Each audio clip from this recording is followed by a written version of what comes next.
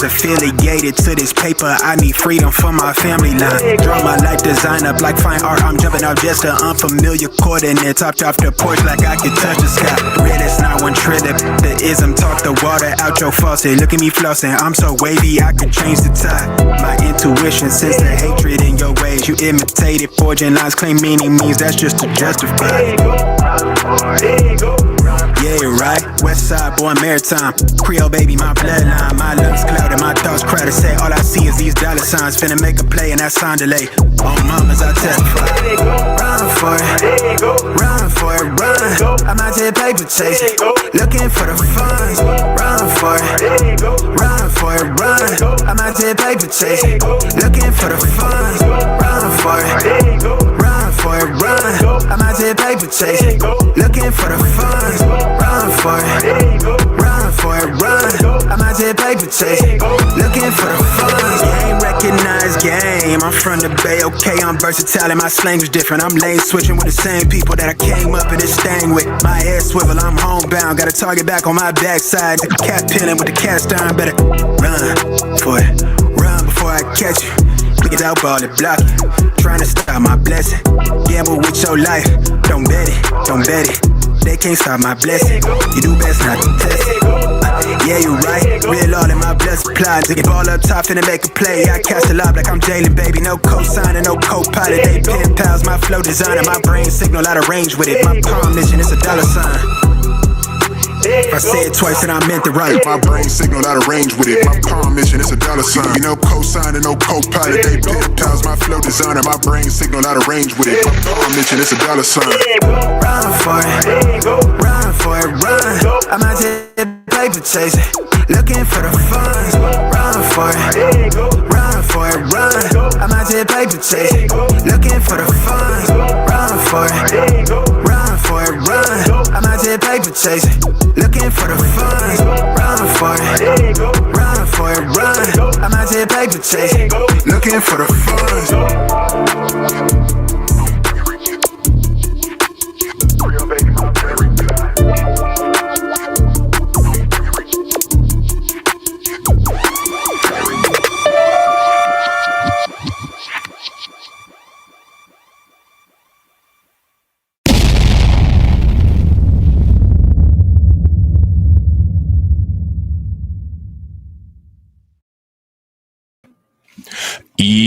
Yo, what up, y'all? It's your boy Rob coming back at you once again with another live stream. So before we get started, you already know what to do.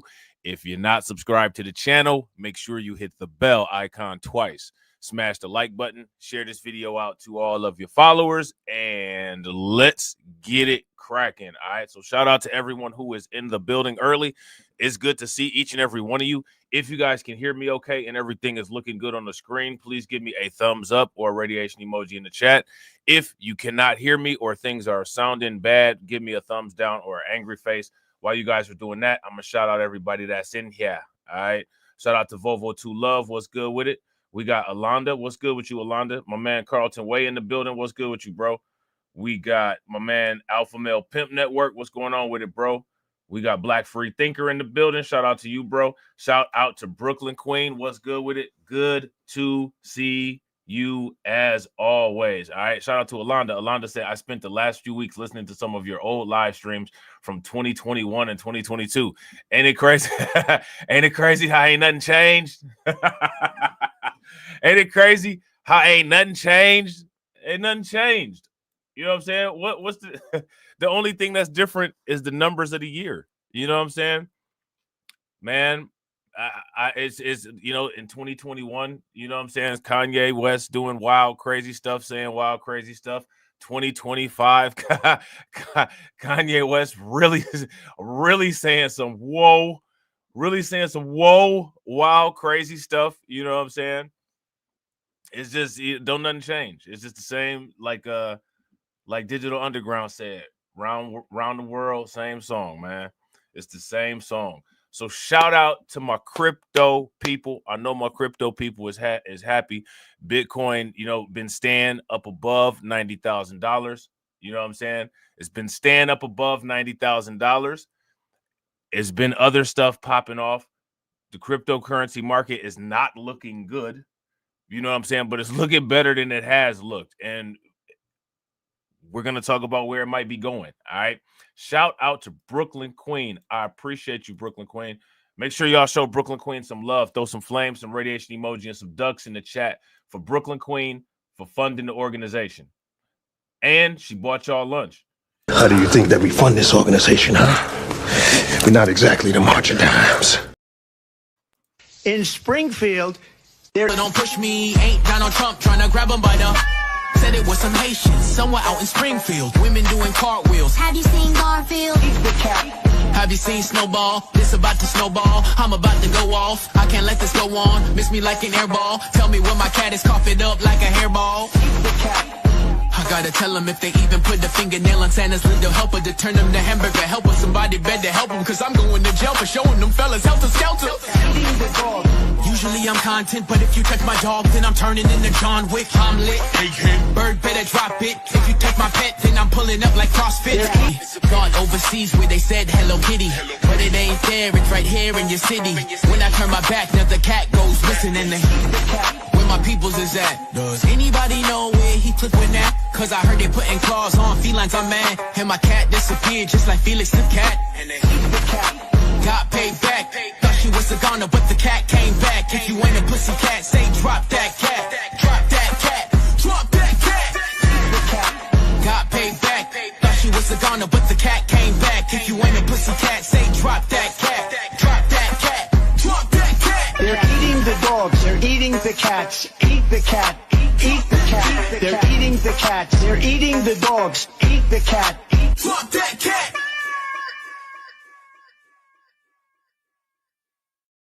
Shout out to you, Brooklyn Queen. Definitely appreciate you. Shout out to my man, Alpha Male Pimp Network. My man, Alpha Male Pimp Network said, play the simp song because I'm simping for crypto. Hey, ain't nothing wrong with that. Ain't nothing wrong with that. You got to pay to play. Simping for ain't claim to be a king, but he lie about everything, don't mean a thing. Said he slept 1,000 women straight up lying. And when it comes to honesty, he's always trying. He posted clout, not spending a dime on the ladies, but we all know he's just frontin' like crazy. Said he's a music producer, but it's all fake. Just a mask he wears, and it's all a mistake. Simping water is where the lies, claiming things that he just never tries. What we see through his facade, it's plain to see. Simping water, you can't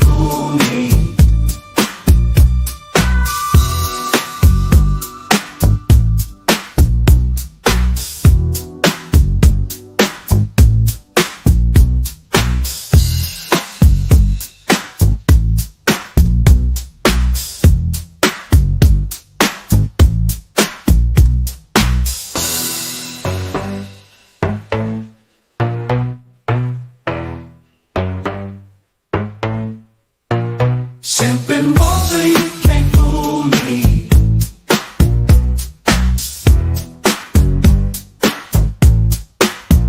Sipping water, you can't fool me.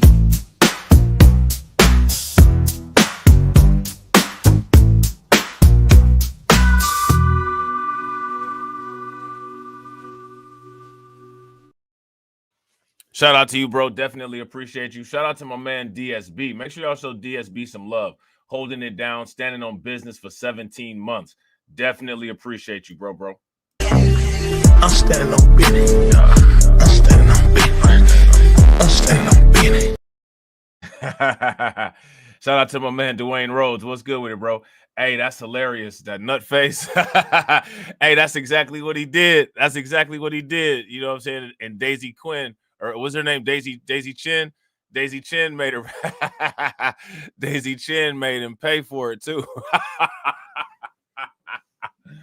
Oh man, that's hilarious, man. So, yo, we got to talk about crypto, man.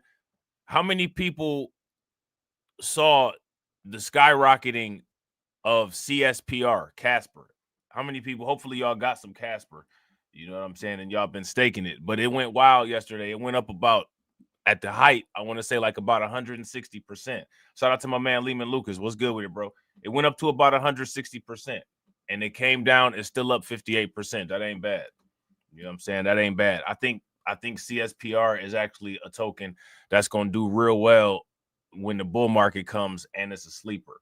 You know what I'm saying? But, you know, I don't know about the bull market quite yet. With the current situations of what's going on in the economy and what's going on in the world, I don't know if we can call what's going on right now a bull market. I don't know if we can do that. You know what I'm saying? So, you know, like with everything, proceed with caution with your investments. You know what I'm saying? We've talked about this before. There was an article on Binance that we looked at, but we're going to look at this one. All right. From MoneyWise, Robert Kiyosaki warns of a greater depression coming to the U.S., but points to two easy money assets. Now, before we get started, what are these two easy money assets? Everybody should know this right off the rip. Right off the rip, everybody should know what these two easy money assets are. What are they? Let me know in the chat what the easy money assets are. And my question to everybody is, what is it that is going to possibly, right, because this isn't guaranteed, but possibly cause this quote-unquote greater depression? Let me know what you guys think, all right? But let me know what those two easy money assets are. Y'all should know. You know what I'm saying? Y'all should know. Shout out to Alonda, especially Alonda. If you've been watching the old live streams, you definitely know. Shout out to Volvo. I ain't mad at that. Volvo said gold and silver. If you guys agree with Volvo, give me a thumbs up. If you guys disagree, give me a thumbs down. If you guys got other assets that you think would be good to maintain your purchasing power parity during a time of depression, drop the names of the assets in the chat. All right. So it says, in the light of President Donald Trump's sweeping tariffs and the uncertainty surrounding them, many experts are warning that America may be headed for a recession. And last time we talked about the possibilities of this, right? Shout out to Alonda. Alonda says hard gold and hard silver. If you guys agree with Alonda, give me a thumbs up. If y'all disagree, give me a thumbs down and let me know what assets you all think are the two quote-unquote easy money assets, all right? According to Rich Dad, Poor Dad author Robert Kiyosaki, something worse is looming. Now, let me ask you guys this question. How many people have the reserve assets? How many people have the income to be able to survive something like this? And what is needed to be able to survive something like this? In 2025, credit card debt is at all-time highs. U.S. debt is at all-time highs. Unemployment is rising. 401ks are losing, he wrote in an X post on April 18th. USA may be headed for a greater depression. All right. Now, again, what would be causing this?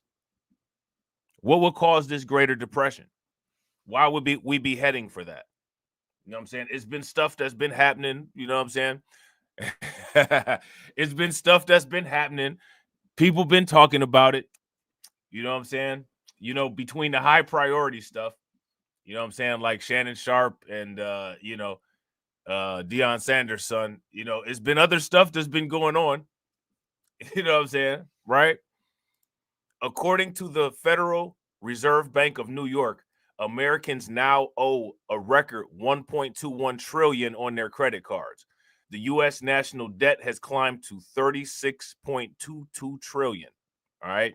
Meanwhile, the unemployment rate ticked up to 4.2% in March, and retirees are watching their 401ks shrink amid ongoing market volatility. All right. Now, again, I'm going to keep asking this question. Why is this happening? Why is this happening? Somebody let me know. All right. Why is this happening? The Great Depression of the 1930s was the worst economic crisis in modern history, marked by mass unemployment, widespread poverty, and a collapse in consumer and business confidence. But by calling the next downturn a Greater Depression, Kiyosaki suggests that it could be even more devastating. All right. So again, my question for people is, who's prepared to deal with something like this if something like this occurs? Because there is an absolute possibility that something like this could occur. I'm going to ask y'all this question. We talked about this in the last live stream. What is going on with the U.S. dollar? What is going on with the U.S. bond market? Now, here's the thing.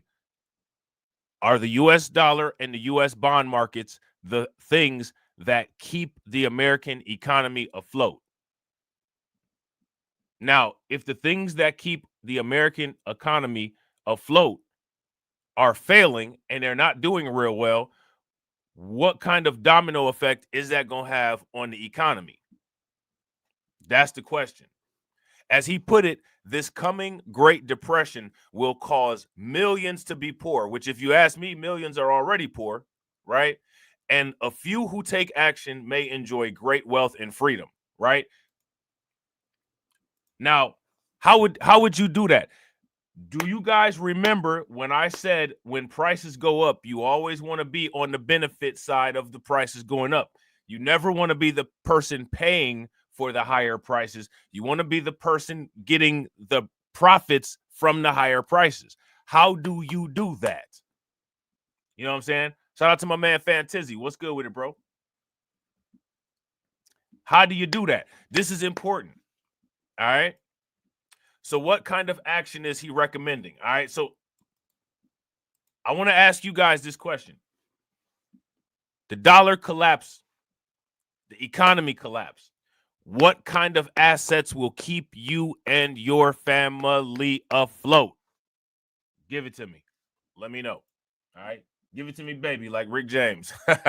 Give it to me, baby. You know what I'm saying? For those who take action today when the crash crashes, those who invest in just one Bitcoin, or some gold or some silver. So shout out to the people that answered. Shout out to Alonda. Shout out to Volvo. They said gold. They said silver. This is Tales from the Cryptocurrency, and no one said Bitcoin.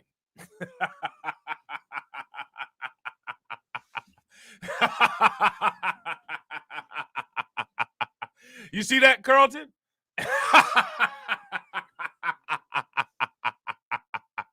Just one Bitcoin or some gold or silver. All right. You may come through a crisis a very rich person. Now, let's talk about gold. All right. Let's talk about gold. What's going on with gold right now?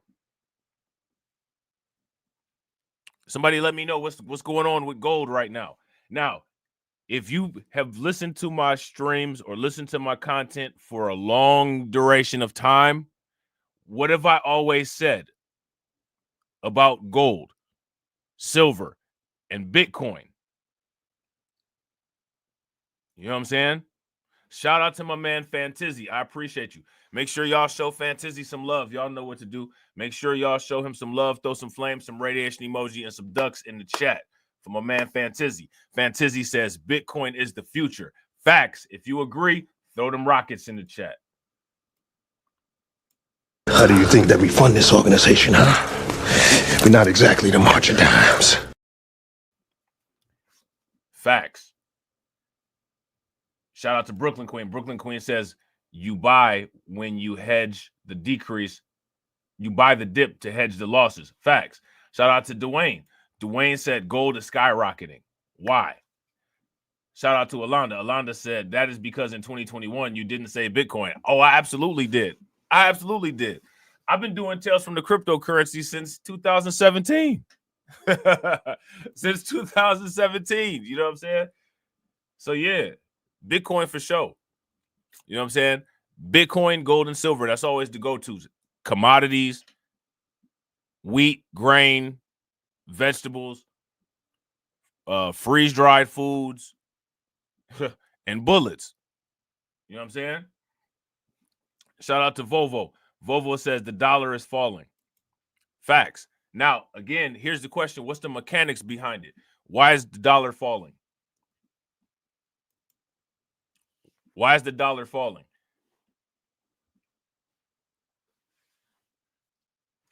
If you in order to understand what type of things to put your money into to maintain your purchasing power parity, it's important to understand the reason why the dollar is falling. You know what I'm saying? So it's so these are important things that people need to understand to be able to make quick decisions. Now, according to Robert Kiyosaki, which I actually agree with this, you can come through a crisis in a very rich person. Let me ask you guys this. During C19,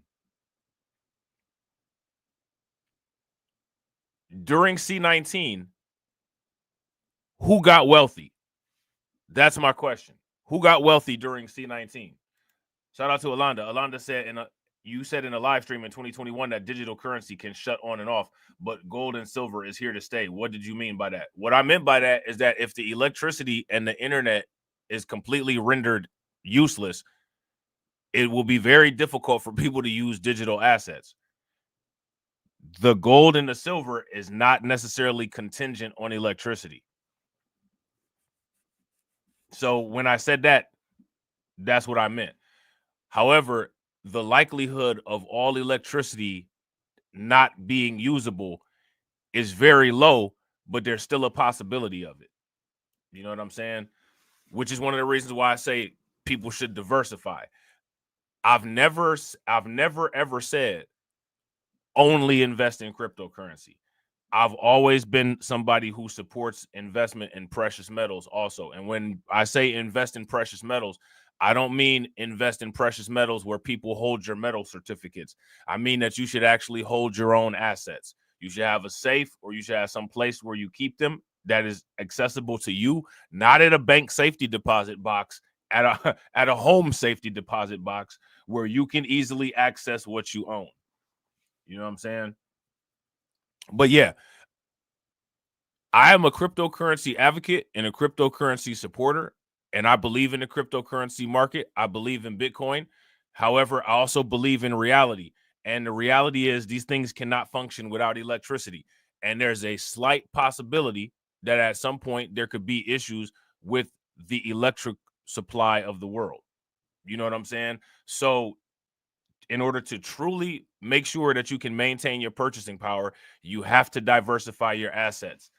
Back in 2021, when I was telling people to buy gold, if I'm not mistaken, I think the gold price was either around $1,800 to $2,000 per ounce. And today it's about $3,500 per ounce. You know what I'm saying? Shout out to Detroit 313. What's good with you, bro? Yeah, Bezos, Zuckerberg, and Musk.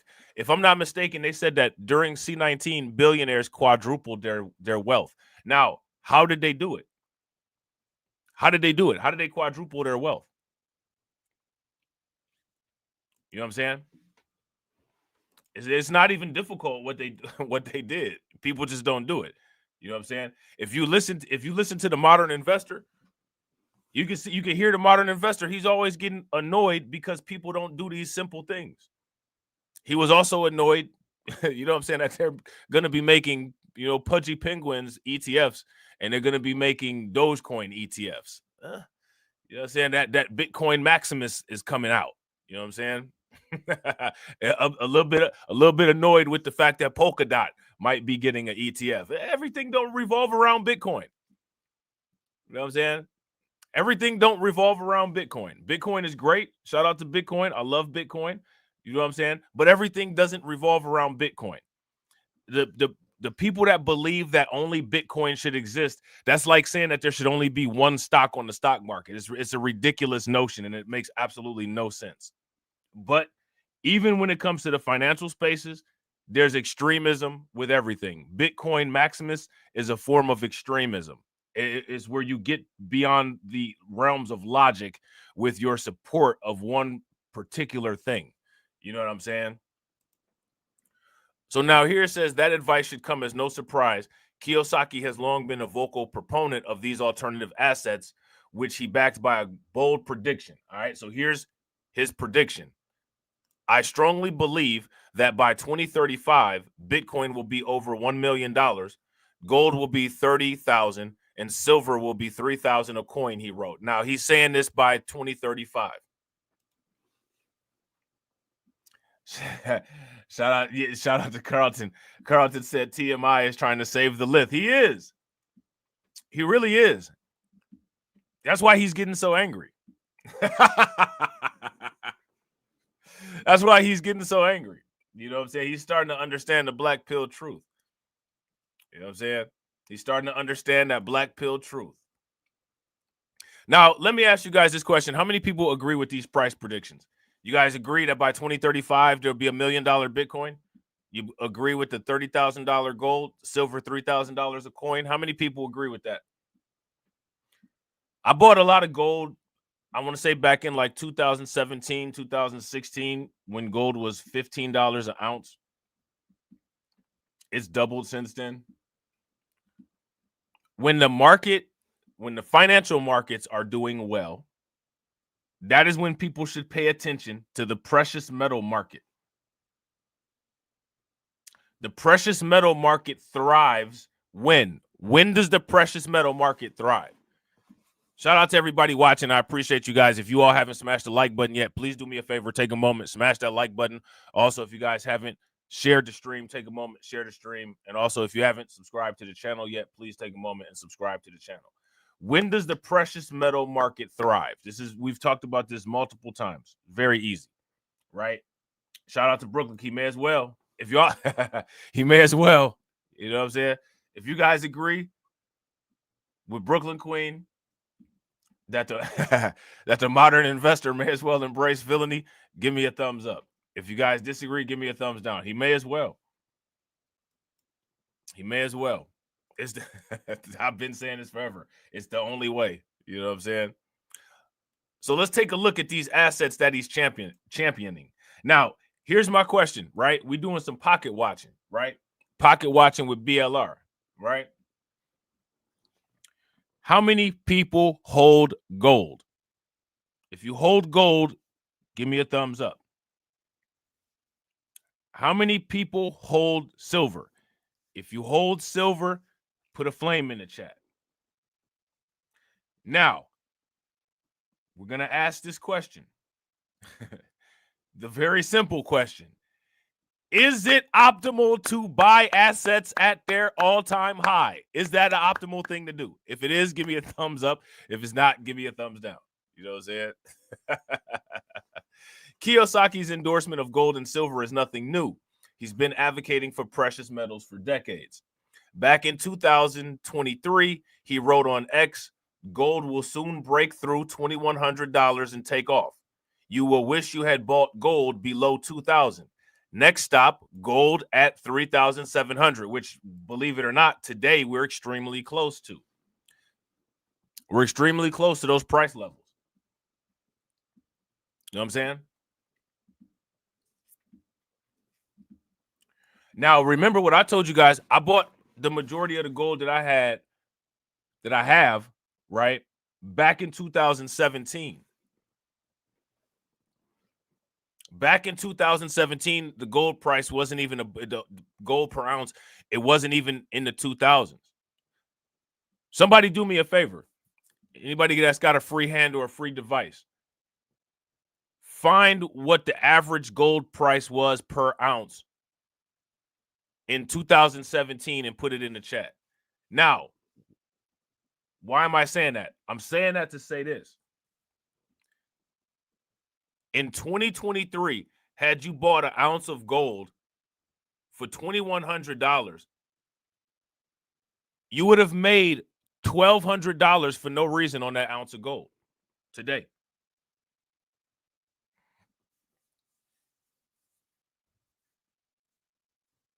So now here goes my question. It's the question that I want to ask everybody. Why aren't people buying gold? How many people remember when the Ukraine stuff first popped off and I had the Russia Report playlist? Y'all remember that? What did I say back then? Somebody tell me what I said back then. So now here it says gold prices surged in 2024 and have continued to climb through 2025. Now trading around $3,300 per ounce. Why is the gold price like this?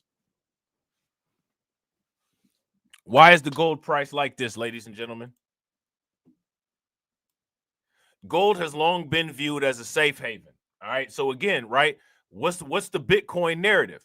Bitcoin has had a consistent digital narrative, right? Consistent digital narratives and strong communities are two of the things that make cryptocurrency successful, right? Hey, shout out to my man Mike Mellis John. What's good with it, bro? Happy birthday. Bitcoin is supposed to be digital gold.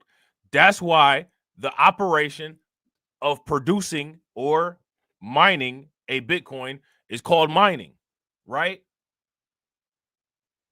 When it comes to the cryptocurrency market, out of all the cryptocurrencies, Bitcoin is designed to be a store of value. Bitcoin is synthetic gold, electronic gold. That's the narrative, and Bitcoin, for the most part, has been fulfilling that narrative. Right? And gold is gold. Gold is real gold. Gold has been doing the same job since it was discovered. It's one of the most consistent asset classes in existence. You know what I'm saying? So now, again, the view of gold should explain why the price is raising, why the price is at all-time highs, right? If people view gold as a safe haven and money is consistently and at a higher rate flowing into gold, why is that happening? When you see the gold price going up, that means that people are running to safety because they believe that there's unsafe conditions elsewhere, right? If you guys would agree, give me a thumbs up. If you guys would disagree, give me a thumbs down. It's not tied to any one country, currency, or economy. It can't be printed out of thin air like fiat money. And in times of economic turmoil or geopolitical uncertainty, investors tend to pile in, driving up its value. So is that what we're seeing right now? So now let me ask you guys this. When the economy begins to stabilize, what can we expect from gold prices? People will call it a crash, but it's just a normal market cycle, right? Once the economy stabilizes and people see that they can find value elsewhere, what will happen? What will happen?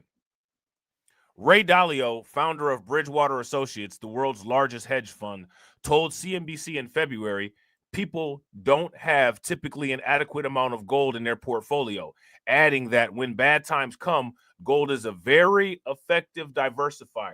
How long have I been saying that? How long have I been saying that? I'm just not the right YouTuber. If I was a different YouTuber, people would repeat it all over the place, all the time. You know what I'm saying? But I'm not the right YouTuber. You know what I'm saying? But I've been saying this forever. There are plenty of ways to gain exposure to precious metals today. Investors can buy bullion. Many online platforms offer a wide selection of gold and silver bars and coins at fair prices. Own shares of mining companies, which I don't know if that would be what I would do. Invest in precious metal ETFs, which is, again, this is paper. tap into potential tax advantages through a gold IRA. Those are all the paper stuff, you know. I don't know. You know what I'm saying? I'm not, that's, you know, I don't endorse that. Shout out to my man, Black Free Thinker. Black Free Thinker says price of gold goes down in stable market conditions. Facts. So if that's the case, right? Shout out to Catsy. What's good with you, Catsy?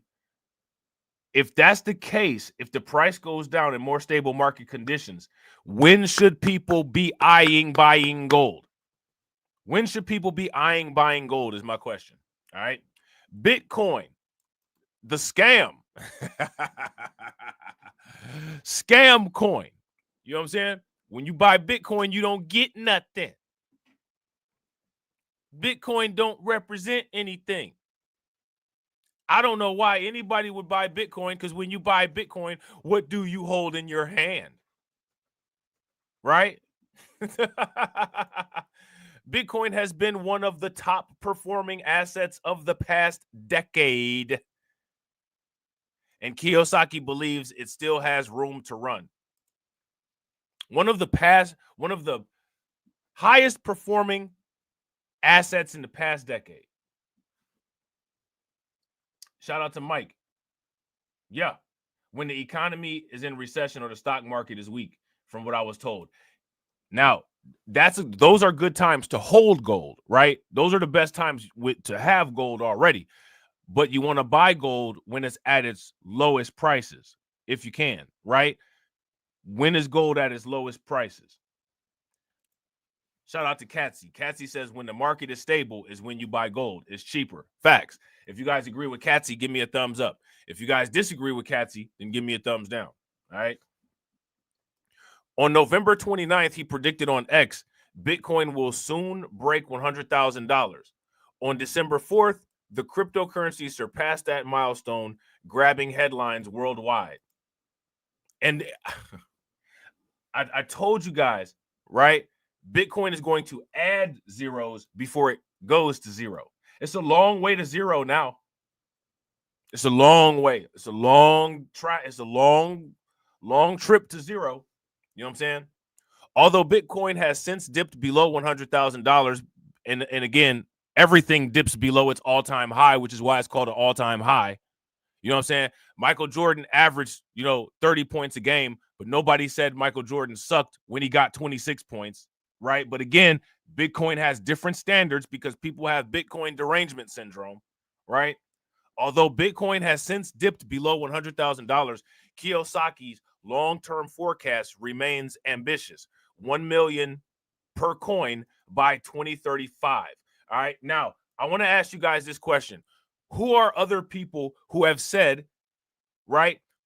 Who are other people who have said that Bitcoin is going to $1 million? If you've heard that Bitcoin is going to $1 million, give me the names of the people who you've heard say this in the chat. He's not alone in that view. Twitter co-founder Jack Dorsey, who's a Bitcoin maximist, said in an interview with Pirate Wires published in May of 2024 that Bitcoin could hit at least $1 million by 2030 and possibly go higher. ARK Invest CEO Cathie Woods recently echoed that sentiment, stating that in a bull case, Bitcoin could reach $1.5 million by the end of the decade. All right. So now, again, when it comes to Bitcoin, right, who's buying Bitcoin for the $1 million prices?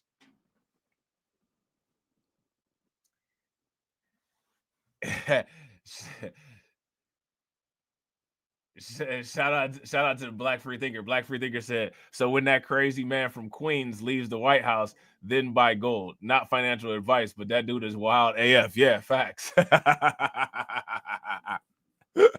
Facts. You know what I'm saying?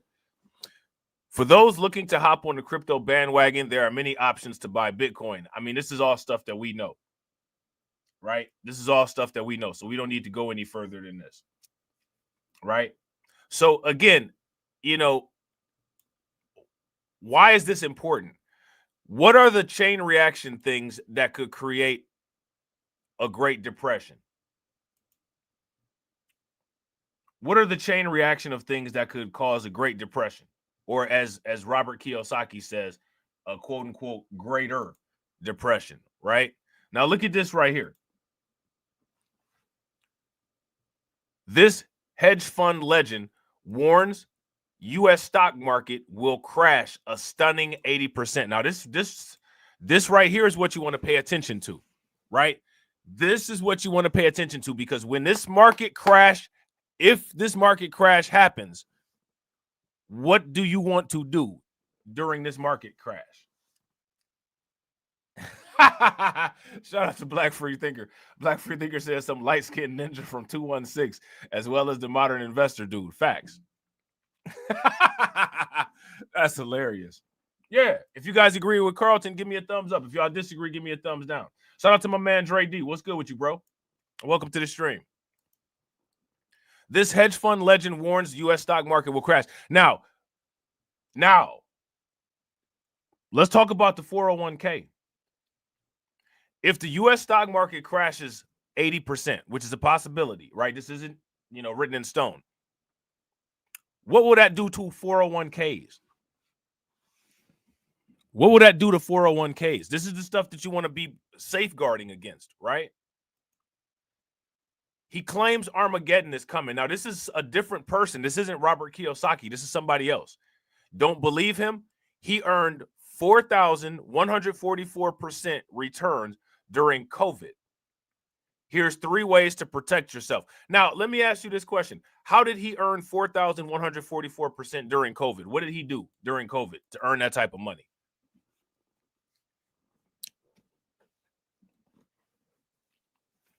That's my question. You guys should know this, right? The U.S. stock market has taken a beating as Trump's tariff-fueled sell-offs continue to rattle investors. But according to one prominent bear, the worst is yet to come. All right. Mark Spitznagel, founder and chief investment officer of Universa Investments, warned that a historic collapse may be looming in an interview with Market Watch. All right. So this lines up with the things that Robert Kiyosaki is saying. Right? This lines up with the things that Robert Kiyosaki is saying. I expect an 80% crash when this is over. I just don't think this is it. This is a trap, he said on April 7th, days before Trump announced a 90-day pause on his plan to hike tariffs on most countries. Now, when it comes to this tariff war, I don't think that the United States really, I don't think that they really calculated. I think there was a delusions of grandeur, and they didn't really anticipate how much financial influence that China has on the world. You know what I'm saying? Shout out to Carlton. Carlton said he wasn't watching Versus to earn that money. I can tell you that. Yo, that's hilarious. Yo, shout out to everybody watching. I appreciate you guys. If you all haven't smashed that like button yet, please do me a favor. Bang on that like button. Liquidate that like button. All right. Also, if you guys haven't shared the stream, take a moment, share the stream. And if you're not subscribed, take a moment and subscribe. The stock market recovered some losses on that announcement, but it's still a chilling forecast. This isn't Armageddon. That time will come as the bubble bursts, he said. Spitznagel is no stranger to market mayhem. He gained, now this is important, he gained notoriety during the 2020 COVID crash when Universa's flagship Black Swan Protection Protocol Fund posted an eye-popping 4,144% return in the first quarter of that year. Now, let me ask you guys this question. When it comes to the Black Swan Protection Protocol Fund, what's going on in there?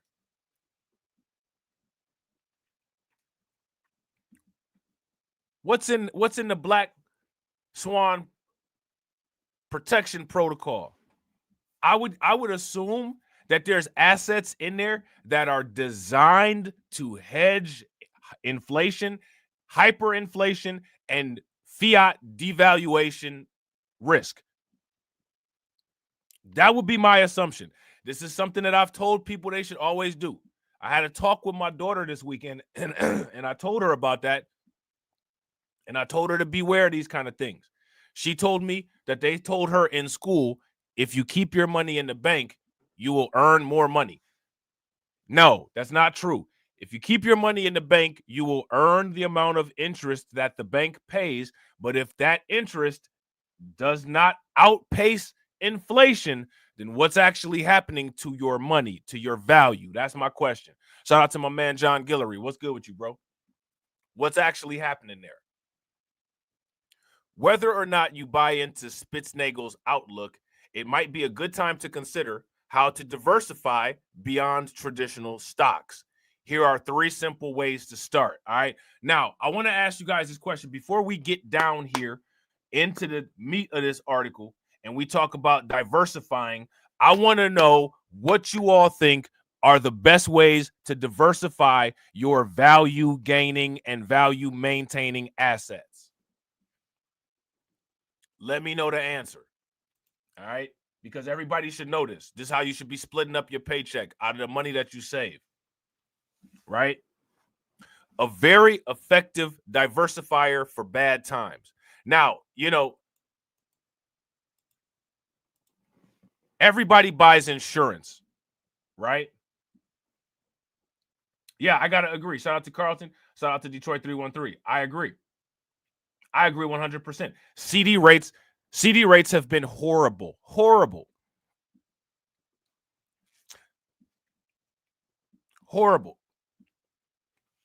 And they've been horrible forever. You can put in $10,000 and we'll give you a 0.5% return on your $10,000. But people call Bitcoin a scam. I'm out of $10,000 of liquidity and I'm only getting paid 0.50% for the next 5 years. And that's a good deal? How's that a good deal? You know what I'm saying? How is that a good deal? Now, what are things that are good diversifiers for bad times, ladies and gentlemen? You want to make sure that you maintain your wealth. How are you going to maintain your wealth?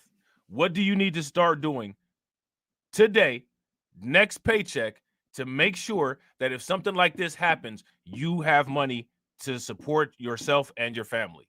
What are you putting your money into? How do you do it?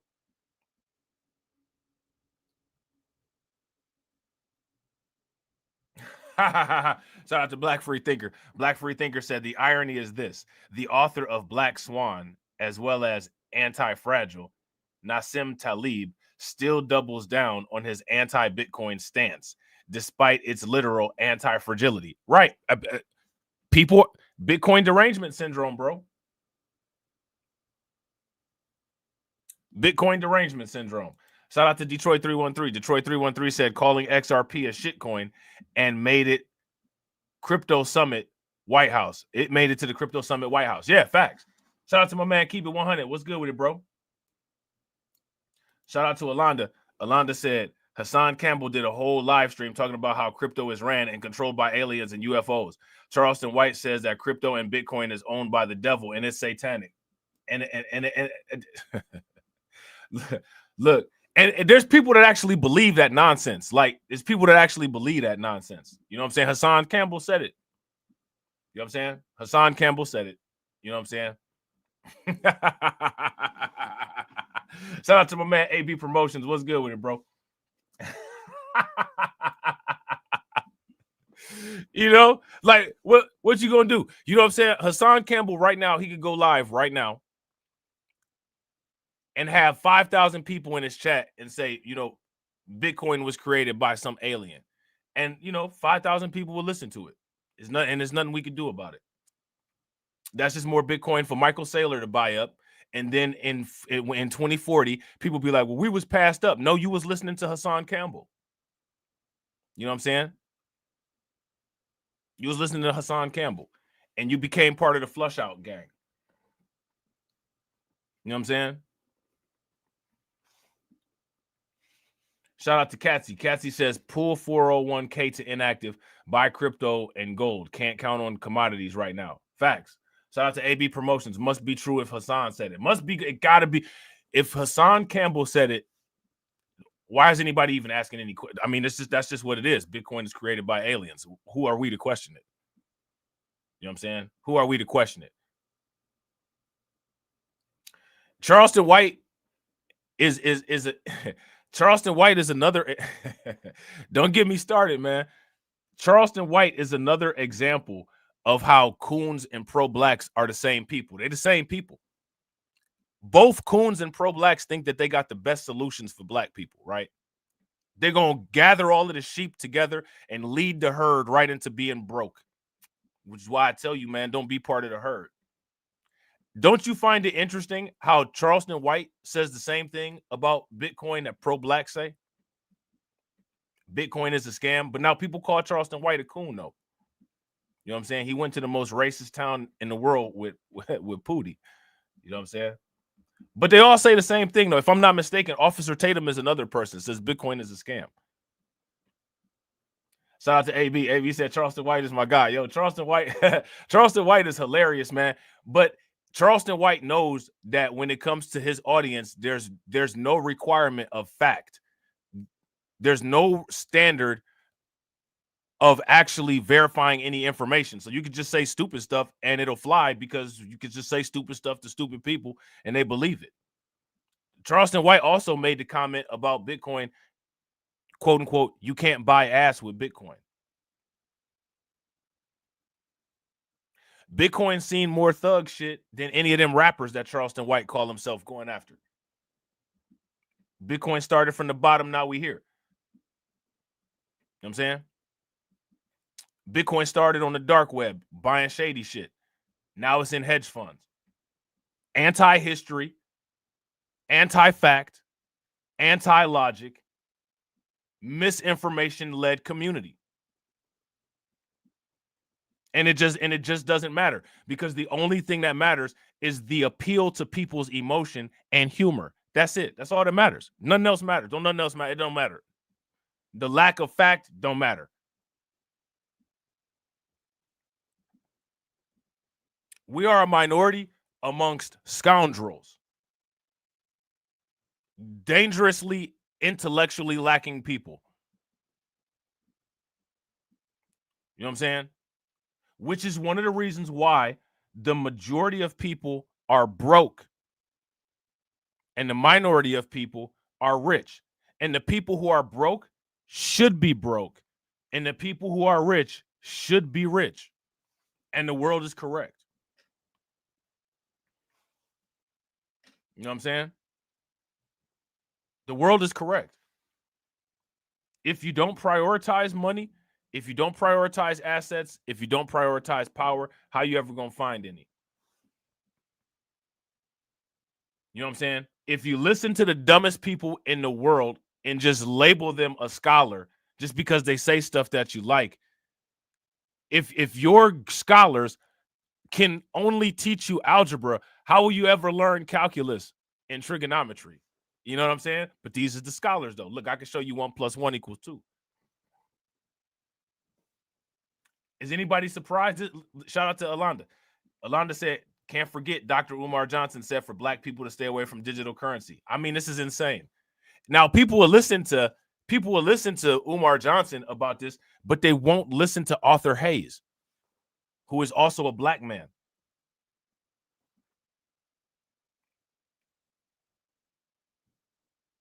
You know what I'm saying? Like, you know, this is ridiculous, right? Look, listen to the logic. Look at the logic, right? The logic of Umar Johnson will be, if you're black and you have a white spouse or you have a white significant other, quote unquote, you can't talk on black issues. How many people have heard that talking point? All right, well, if you're a psychiatrist or a psychologist, how are you talking on financial issues? By that logic, by that same logic, how you doing it? You know what I'm saying?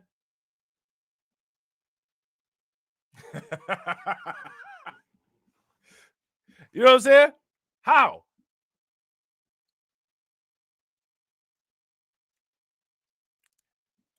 These people are anti-logic, anti-intellectual honesty. And just understand, people that call themselves leaders, all of the horrible situations that people are in today, this is where the leaders led them to. And nobody is putting them fools on trial. All these people that call themselves leaders, there should be a military tribunal with a firing squad and a testimony. But the problem is that these people speak to people's emotional appeal. And because they speak to people's emotional appeal, they get them every time. They get them every single time. Shout out to Carlton. Yeah, the Lith will call them crypto coons. How you a coon? Because you invest in crypto. This is why, listen, the same way that white people have taken all of the extreme talking points and have rendered the word racist or racism where it doesn't hit as hard anymore, people need to do the same thing with the word coon. People need to do the same thing with the word coon. You know what I'm saying? Shout out to Alpha Male Pimp Network. Alpha Male Pimp Network says, so wait, the anti-crypto all-stars are Dr. Umar Johnson, Hassan Campbell, and Charleston White. That's one hell of a collective. It's more than that. It's more than that. It's more than that. You know what I'm saying? These supposed to be the racial wealth gap people. Now, you saw Robert Kiyosaki, Bitcoin, and again, it don't even have to be Robert Kiyosaki. You could just look at the charts. Bitcoin has been one of the top performing assets since its inception. Black people have a racial wealth gap, but you need to stay away from an asset that has a historic 20 million% return. Somebody make it make sense. Somebody please make that make sense to me. Bring me your leader and make that make sense to me.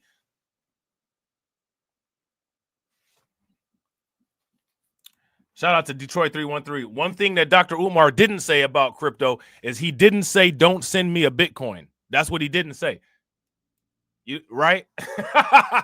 That's one thing that he didn't say. He didn't get all up in the camera, you know what I'm saying, and say, don't send me a Bitcoin. He didn't say that. He didn't say that. You know what I'm saying?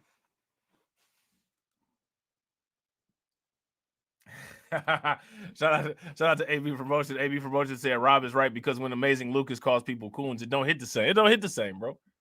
It don't hit the, people have destroyed the word coon. They've destroyed the value of it. Now it's just the emotional outlet, emotional response. If you don't agree with something that I said, you a coon. You know what I'm saying? You a coon.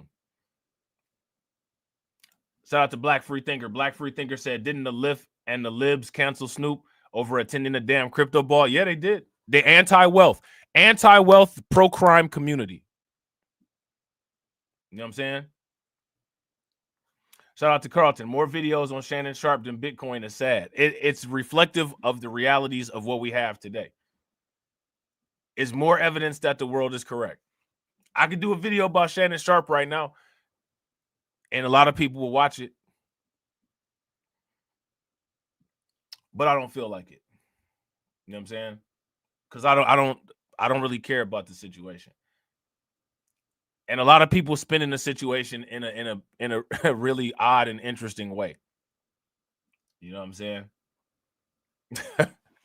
people spinning that Shannon Sharp situation in a really weird and interesting way.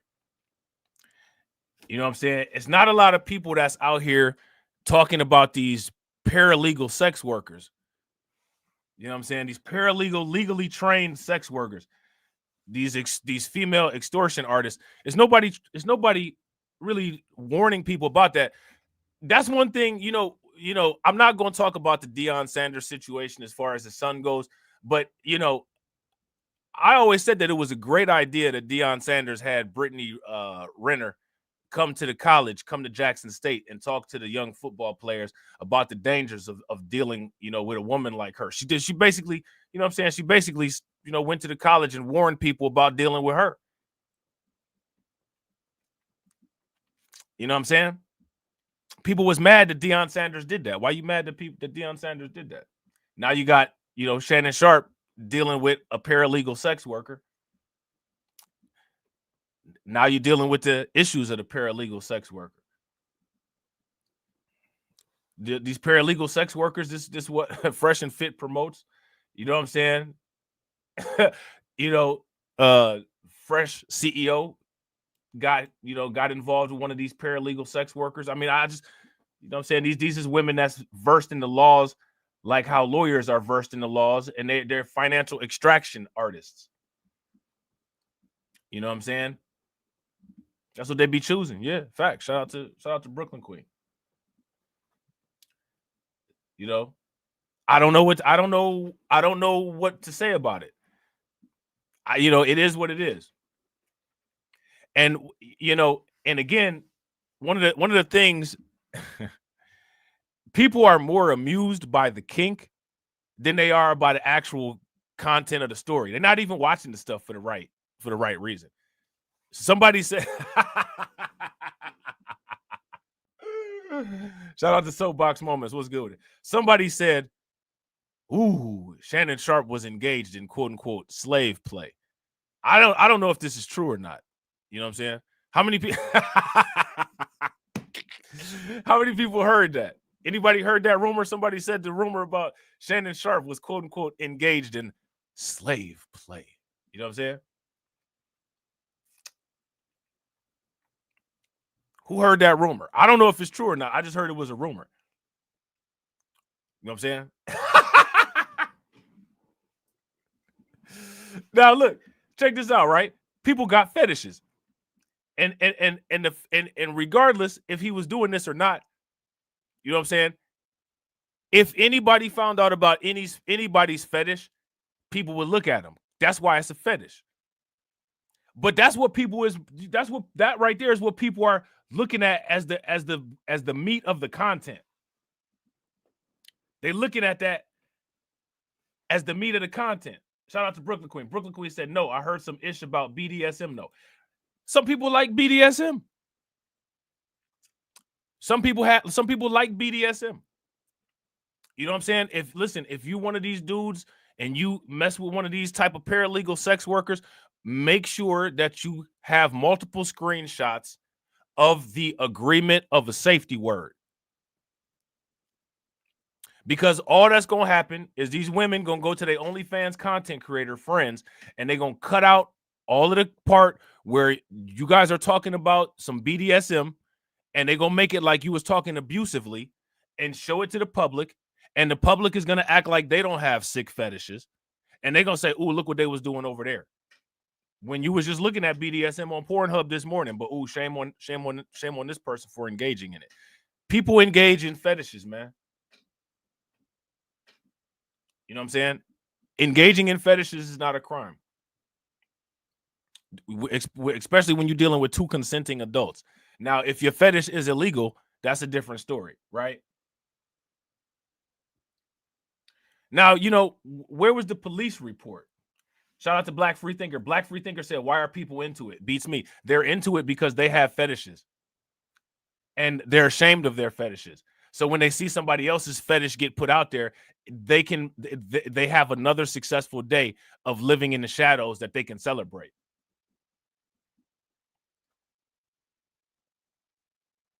You know what I'm saying? Shout out to Alpha Male Pimp Network. Alpha Male Pimp Network says it's a shame that a good-looking female can do a video discussing crypto, yet these simps will be watching the video to look at her and not for the topic of the video. Simps. We got a lot of simps. We deal with a majority of simps. You know what I'm saying? And it's a sad thing. Listen, and shout out shout out to my man Keep It 100. I don't know if my man Keep It 100 is still in here, but Keep It 100 will tell you this. Dudes will make a female red pill content creator rich. How crazy is that? How crazy is that? That's what they do. You know what I'm saying? Shout out to Dre D. Dre D said, why would you leave any evidence? Psh. Here's my question. What's the purpose of a non-disclosure agreement anymore? If they're just going to disclose the information. Here, this is a non-disclosure information agreement. I don't want anybody to know what we was doing. You know what I'm saying? Because we was doing some pretty wild stuff. You know what I'm saying? And then we just go on. Shout out to Black Freethinker. It might have went over my head. It might have went over my head. But somebody make it make sense, though. That's what people was interested in with the Shannon Sharp stuff. You know what I'm saying? I don't think Shannon Sharp did anything. You know what I'm saying? I don't think he did it. I don't, you know, I think he's just doing the same thing that a lot of dudes that got money do. You know what I'm saying? Messing with one of these paralegal sex workers, but it's consequences. Shout out to Dre D. Dre D said, she said no sign, and he kept going. He's slow. He gonna learn today. Shout out to Vincent Harper. You know what I'm saying? Shout out to Katsy. Katsy said, so they punished his son because of who? Which son? Shannon Sharp? I didn't hear about that. Honestly, though, I haven't heard too much about any of this situation. I just was cracking up laughing when I heard about it. And then, like, you know, I've heard all kinds of like critiques about this situation. I didn't know they punished his son. I've heard people say, well, that's what you get when you messing with quote unquote young chicks. I mean, look at what was Scottie Pippen's ex-wife name? Look at her. She's not a young chick. She's a paralegal sex worker. You know what I'm saying? Shout out to Soapbox Moment. Soapbox Moment said, now imagine if you had to put a black biracial baby inside her. I mean, the only thing that I could say as a result of that would have been just that the kid would be mixed. You know what I'm saying? Like, you know, I don't know what else to say about that. You know what I'm saying? It's a lot of mixed people out there. That's how they get made. You know what I'm saying? Like, I ain't got nothing else for it. You know what I'm saying? Shout out.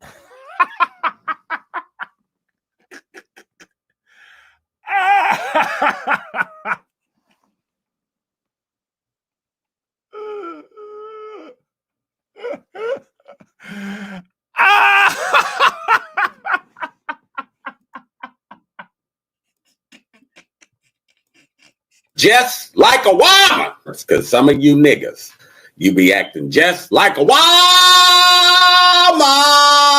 Nigga Reaper keep it 1,000. Hey, that's crazy, man.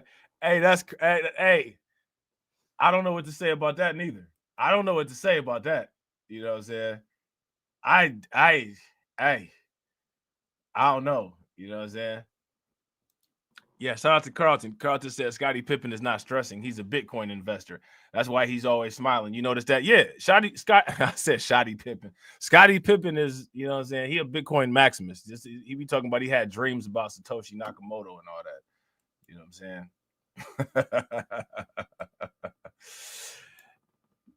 I mean,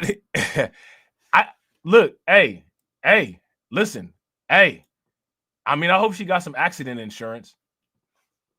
I hope she got some accident, because that's an on the job, you know, that's an occupational hazard if you're in that kind of occupation. You know what I'm saying? Right? How many people would agree this is an occupational hazard? Somebody call OSHA for her. You know what I'm saying? Shout out to Alonda. Alonda said, play that video. So dumb for real. Bet, I got you. Make sure y'all show Alonda some love. So dumb. You are really dumb. For real. Oh, you are so dumb. You are really dumb. For real. Shout out to my man Win Loser Rug. What's good with it, bro? Shout out to Soapbox. Soapbox said, in terms of how diabolical she's already, yeah, imagine her as a mother. It's a lot. It's a lot of that going on right now. And they not all in the news. They in the courtroom extorting dudes as we speak. You know what I'm saying? Extorting dudes as we speak. Now, you know, the world is saying, get your money, girl. Get your money, girl. You know what I'm saying? You listen, as a dude, listen, shout out, no offense to the ladies in the chat. You know what I'm saying? But shout out to the dudes. You all the men, you all have targets on your back. Everybody's a walking target. You know what I'm saying? So make sure, we talking about finance and we talking about cryptocurrency, but it's all the same. Make sure you hedge for risk appropriately. You know what I'm saying? And do you notice how everybody turns into like this innocent, everybody turns into an innocent virgin in these types of situations? Oh my goodness, you know what I'm saying? Like, oh my God, they had sex. You know what I'm saying? Like, what? You know what I'm saying? Like, what? Oh my, I can't believe they had sex. I mean, the people with kids are sitting up here saying this. How'd your kids get here? You know what I'm saying? Like, come on, stop it. You know what I'm saying? You was upside down like Spider-Man for a minute. You know what I'm saying? And now you got a happy family. Like, cut the games. You know what I'm saying? What Sean Paul said, like a Spider-Man. You know what I'm saying? Like, you was upside down like a Spider-Man. You know what I'm saying? Now you got kids. You know what I'm saying? That's how I go. Everybody acting like they holier than thou, like they just got out of church.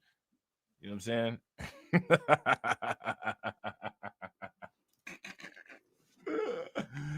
Oh man, it is what it is. Hey, listen, man.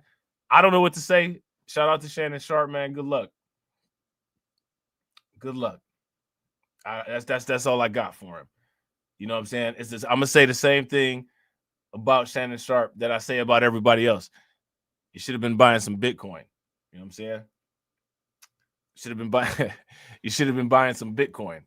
You know what I'm saying?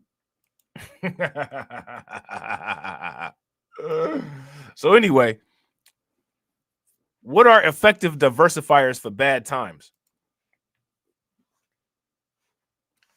Oh, facts. Shout out to Brooklyn Queen. Brooklyn Queen said the church folks are that's facts. That's why they have to get gone in on. They got to get gone in on the church folks. They got to get gone in on. You know what I'm saying? They the worst. You know what I'm saying? The freaks. You know what I'm saying? So now here says Ray Dalio, founder of the world's largest hedge fund, Bridgewater Associates, recently underscored the importance of diversification and the enduring value of one classic asset. I mean, how many videos and talks about this kind of stuff does there have to be in order for people to finally get it? Yeah, facts. Shout out to Black Free Thinker. Black Free Thinker said, what percentage of these paralegal sex workers have the sense to buy some damn Bitcoin with the US dollars, which they extracted from their respective extortion boxes? 5 to 10%. Probably none of them. Probably none of them, bro. Shout out to Alpha Male Pimp Network. Make sure y'all show Alpha Male Pimp Network some love. Throw some flames, some radiation emoji, and some ducks in the chat. He said the church folks be plebiscite babbling. Talentless, scandalous, plebiscite babbling. Facts. Yeah, shout out to AB. If you guys agree with AB, I ain't mad at it, Soapbox. I ain't mad at it. You know what I'm saying? Silver, gold, and crypto. If you guys agree with AB, give me a thumbs up. If y'all disagree, give me a thumbs down. Yeah. Silver, gold, and crypto. You know what I'm saying? People don't have typically an adequate amount of gold in their portfolio. He said in a February interview with CNBC, when bad times come, gold is a very effective diversifier. He suggests having a 10 to 15% portfolio invested in gold. Again, we're hearing the same thing. And again, this information has been around forever, and it's just repeat on repeat on repeat on repeat. Gold is considered a go-to safe haven. It can't be printed out of thin air like fiat money, and because it's not tied to any single currency or economy, investors often flock to it during periods of economic turmoil or geopolitical uncertainty, driving up its value. Now, again, is that what we're seeing right now? Is that the phenomenon that we're experiencing right now? Over the past 12 months, gold prices have surged by more than 35%. If you had $100 in gold, you would have made $35 for no reason. Shout out to Katsy. Katsy says, can you buy it in bits like Bitcoin? Yeah, absolutely, right? Because the gold price is per ounce, and you don't necessarily have to buy an ounce every time you buy gold, right? We ain't talking about buying drugs, right? We ain't talking about buying drugs. You ain't got to buy a kilo every time, right? So now here it says, for those looking to capitalize on gold's potential while also securing tax advantages, one option is opening a gold IRA. All right, so then, they go into this advertisement for Thor Metals. And again, I don't endorse paper gold. I endorse gold. You know what I'm saying? Like stocks, real estate has its cycles, but it doesn't rely on a booming market to generate returns. Even during a recession, high-quality essential real estate can continue to produce passive income through rent. In other words, you don't have to wait for prices to rise to see a payoff. The asset itself can work for you. Now, here's the thing. Depending on whatever cryptocurrency you buy, if the cryptocurrency that you buy has staking rewards, you can get those same benefits from the staking rewards, right? Traditionally, investing in real estate meant buying property and becoming a landlord. But for everyday investors who want to avoid the need for a hefty down payment or the burden of property management, crowdfunding platforms like Arrived offer an easier way to get exposure to this income-generating asset class. However, average investors should make sure they understand the risks involved with real estate crowdfunding, like illiquidity and no guarantee of returns. All right. And again, those are things that you can deal with any asset class. All right. So, for the most part, he goes on to really say that the real estate and the gold are the best hedges against economic uncertainty. I don't know if I agree with the part about the real estate. Now, I want to ask you guys this question. How many people are interested in buying Bitcoin ETFs? If you're interested in buying Bitcoin ETFs, give me a thumbs up. If you're not, then give me a thumbs down. Shout out to Soapbox for like enforcing. Make sure y'all throw some like enforcers in the chat.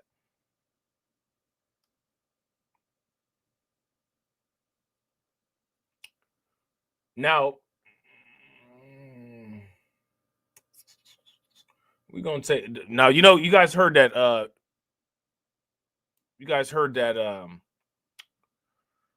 MicroStrategies bought some more Bitcoin, right? If I'm not mistaken, I think they bought like $1.8 billion worth of Bitcoin. I think just today, actually. How many people heard about that? So I'm trying to figure out which direction to go. And I think we're going to go in this direction right here.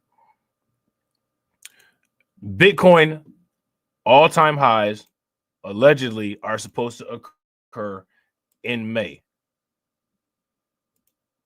Now, this is this guessing game, right? I don't know if this is going to happen or not. It looks like it could, right? It looks like it could. The way that Bitcoin has been doing real well during the economic uncertainty, right? It's at like about 81% of the all-time high during economic uncertainty, which means that the top could become the floor. So, if 95,000 becomes the floor, then it's only up from there. That'll put us in a position of where all-time highs can easily be reached in May if the trend continues in the same way. Right now, I'm looking at these coins going across the top. Shout out to the people that have SuiSwap. How many people have SuiSwap? If you got SuiSwap, give me a thumbs up. If you don't have any SuiSwap, give me a thumbs down. SuiSwap did great. SuiSwap outperformed XRP so far. You know what I'm saying? So, that's just something to consider. I saw an article where there's people saying that there's a possibility that SuiSwap could flip Solana. How many people think that that's true? That's a possibility. I mean, anything is possible, right? Now, How many, if you're using crypto.com, they have an option to be able to stake SuiSwap, and I think it's for like 1.8%. Now, what's the wallet staking rate on SuiSwap? Anybody know?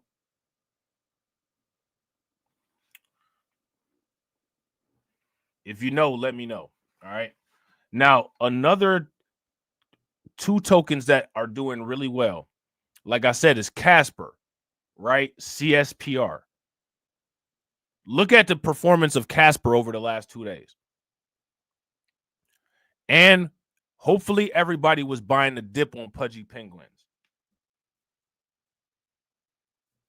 If that Pudgy Penguins ETF goes through,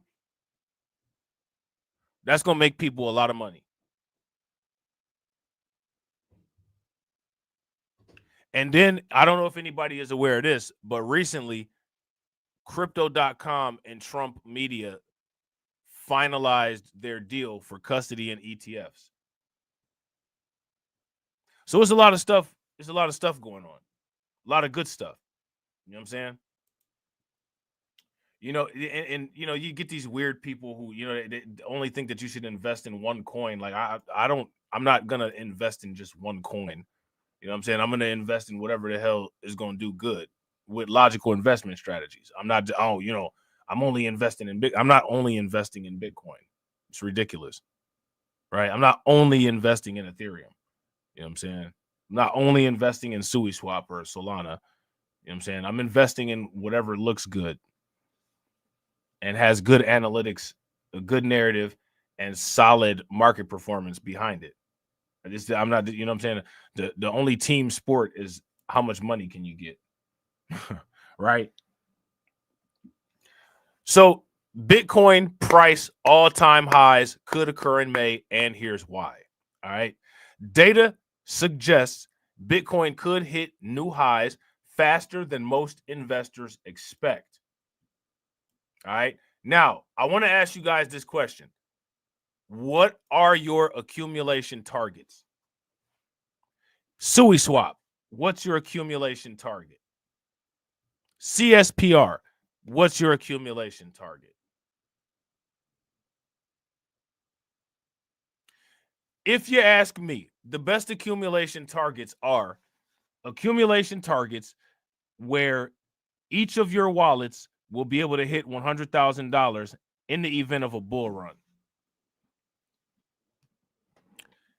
You got to look at the likelihood of that being able to happen and then try to make that likelihood happen. This is one of the reasons why, you know, we talked about, okay, $10 XRP, $100 XRP, not a bad idea to at the minimum have 1,000 XRP. We were saying that a long time before, you know, anybody else had said it.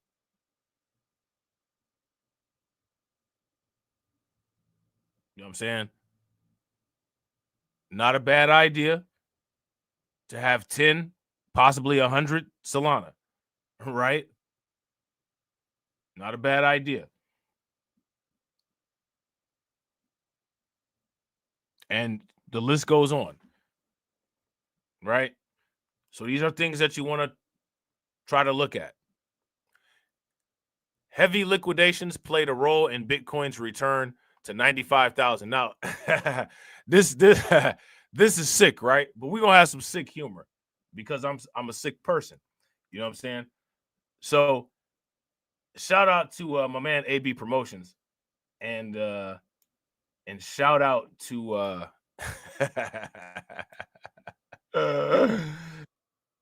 to my man Grover from the THPP network. But I sent them of a video of a whale actually getting liquidated. Who want to see a video of a whale getting liquidated? If you guys want to see a video of a whale getting liquidated, give me a thumbs up. If you don't, give me a thumbs down. Guess what? Y'all gonna see it anyway.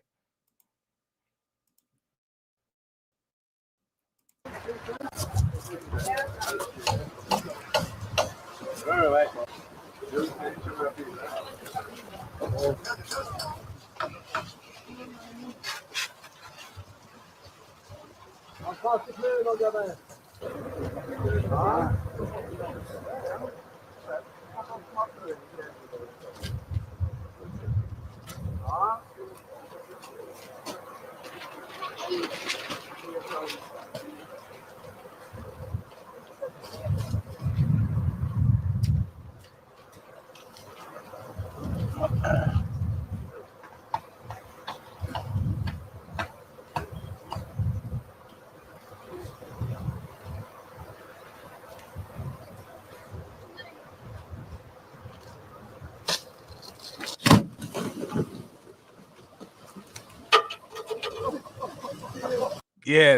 Yeah, they just got they just got flushed out. Oh man. They just got flushed out. You know what I'm saying? That's what a flush out looks like. That's what a liquidation looks like. That's an actual liquidation. You know what I'm saying? That whale just got liquidated. We talked about all them whales that got liquidated the other day. There you go, right there. They go to video. That's what it looked like in real time. So we just saw the video of the $95,000 liquidation, right? Heavy liquidations played a role in Bitcoin's return to $95,000. The whale said, poof. You know what I'm saying? Bitcoin's weakening correlation with stocks highlights its growing independence as an asset. Bullish institutional investors positioning contracts with retail traders, caution, supporting a rally above $100,000. Now, during times of economic uncertainty, Bitcoin gained 11%. Now, I want to ask you guys this question. Do you guys remember when Bitcoin was trading between like $73,000 and $75,000? What happened that brought the price up to 90,000? Shout out to Brooklyn Queen. Brooklyn Queen said, ugh. She said, ugh. You know what I'm saying? You can smell it through the screen. Right? This relief rally followed signals from the Trump administration about easing import tariffs as well as strong corporate earnings reports. Investor confidence in Bitcoin was further boosted by a record $3.1 billion in net inflows to spot Bitcoin exchange traded funds over 5 days.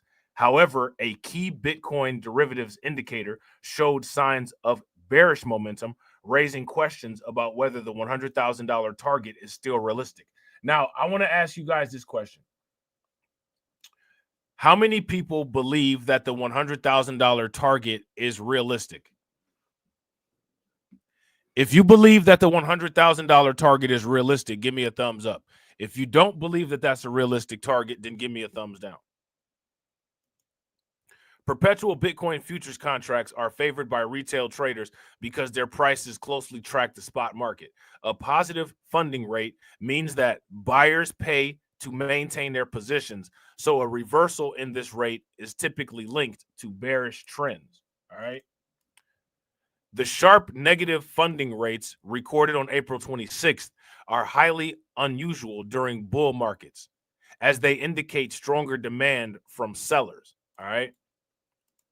This metric has been volatile since April 14th, but sellers were caught off guard as Bitcoin's price climbed above $94,000. Since April 21st, over 450 million in Bitcoin short positions have been liquidated. All right. They're just running out of the whale. they just oozing out of the whale. You know what I'm saying? Shout out to my man Aristopat. What's good with it, bro? All right. So now here says some of the renewed confidence in Bitcoin's price strength can be attributed to the S&P 500's 7.1% weekly gain. However, despite this optimism, U.S. President Donald Trump reportedly said on April 25th that negotiations would depend on China making concessions, causing traders to question the sustainability of recent gains. Now, here's my question for you guys. What is the likelihood of China making concessions with the United States to end this tariff issue? What's the likelihood of that happening? And how will it look? Yeah, facts. I got to agree. Shout out to Win Lose a Rug. Win Lose a Rug said this is called trading perps, perpetual contracts. This is where the money is at. Yeah, facts. Super facts. Shout out to Carlton. Carlton said it's a 50-50 spread. 50-50 chance. Either way, we win. Right? Shout out to Detroit 313. Detroit 313 said it's looking bullish. Yeah. Either way, though, we get the benefit. Right? If the trade talks fall through, you know, the wallet is not going to look nice, but the buying prices are going to look really nice, right? If the trade talks do go through, then we're going to see a nice inflow of liquidity into the market, which is going to push up prices. So either way it goes, we're going to win, right?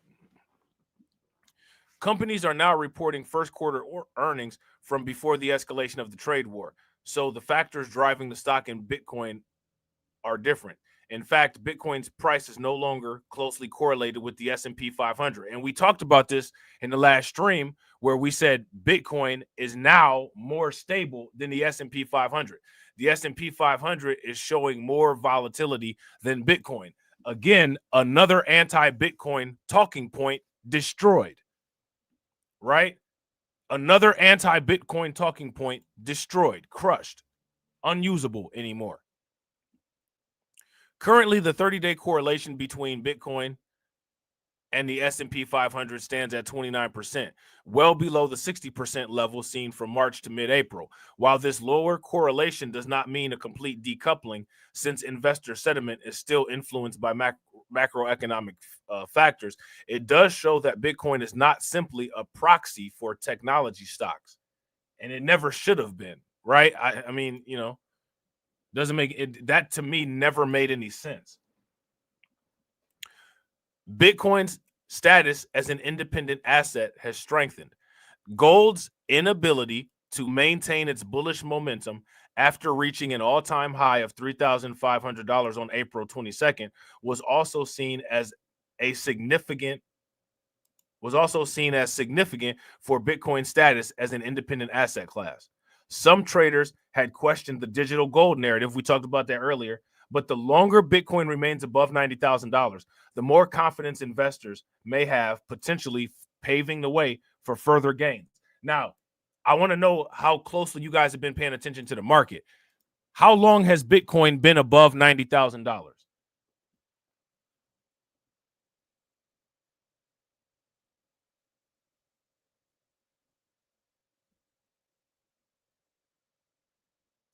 How long has Bitcoin been above $90,000? Somebody let me know.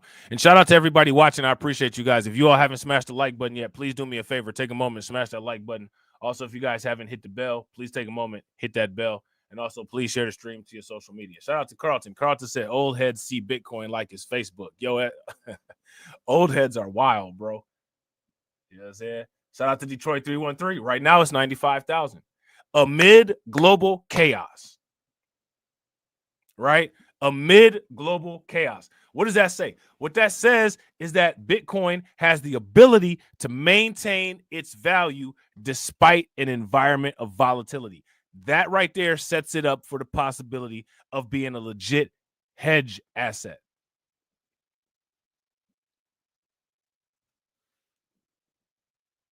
If you guys would agree, give me a thumbs up. If you guys would disagree, give me a thumbs down. The increased demand for bearish leverage and perpetual Bitcoin futures does not align with the sentiment of professional traders. Monthly Bitcoin futures contracts avoid fluctuating funding rates, so traders know their leverage costs in advance. On April 26th, the 2-month Bitcoin future premium, which is the basis rate, rose to its highest level in 7 weeks, indicating greater interest in bullish positions. At 6.5%, this metric remains within the neutral 5 to 10 range, but it is moving away from bearish territory. All right. The disconnect between leverage demand in perpetual futures and monthly Bitcoin contracts is not unusual. Even if retail traders remain cautious, substantial accumulation by institutions could be enough to push Bitcoin's price above $100,000 in the near future. All right. So, yeah, regardless, right, of when it happens, we know it's going to happen. Right? We know that it's going to happen. So, I want to talk about this real quick, right? We got a lot of time left too. We're making good progress on the time. You know what I'm saying? Yo, and shout out to everybody watching. If you're not part of the Discord, take a moment and join the Discord. All right. All you got to do to join the Discord is to just hit that link. All right. What is this? Hit that link that's pinned in the chat and join the Discord. All right. Do you guys remember when I had said that strategy is acquiring Bitcoin faster than Bitcoin is being produced? And that technically, if they wanted to, they could sell back their Bitcoin and put all the miners out of business. You guys remember when I said that? If you guys remember when I said that, give me a thumbs up. If you guys don't remember when I said that, give me a thumbs down. Now look at this. Look at this article right here. Strategy is synthetically halving Bitcoin. Now, I want to ask you guys this question. How is strategy synthetically halving Bitcoin?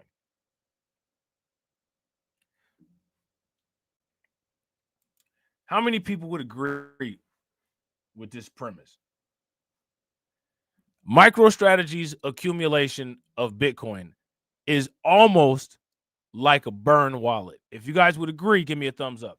If you guys would disagree, give me a thumbs down. MicroStrategy claims that they're going to hold their Bitcoin for the next 100 years. So what that basically means is that any amount of Bitcoin, any amount of Satoshis that MicroStrategy holds or that MicroStrategy claims, right? They're going to be off of the market and out of touch and out of reach at the very least, right? For the next 100 years. If you guys would agree, give me a thumbs up. If you guys would disagree, give me a thumbs down. Now, theoretically, what should that do for the price?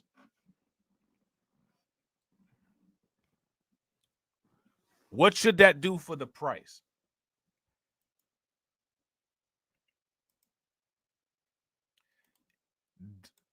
Even though those coins still exist, it's changing the supply dynamics, right? How is it changing the supply dynamics?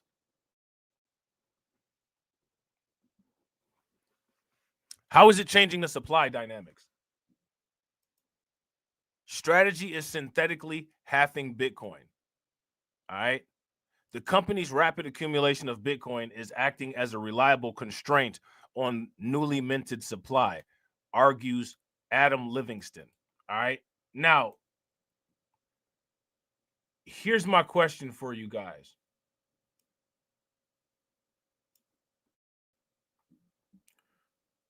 What is the current block reward rate for Bitcoin?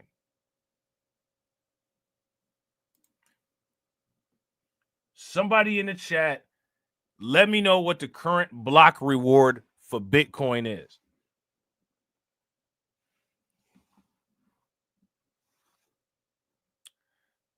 The current block reward for Bitcoin is way less than the amount of Bitcoin that not even MicroStrategy, but even like MetaPlanet and El Salvador are buying. And when are these Bitcoin that these giant companies in these giant countries, when are these Bitcoin going to be liquidated? We know that there's a 100-year hold on the liquidation of MicroStrategy's Bitcoin, right? Shout out to Tia. What's good with it, Tia? Right? We know this, right? So effectively, right. Shout out to AB. AB says the MicroStrategy's accumulation of Bitcoin is making Bitcoin more scarce. If there's a force out there that's making Bitcoin more scarce, what's that going to do to the price? Shout out to Katsy. Katsy says keeping it and not selling stabilizes price and amount. If you guys agree with Katsy, give me a thumbs up. If you guys disagree, give me a thumbs down.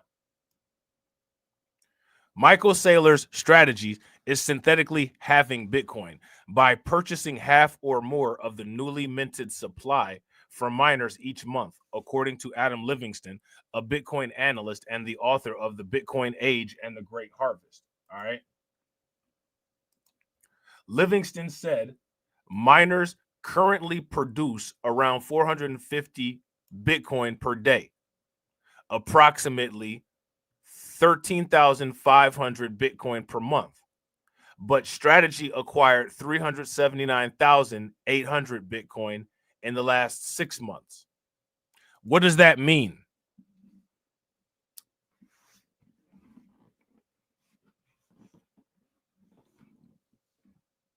What does that mean? This translates to the firm purchasing roughly 2,087 Bitcoin per day, far in excess of daily miner output. Do you guys remember? Not only did I say MicroStrategies is effectively like manipulating the mining through numbers, but also all the Bitcoin are already bought. If you just use this information that's in this paragraph, this right here effectively shows, for the most part, all the future Bitcoin, for the most part, that are being produced are already bought. They're already paid for. Right. Shout out. If you guys agree with Catsy, give me a thumbs up. If you disagree, give me a thumbs down. If they are buying all the Bitcoin, then we don't have access to it. This is why since 2000, since 2009, people should have been buying Bitcoin. Right? People should have been buying Ethereum. People should have been buying Litecoin. You know what I'm saying? People should have been buying XRP. Cardano, been around for a long time. You know what I'm saying? When Bitcoin becomes this scarce, access to Bitcoin will require paying a premium. Lending against Bitcoin will cost more. Borrowing Bitcoin will become a luxury business reserved for nation states and corporate whales. And Strategy will control the bottleneck.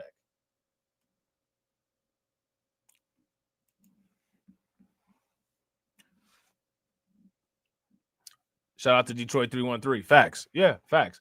Shout out to AB Promotion. The AB Promotion says, so we're good.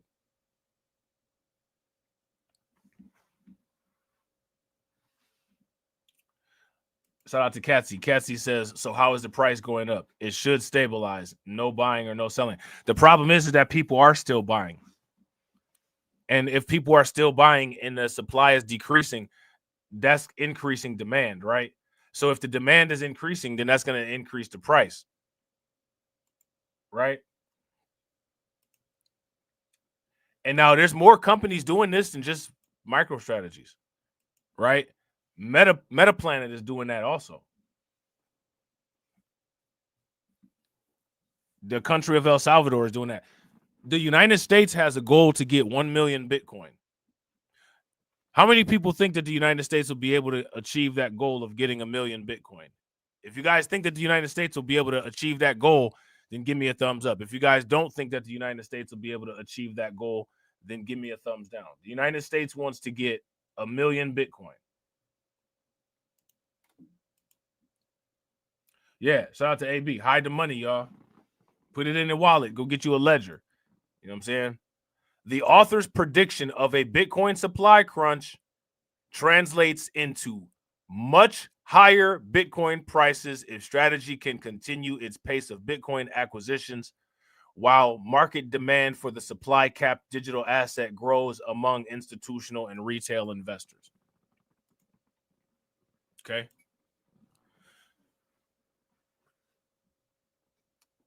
This is important to talk about.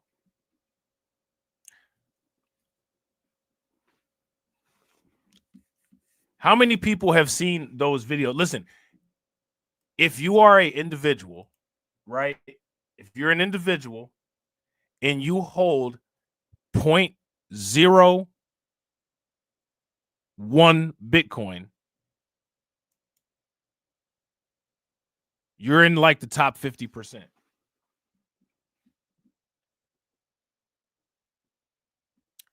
How many people have seen all the videos that have been coming out about you can retire on 0.01 Bitcoin? That's 0.01.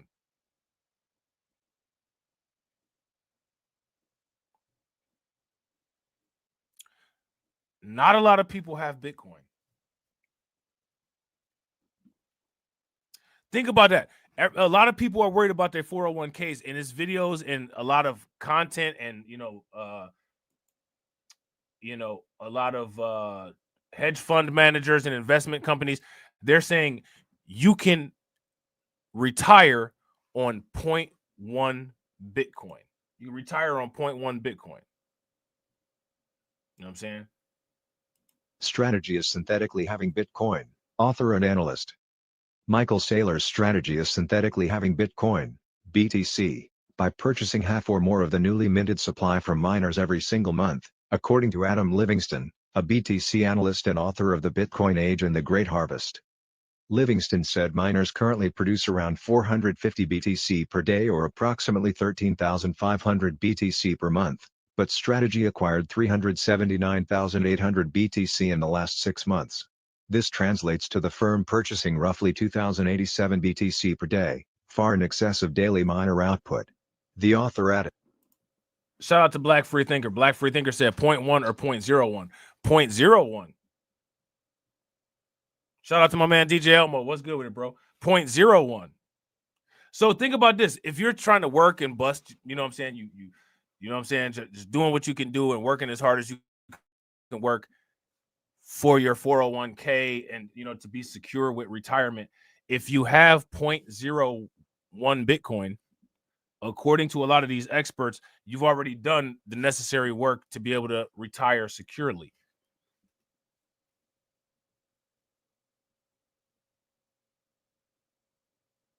So think about that.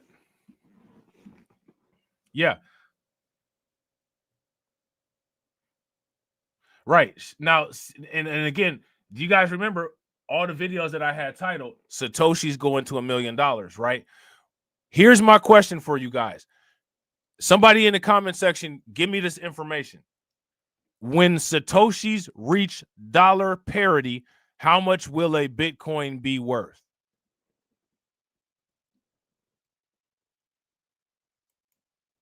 How much will a Bitcoin be worth when Satoshis reach dollar parity? See, for people like us, right? For people like us,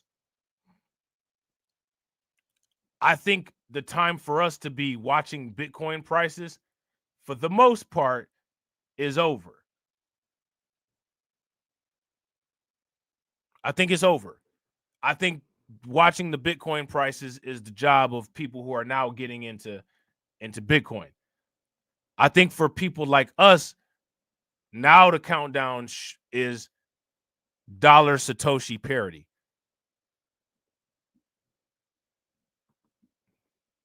You know what I'm saying? And that's why I made those streams a while back saying Satoshis are going to $1 million. Because here's my question. If a Satoshi goes to $1 million, how much is Bitcoin worth?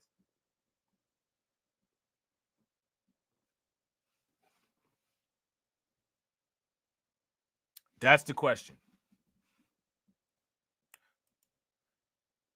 So now here it says institutions like Strategy are driving the world towards hyper Bitcoinization. Cypherpunk and Blockstream CEO Adam Back predicted that Strategy and other institutions have adopted a Bitcoin corporate treasury plan and will drive the market capitalization of Bitcoin to $200 trillion. Now, I want to ask you guys this question. If the Bitcoin market capitalization goes to $200 trillion, what is that going to put the Bitcoin price at? Shout out to Black Free Thinker. I'm not mad at it. I am not mad at it. I think you can get Bitcoin rewards with the Coinbase debit card too. Yeah, shout out to Carlton. Carlton says Bitcoin at 1 million. Imagine where some of the other great coins will be. Listen, how many people heard that they coming out with that they applied for a bonk ETF? They've applied for a bonk ETF. There's a Dogecoin ETF, Pudgy Penguins ETF. I don't know how they haven't applied. If they're going to go that route and do all this stuff, I don't understand how they haven't applied for a Peppy ETF. Somebody going to apply for a Peppy ETF. You know what I'm saying? Yeah. I got to agree. Shout out to Black Free Thinker. Black Freethinker said, which is why I have zero sympathy for those who refuse to buy Bitcoin. Facts.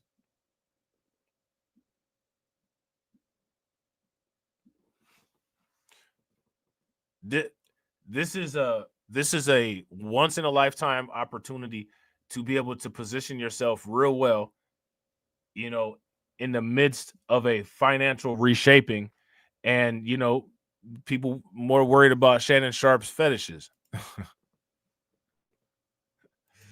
You know what I'm saying? Now, while you're sitting there worried about Shannon Sharp's fetishes, you about to be engaging in slave play too. Right? They about to be in, they just don't know it yet. They about to be engaging in slave play too. And they're not going to be doing it for entertainment and pleasure. They're going to be doing it because they have to. You know what I'm saying?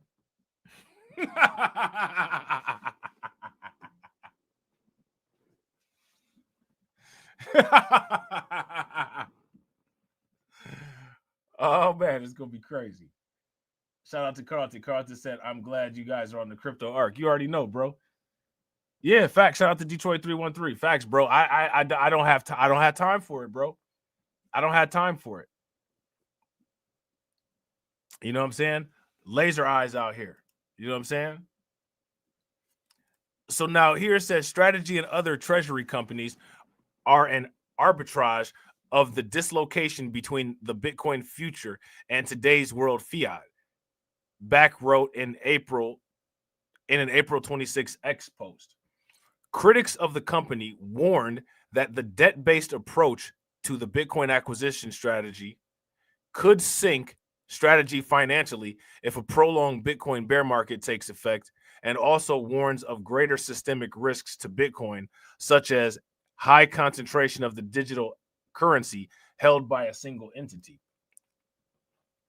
However, Bitcoin advocate and author Safedine Amos recently said that strategy's concentration of Bitcoin doesn't threaten the protocol.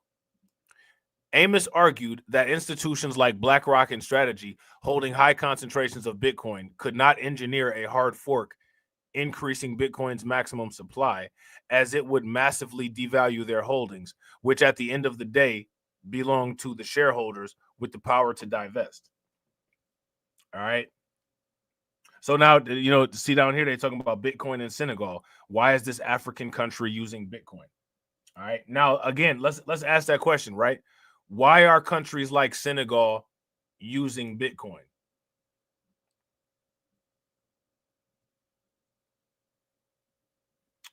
Why are countries like Senegal using Bitcoin? Look, shout out to AB Promotions. AB Promotions said TMI be frustrated in his videos. TMI be about to have a meltdown.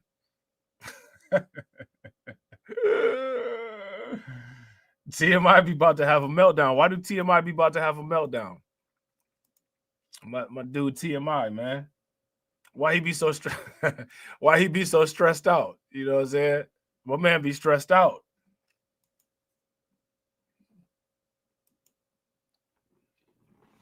TMI be going through it in his videos. You know what I'm saying? Look at this. Bitcoin price hits 94,743 as El Salvador and Sailor go big.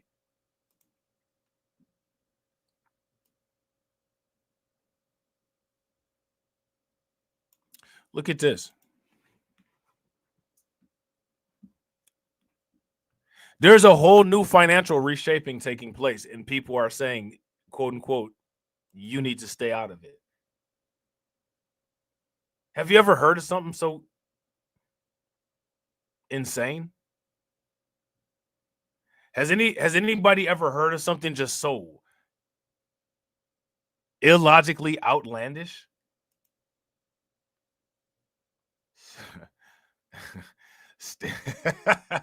Stay away from the money, family. Like what? You know what I'm saying? You ever heard anything like, who's heard anything that crazy? Right. Synagogue claps back. Why are you gay? You know what I'm saying? Why are you gay? Why are you gay? Hey, you know they got why are you gay coin? Did y'all know that? I forget. I think shout out to AB. I think it was AB that showed us that, or either Win, Lose, or Rug. It might have been DC Precise. Shout out to DC Precise. I can't remember. Somebody had posted it in the somebody had posted it in the Discord. Yeah. Shout out to Katsy. I'm with Katsy. Katsy says the moment someone tells me not to do something is when I dive in head first. Facts. Super facts. People would sit there and say that we got lucky. You know what I'm saying? There's a there's a group of YouTube trolls who happened to get lucky and came upon a large sum of money from cooning and trolling. Because everything is cooning and trolling when stuff don't go, the way that other people want it to go. Everything is cooning and trolling. Everything is cooning and trolling. This articles right here is cooning and trolling. CNT, that's what we do. CNT, cooning and trolling. You know what I'm saying? Shout out to AB. AB asked about it. Black Free Thinker.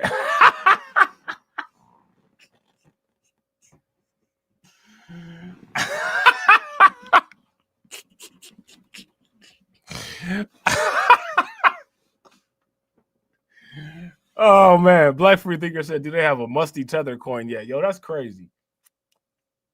Somebody will make it. You know what I'm saying? No one will buy that coin though. Like no, because no one cares. Like this is only a small amount of people. That the musty tether coin. If musty tether coin ever came out, it at the highest it'll have a 150 24-hour volume. And then people would just lie and say how is it with the musty tether coin is doing great. It's really not. You know what I'm saying? It's really not. No one cares. You know what I'm saying? No one cares. You know what I'm saying? If they ever come out with a musty tether coin, bro, every day when I do Tales from the Cryptocurrency, I'm be like, what's the price of musty tether coin? Up! I'm gonna buy more Bitcoin. And then they'll be like, Blacklight Revelations is a coon. He don't support no black businesses. You know what I'm saying? He don't support no black businesses.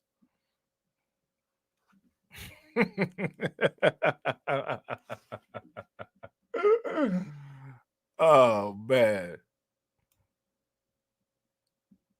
By that time, I have enough money to have drones following people's cars that I don't like. You know what I'm saying?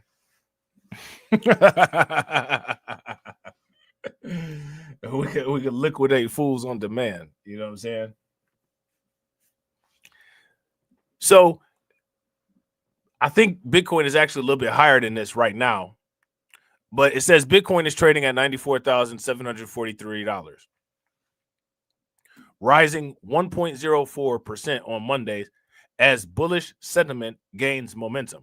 Recent developments, including El Salvador's continued Bitcoin accumulation, Grayscale's ETF push, and Michael Saylor hinting at a major new purchase, are reforming optimism across the market. Now, what I don't understand why MicroStrategies didn't buy a lot of Bitcoin when it was in the 70s. Hey, that's hilarious. Shout out to Black Free Thinker. Black Free Thinker said, how about Lineage hairline coin?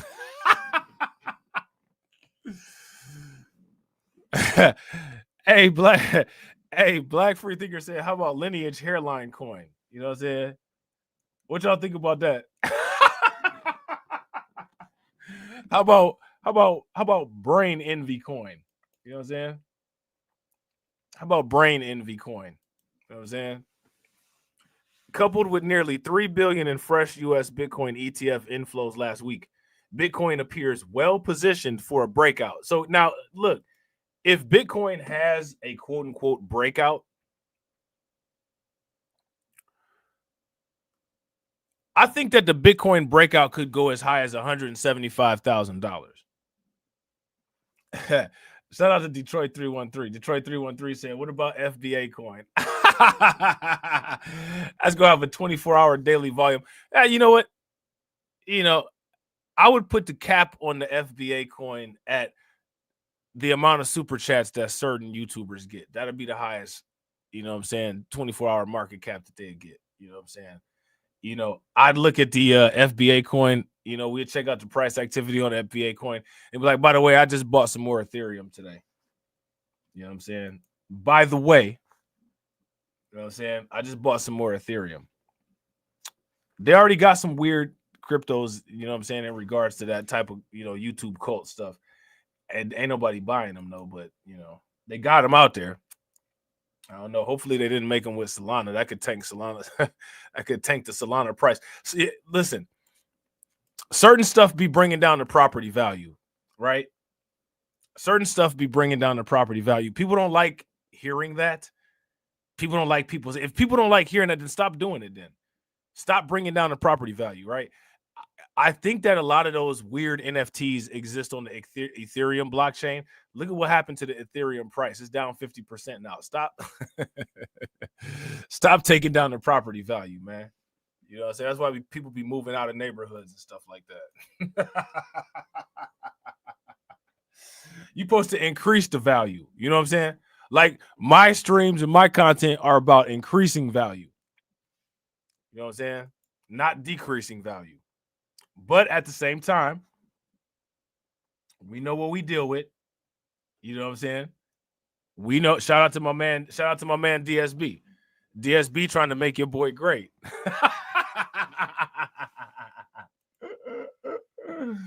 Oh man. Shout out to my man DSB. My man DSB trying to make your boy great. DSB said gonna catch up on the replay, my warrior brother. I need some rest. Yo, go get you some rest, bro. Definitely appreciate it. You know what we got to do.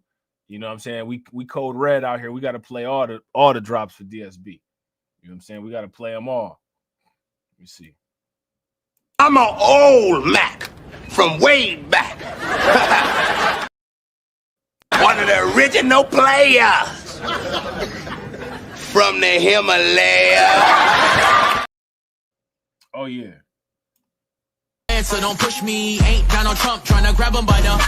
Said it was some Haitians somewhere out in Springfield. Women doing cartwheels. Have you seen Garfield? Have you seen Snowball? This about to snowball. I'm about to go off. I can't let this go on. Miss me like an airball. Tell me when my cat is coughing up like a hairball. I gotta tell them if they even put the fingernail on Santa's little helper to turn them to hamburger helper. Somebody better help them, cause I'm going to jail for showing them fellas helter skelter. Usually I'm content, but if you touch my dog, then I'm turning into John Wick. I'm lit. Bird better drop it. If you take my pet, then I'm pulling up like CrossFit. They're eating the dog, eat the cat. It's a shame, it's a pity. Thought overseas where they said Hello Kitty, but it ain't there, it's right here in your city. When I turn my back, now the cat goes missing and where my peoples is at. Does anybody know where he flipping at? Cause I heard they putting claws on felines, I'm mad. And my cat disappeared just like Felix the cat. And they eat the cat. Got paid back. Thought she was a goner, but the cat came back. If you ain't a pussy cat, say drop that cat. Drop that cat. Drop that cat. Got paid back. Thought she was a goner, but the cat came back. If you ain't a pussy cat, say drop that cat. Drop that cat. Drop that cat. They're eating the dogs. They're eating the cats. Eat the cat. Eat the cat. They're eating the cats. They're eating the dogs. Eat the cat. Drop that cat. How do you think that we fund this organization, huh? We're not exactly the March of Dimes.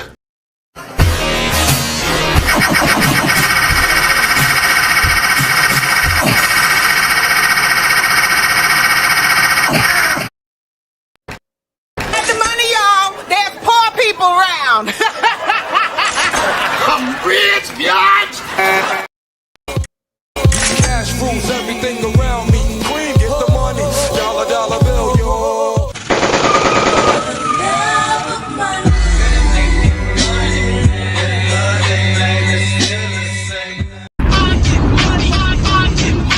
This is the hardest record out. I get it. Silence. I ain't got no money, punk. Ancient spirits of evil, transform this decayed form to Mumra, the ever-living!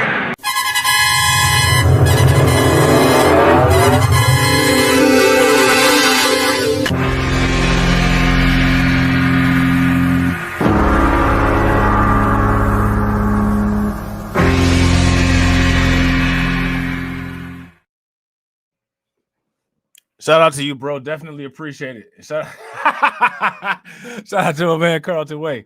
Carlton Way said you can buy some honey buns or some XRP with this. The choice is yours. You already know what I'm about to buy. Honey buns. Look, no, I'm just playing. I'm just playing, bro.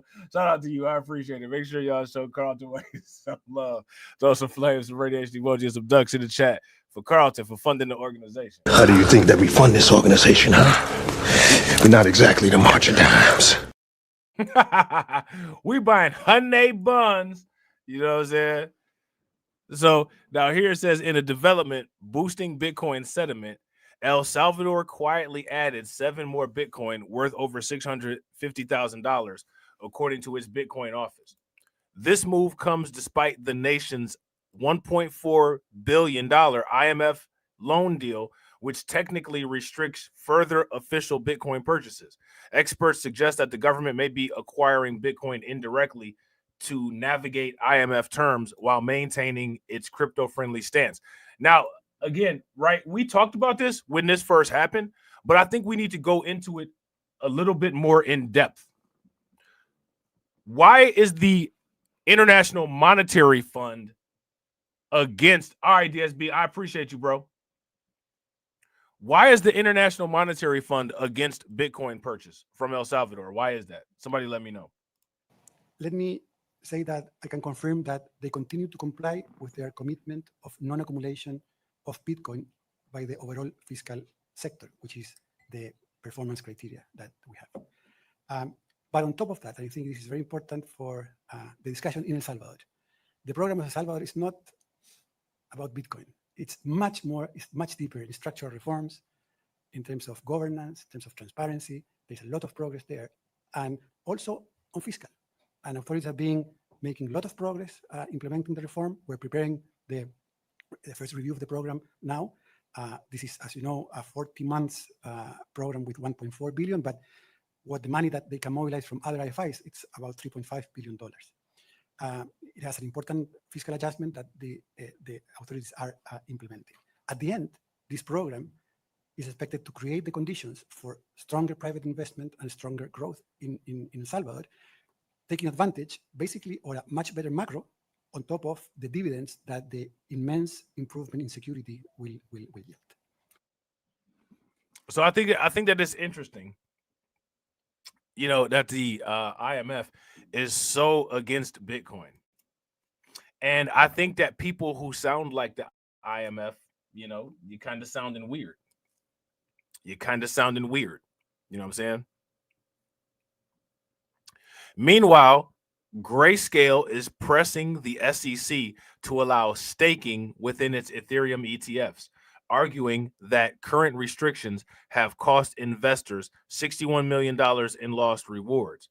Though the push focuses on Ethereum, broader acceptance of crypto financial products would likely spill over positively into Bitcoin, enhancing institutional credibility. All right, now, again, let's talk about staking. Right? Let's talk about staking. Here's my question to everybody. Shout out to everybody watching. How many people stake cryptocurrency? If you stake cryptocurrency, give me a thumbs up. If you do not stake, if you do not stake crypto, then give me a thumbs down. Now, my question for people is, what cryptocurrency do you stake?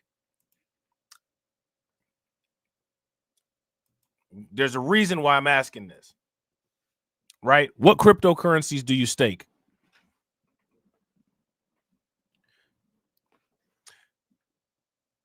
How many people believe that it's possible to, if you start accumulating particular cryptocurrencies now, in the future, your staking rewards can be over $1,000, possibly $10,000 per day with particular cryptocurrencies?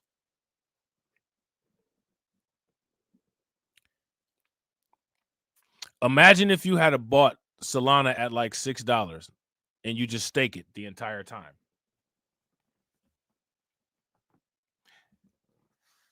Now, how would it be?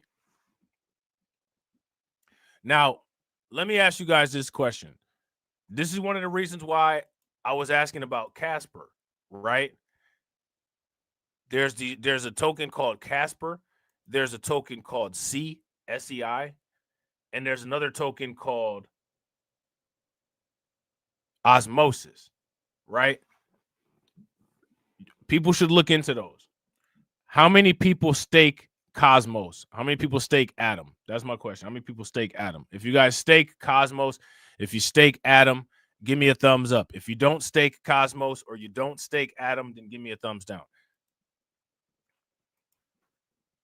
Shout out to everybody watching. I appreciate you guys. If you all haven't smashed the like button yet, please do me a favor. Take a moment, smash that like button. Also, if you guys haven't hit the bell, please take a moment, hit that bell. And also, please share the stream to your social media. Now, there's also a token called Stacks. I think the symbol for it is STX. How many people are familiar with Stacks? Stacks is a token that you can stake and you get back Bitcoin as your reward. You know what I'm saying? I would advise people to look into those. Let me know what you think. Let me know what you find out. You know what I'm saying? Adding to the bullish momentum, Michael Saylor, co-founder of MicroStrategy, hinted at another massive Bitcoin buy, potentially between 1.4 billion and 1.6 billion. Okay? 1.4 billion and 1.6 billion. MicroStrategies, look at how much Bitcoin they hold. MicroStrategy already holds over 538,200 Bitcoin, right? So what I want you guys to pay very close attention. Michael Saylor did the opposite of what Umar Johnson told people to do, and look how much money they've made.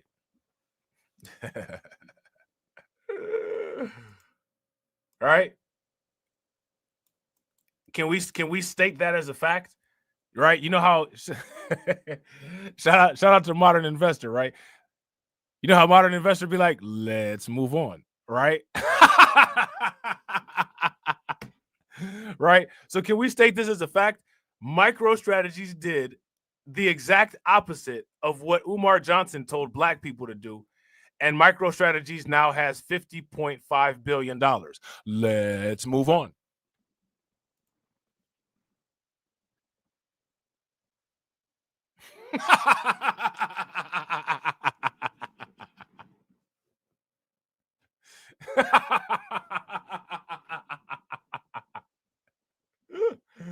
Let's move on. You know what I'm saying?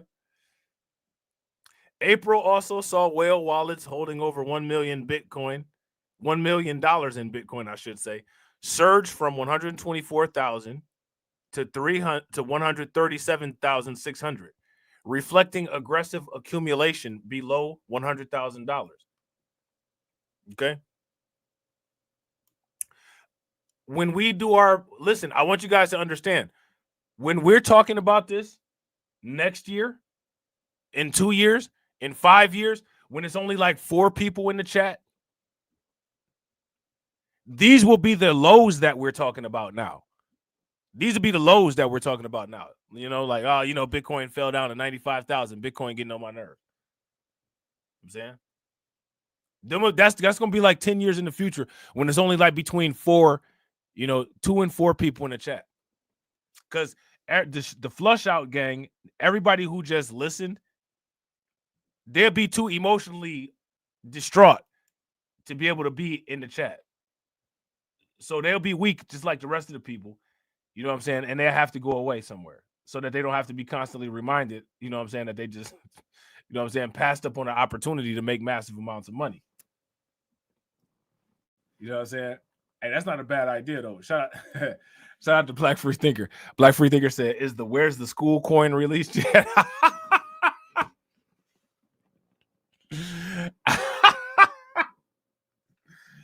Hey, that's going to go on Umar Johnson's Wakanda chain when the Wakanda chain come out. You know what I'm saying? Shout out to my man, Black Free Thinker. Make sure y'all show Black Free Thinker some love. Throw some flames, some radiation emojis, some ducks in the chat for Black Free Thinker for funding the organization. How do you think that we fund this organization, huh? We're not exactly the March of Dimes. When the Wakanda chain come out, that's when the where's the school coin gonna get released at.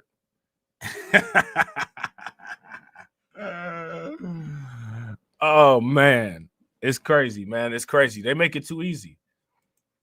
They make it too easy, but the people make it hard. You know what I'm saying? Oh, look at this. They make it easy, but the people make it too hard. Pause. You know what I'm saying? Pause. You know what I'm saying?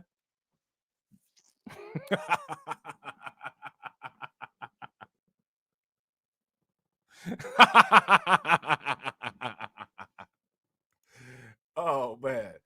Bitcoin is rebounding sharply after defending critical support at $92,863, with the 50 EMA, which is 93,623, acting as dynamic support.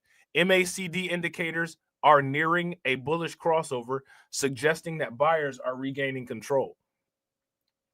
For beginners, this pattern is called a trend line defense, where price represents rising support, often leading to higher moves, right? So that's the floor, right? That's what we're talking about. The support becoming the floor. If Bitcoin breaks above $95,848, it could clear a path towards $97,569 and possibly $99,420. Conversely, slipping below $93,600 could expose Bitcoin to a retest of $92,863. Right?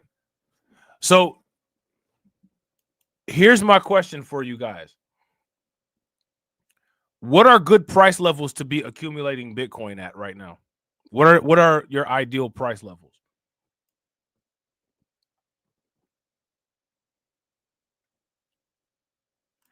Patience remains crucial. Waiting for a confirmed breakout can help avoid getting caught in false moves. All right. Now, I don't know what this Bitcoin bull token is. I've never heard of this.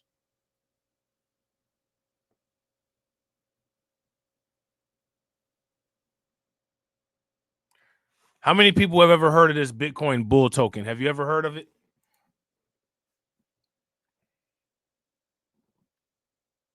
Now, see, this is funny, right? Let's actually look at this.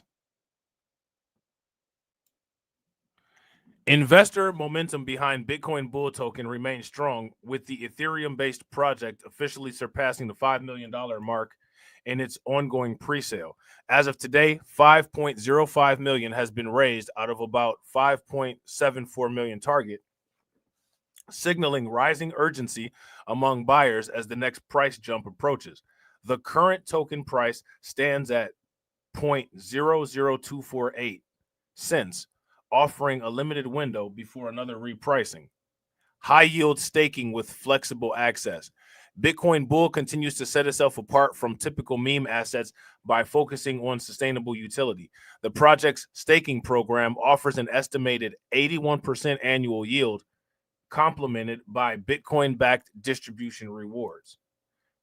Crucially, users retain full liquidity with the ability to unstake anytime, no mandatory lockup periods or penalties. All right. So now here's my question. Where can you buy this Bitcoin bull coin at? This is interesting. Yeah. I would agree with Carlton. If you guys agree with Carlton, give me a thumbs up. Carlton says right now is the best time, considering that it will be $1 million soon. Yeah. The current price is the dip. Folks don't see it that way. Yeah. Every price under 90,000 has been the dip.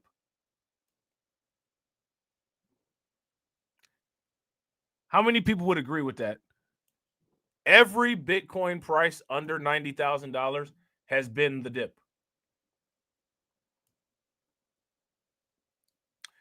Now, do you guys remember what Standard Chartered said about Ethereum? What does Standard Chartered say about Ethereum?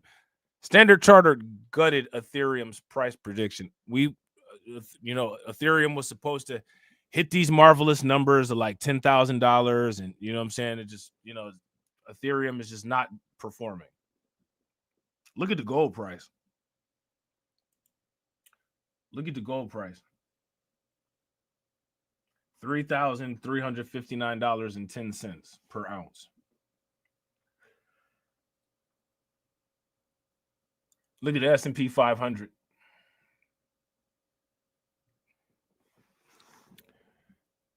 Bitcoin to hit a new all-time high around $120,000 in quarter 2, Standard Charter says.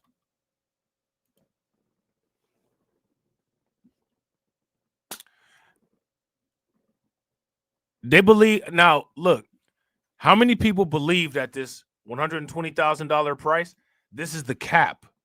This is as good as it's going to get for the Bitcoin price. Quarter 2, right, of 2025. I think that this is very conservative. I think that this is a conservative price.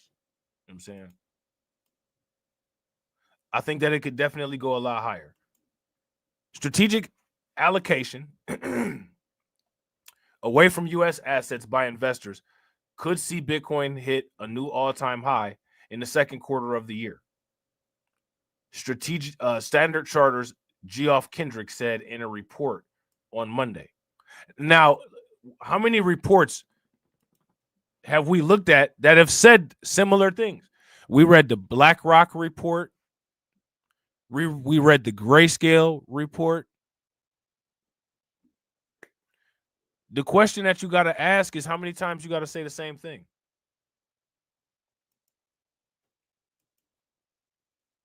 Let me ask you guys this question.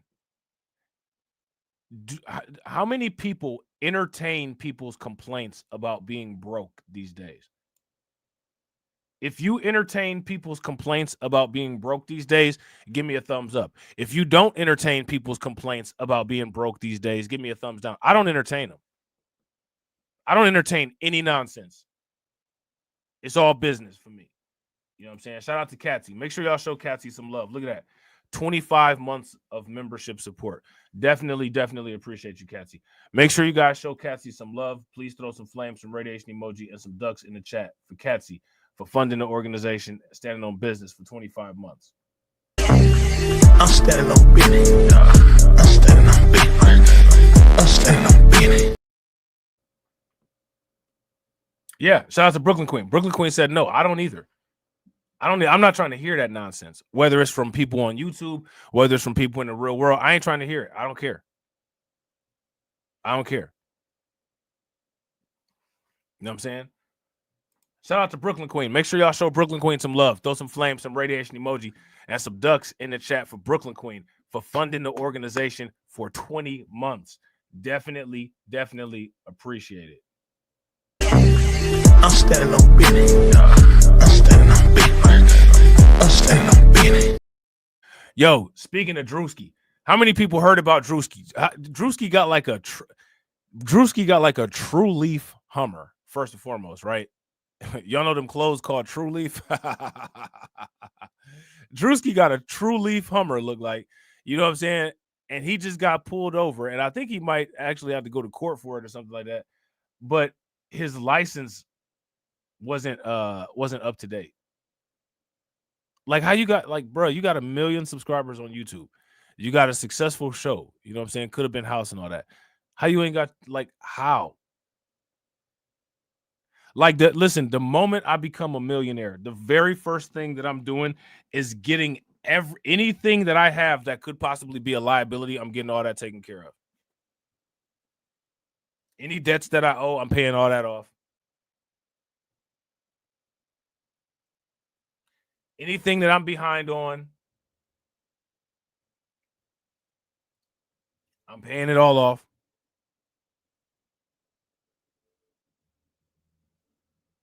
It's the first thing I'm doing.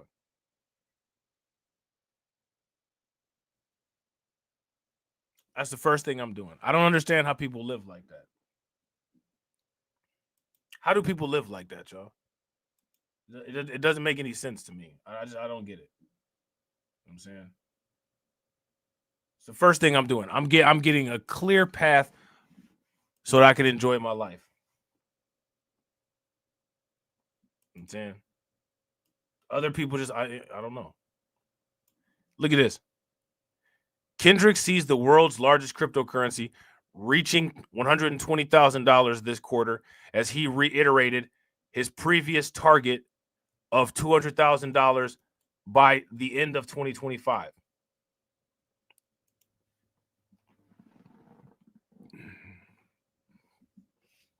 Nah, the paint job. Shout out to Catsy. Nah, the paint job just looked like it's a true leaf. You know what I'm saying? Y'all know what the true leaf, the true leaf clothing line. You know what I'm saying?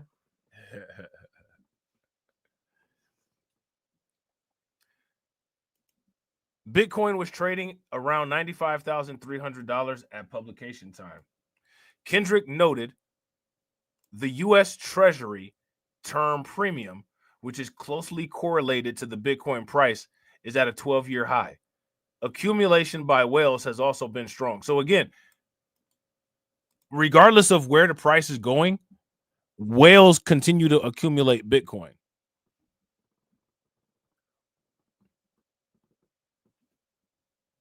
Regardless of where the price is going, whales continue to accumulate Bitcoin. Now, I want to ask you this question. Why do whales continue to accumulate Bitcoin? And other people don't think that they should, but the people who already have money, they continue to accumulate Bitcoin, and we're supposed to pay attention to the broke mob as if they're financial experts.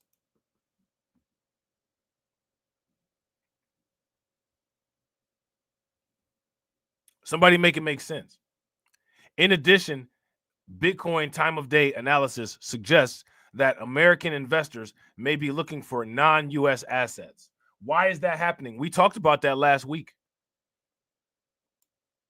Lastly, exchange traded fund flows in last week suggest safe haven recollection from gold into Bitcoin, wrote Kendrick. Bitcoin may be a better hedge than gold against financial system risks, he added. What do you guys think about that? Now, again, shout out to Standard Charter, right? Standard Charter is just saying what we've been saying for a very long time, but the difference between Standard Charter is that they're a billion-dollar company and our people won't make us great, right? Our people won't make us great. So we could say all of this wonderful stuff and it's just buried in data because no one cares. The only thing that's going to make us great is our cryptocurrency investments, which is why people got to be on point. Look at this. One Bitcoin ETF to buy now with $100 and hold forever.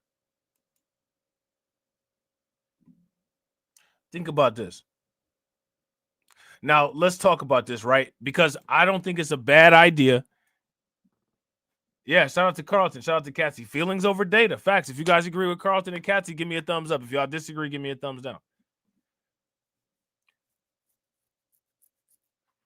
I don't like the idea of ETFs as far as they pertain to cryptocurrency and Bitcoin. I don't care about that. I don't care about what I don't like. I'm buying them anyway. I'm going to buy some IBIT BlackRock Bitcoin ETFs. I absolutely am. I'm going to buy BlackRock Ethereum ETF products. Anything that BlackRock does with cryptocurrency, I'm going to be a part of it. Now, I want you to understand why Michael Saylor did the exact opposite of what Umar Johnson told black people to do, and why Michael Saylor has so much success, and why we have a widening racial wealth gap. Bitcoin has been an unbelievable investment.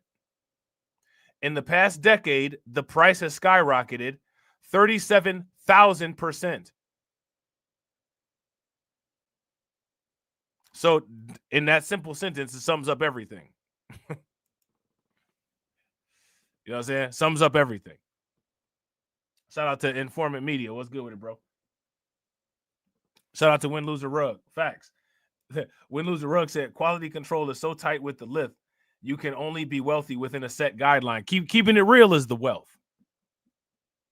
You know what I'm saying? Shout out to Win Loser Rug. Win Loser Rug said they don't want Bitcoin whales. Facts. They don't want US dollar whales. The whole identity is based in being poor and poverty and powerlessness. Triple P. That's the whole identity. Outside of those things, there's nothing else. Just people fail in attempts at conversation at other things, which is why that's all they talk about. You know what I'm saying? That's all they talk about. Now, somebody justify ignoring an asset that skyrocketed 37,000%. Somebody explain. Give me the justification for that. How do you justify that? How do you justify telling people ignore an asset that increased 37,000%?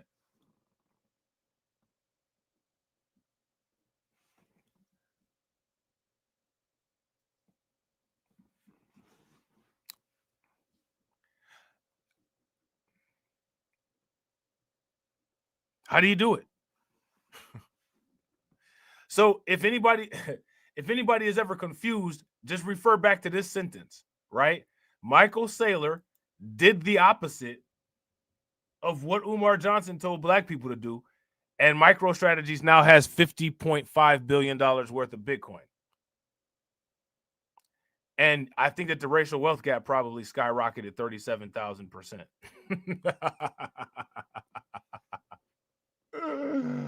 And yes, I think that's funny. You know what I'm saying? I find great humor in that. You know what I'm saying? Like, oh, don't laugh. It's not funny. It's funny as hell. You know what I'm saying? It's funnier than Chris Tucker back in his younger days. Yes, this shit's hilarious. You know what I'm saying? That's what, you know, I think that I find it hilarious. How many people find it funny? If you guys find it funny, throw some laughing emojis in the chat. If you don't find it funny, you know what I'm saying? Well, you know, throw some angry faces in the chat if you're angry. You know what I'm saying? Shout out to Carlton. Carlton said, just tell them it's the white man or the devil and they'll stay away, which is true and not true at the same time. It's really weird. Like that's it's really weird. You know what I'm saying? Like, just tell them it's the white man or the devil and they'll stay away. But then anytime you ask any of these people who any experts are, all they list is white people, though. You know what I'm saying? Like, it don't make any sense. You know what I'm saying? Like, it doesn't make any sense. And then think about this, right? Look at the white flight, the patterns of white flight, right? How do the patterns of white flight work? Soon as there's a piece of pepper in the salt shaker, all the salt try to find a new shaker. But then the piece of pepper find itself in the other salt shaker where the salt just went to. How does that make any sense?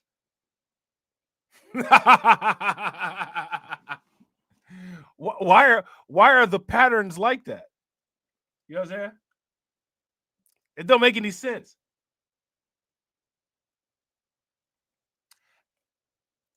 Why do people run after people that's obviously trying to get away from them, and then when they lock the door, it's racism because they locked the door? I don't get it. I don't understand it.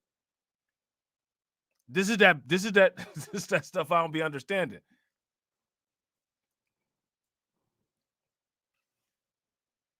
You know what I'm saying? Think about that. Shout out to Carlton. Think about that. Just tell them it's the white man or the devil and they'll stay away. Unless it's a neighborhood. Unless it's a school system, right?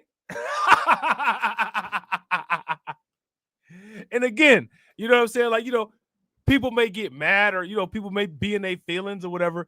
You know what I'm saying? For me saying that. But don't look at me. You know what I'm saying? Look at the people that actually do that. It's a whole pattern of financial and real estate data to support that. They got newspaper articles and all of that. It don't make any sense. Hey, I'm not the one doing that. I live in a metropolitan area. You know what I'm saying?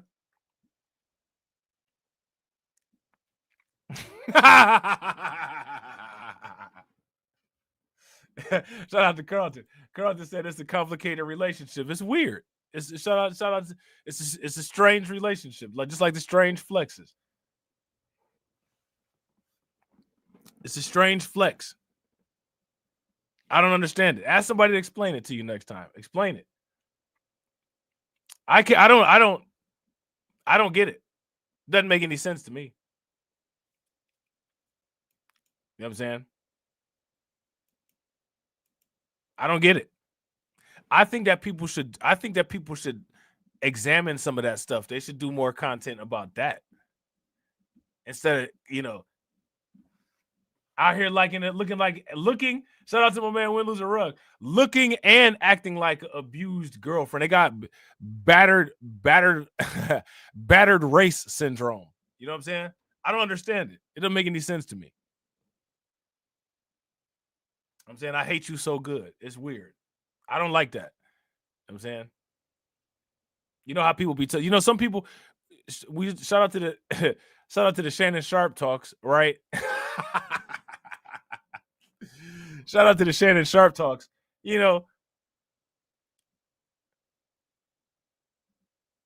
I don't get it. I mean, you know what I'm saying? Like, they're talking about the Shannon Sharp slave play, but like ain't running back. Isn't running back to the plantation slave play too? You know what I'm saying? Like, I don't know. You know what I'm saying? Shout out to Win Lose a Rug. Win Lose a Rug said, I knows Weezkins changed them. Listen, there's two things in the United States that's never going to change. The white monolith and the black monolith. You know what I'm saying? The United States population as an entirety has been completely Karenized. You know what I'm saying? It's been completely Karenized. You know what I'm saying? You got white people wearing cornrows, you know what I'm saying, and black people being Karens about migrants. You know what I'm saying? Like the entire population has been Karenized. Shout out to Tia. Tia said, I could care less about Shannon. Just another pendulum swinging. Facts. Super facts. You know what I'm saying? Shout out to Win Lose a Rug. They like each other, and it's not even a secret anymore. Yeah, they love each other, bro. And hey, who am I to judge? Right? Who am I to judge? But the thing is, let's just call it what it is. You know what I'm saying? Like, we can't be sitting up here calling a dog a duck. We gotta call a dog a dog. You know what I'm saying? For a long time, people have been calling ducks dogs and been calling dogs ducks, and they've been getting away with it. That's got to stop. We got to call a dog a dog. You know what I'm saying? We got to call a dog a dog. You know? It's very strange. It's very strange. It's very weird. Very weird. Very weird. And the thing is that, it's like one of those situations where there's like a giant gaping wound. You just got to keep pouring salt and hydrogen peroxide on it. You know what I'm saying? But it doesn't make any sense to me though. Like, I'll never get it. I'll never understand. And then the thing that's hilarious about it is that you could be somebody that's never engaged in any of this kind of stuff, but you point it out and be like, yo, just I don't know if you realize this or not, but people doing this weird stuff right here. Somehow you become the problem. Somehow you become the coon.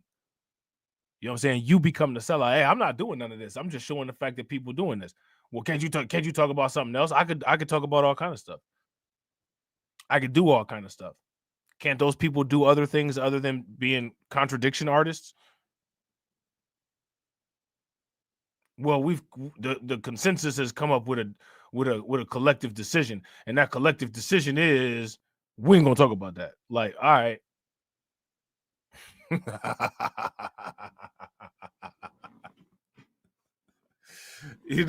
Like, make it make sense.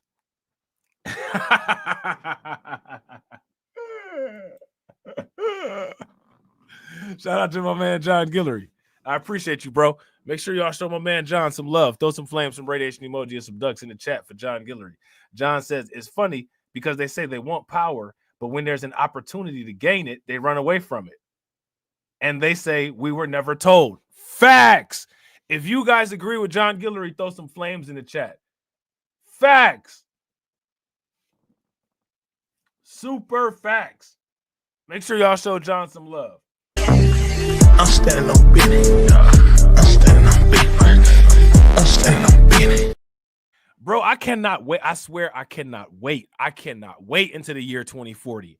And the people start talking about we was never told. I'm about to make a whole new video. I'm about to make a whole new YouTube channel, and it's gonna be short form content only. And it's gonna be just those type of YouTube videos that get like the 1 million views. The 10 times black people were told about cryptocurrency and nobody listened. Time number 10, you know what I'm saying? In 2009, you know what I'm saying? Da Vinci Germain dropped the classic video, $1 freaking dollar. You know what I'm saying? I'm going back through all of it. You know what I'm saying? I'm going back through all of it. You know what I'm saying?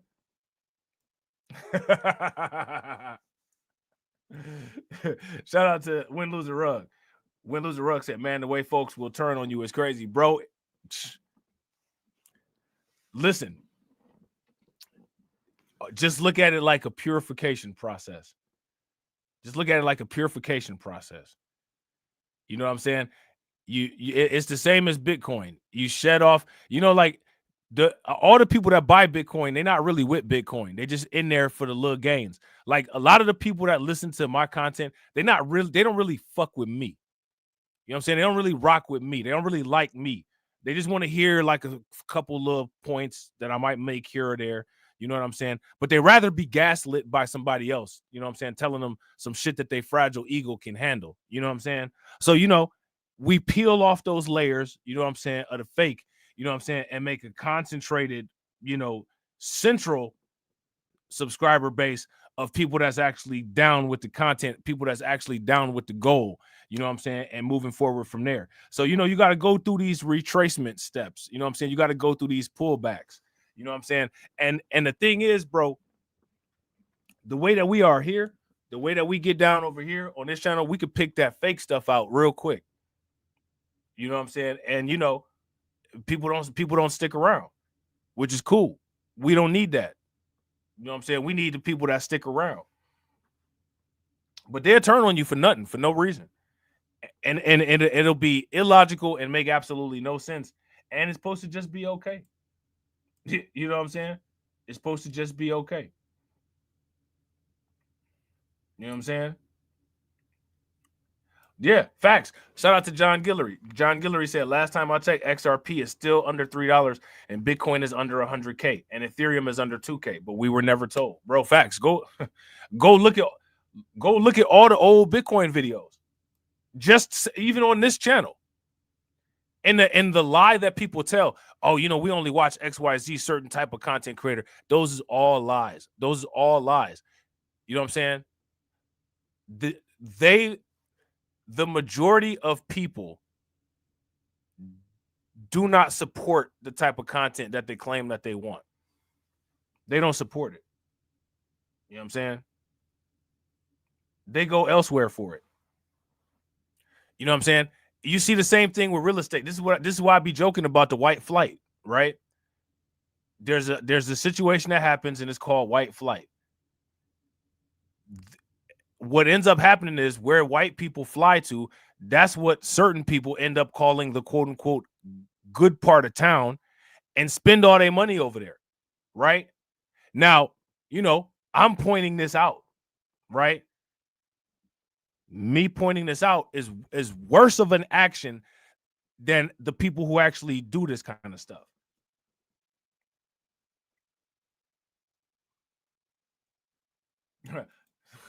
Shout out to Black Free Thinker. Black Free Thinker said Bitcoin was easier to do than Powernomics, which most didn't bother to read because reading is white.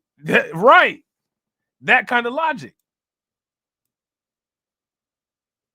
You know what I'm saying? So, look, shout out to Jay the informant. Jay said, I need my ego fed. Look, I ain't mad at it, bro. I'm not mad at it. I'm never mad at honesty. You know what I'm saying? I'm never mad at honesty. Anybody who's completely honest, you will never hear me say one negative word. I might laugh or it might be funny, you know what I'm saying? But if you honest, even if you honest about something that I don't agree with, you will never get no resistance or pushback from me because I appreciate the honesty. You know what I'm saying? Shout out to Tia. Tia said people come over here, then go to larger platforms and act like they know everything. I stick with the real. I appreciate you, Tia. And that's facts. That's facts. We could go down the line on that one too. You know what I'm saying? Shout out to Jay. Jay said I was joking. Maybe. Hey. Hey, I ain't mad at it, bro. You know what I'm saying? I am not mad at it. You know what I'm saying? But yo, look, we gotta troll and we gotta have fun. You know what I'm saying? Remember what 50 Cent said when he was talking about Piggy Bank? And he was like, Jadakiss, you know what I'm saying, and Fat Joe, they stood over there with Ja Rule. So he, you know what I'm saying, hit him with that. And it's like, you're gonna take that because, you know what I'm saying, of what you was doing. Right? So that's what we doing. Every time we troll, every time we talk wild, every time we offend people, we gonna talk wild, we gonna troll, you know what I'm saying? And they gonna take it. They gonna take it. Because that's what they get for doing what they do. You know what I'm saying? And then we gonna move on.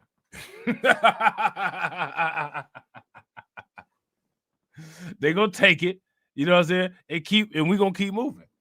You know what I'm saying? Like the modern investors say, we're going, you know what I'm saying? Let's move on. You know what I'm saying? So now again, we have to continue to concentrate on this very powerful sentence right here. Bitcoin has been an unbelievable investment. In the past decade, the price has skyrocketed 37,000% as of April 22nd. That monster gain is light years ahead of what the S&P 500 index was able to produce during the same time. This is not an opinion. This is a fact. We're dealing with numbers right here.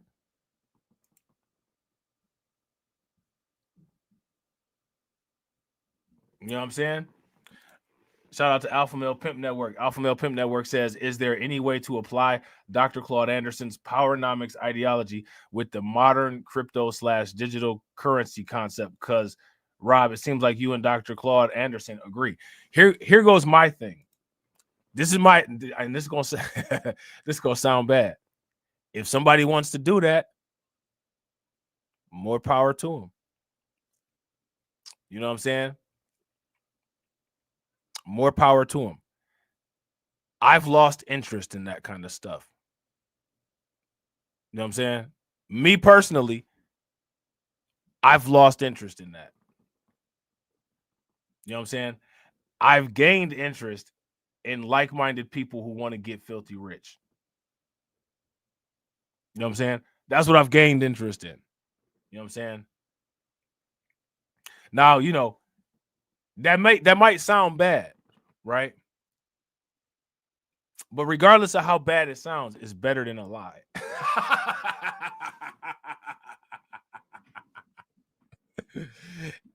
Regardless of how bad it might sound, it's better than a lie. You know what I'm saying? Now, why do I say these things? I say these things because there's tons of YouTubers and tons of people on X and tons of people on Twitter and all these different social media platforms who could talk to massive amounts of people. And I used to have, at the height, maybe like between 60 and 80 people come to my chat. But now, you know what I'm saying? We've had to pull back, you know what I'm saying? And now, you barely get 15 to 20. So if you ask me,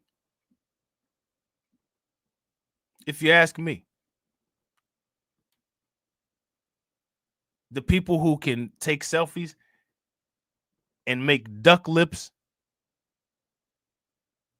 in the camera and brag about having 100,000, 200,000 views for doing that, or if you really care about people, then instead of making duck lips, you know what I'm saying, show people how to make bucks and chips. Because that ain't my responsibility as a small YouTube content creator. People don't listen to me like they listen to other people. My responsibility is just to talk to the people that I rock with and watch everybody else die. You know what I'm saying? Like, I hate to say it, you know what I'm saying? Like, it sounds like a cold reality, but it's the facts. It's the facts. You know what I'm saying? It's the facts. If you guys agree, give me a thumbs up. If you guys disagree, give me a thumbs down. Why should I risk my engagement, which is very minimal? You know what I'm saying? On telling people responsible things that the people that they go to for their lifeline have access to thousands of people at one time, and they choose not to tell them this kind of stuff.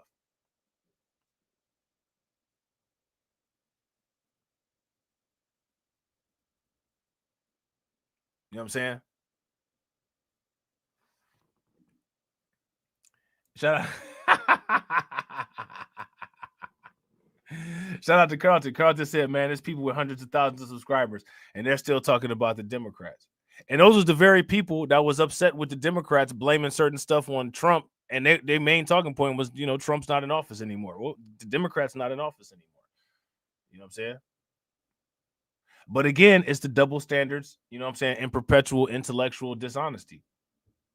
Like I said, if the best that your scholar can do is algebra, and it's still calculus and trigonometry out there, you hit. You hit. You know what I'm saying? So I don't, you know.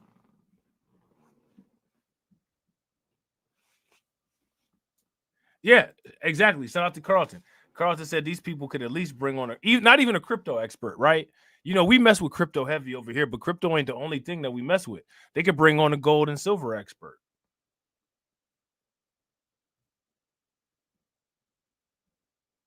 Self-proclaimed financial people. You know what I'm saying? You know, when it comes to like the content around these parts, for the most part, all the people that's allegedly leaders, you know, all they say is, quote unquote, we spend our money on stupid stuff. That don't sound too pro-black to me.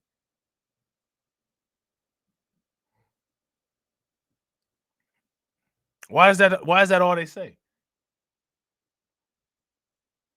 We spend our money on dumb. No, we spend our money on cryptocurrency, bro. You know what I'm saying?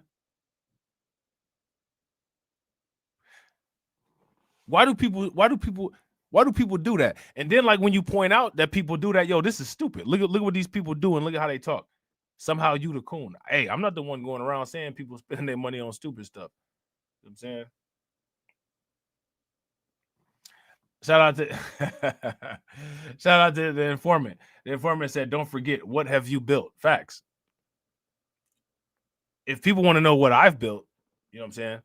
The small amount of people that come to my content, I would say probably between all of us, we probably got, you know, a couple $1 million in cryptocurrency. That's what we built. I don't think too many other people can say that. You know what I'm saying? And that actually makes people mad, because in order for the narratives to work, we all got to be at the bottom of the toilet together. And I'm sorry, I'm not sharing the bottom of the toilet with anybody. I'm not even going to be there. I'm not going to be at that party. Everybody's just supposed to be in a constant state of outrage. You know what I'm saying? The only time I'm outraged is if I miss a good dip. You know what I'm saying? If I wasn't able to get any Bitcoin, you know, when it had dipped down into the 70s, then I would have been outraged. You know what I'm saying? But, you know, the outrage instruction that a lot of YouTubers provide, I don't care nothing about that. You know what I'm saying? I don't prioritize my emotional well-being on what's fed to me on dead internet. You know what I'm saying? And I would advise other people to stop moving like that. You know what I'm saying? The whole idea of manhood and people being men and all of that is that men of a like mind should break bread together. You know what I'm saying? And attain power and prestige and wealth together.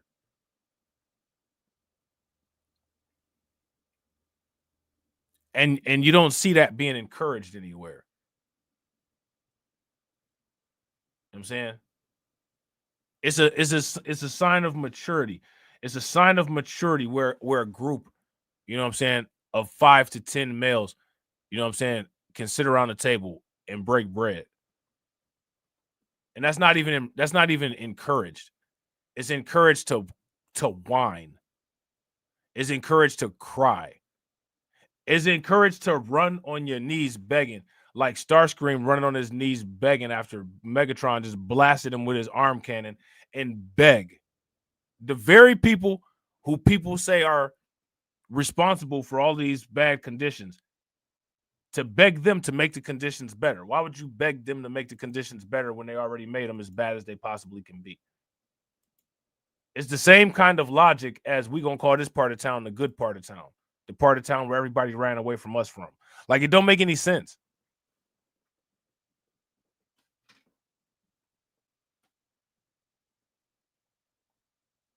I constantly ask throughout any time when I do a live stream, I constantly ask people to make sense of a lot of this stuff. And no one can ever make sense of it. Yet and still, it still exists. Why does it still exist?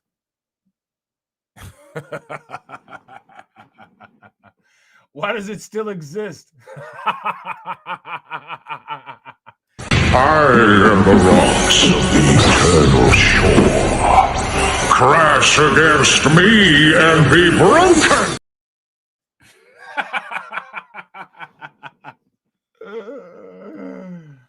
You know what I'm saying? Somebody make it make sense. Somebody please make it make sense. I don't think anybody will ever be able to make it make sense because it doesn't make sense. That's the reality of it. Shout out to Carlton Wade. Carlton Wade said, they say they're demanding, but I don't see any organization or legislation. Facts. And and what are they demanding?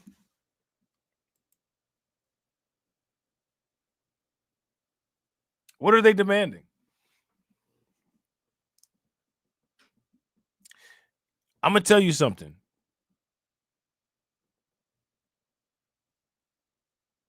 When you deal with stuff like this, this teaches you discipline.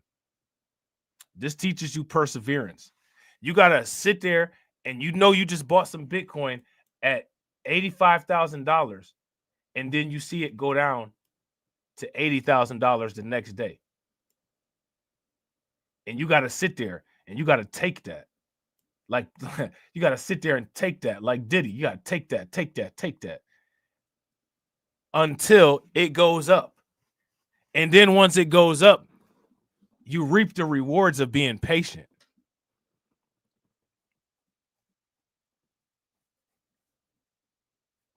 You reap the rewards of being patient. And I'm telling you, cryptocurrency investment, it fosters mental strength,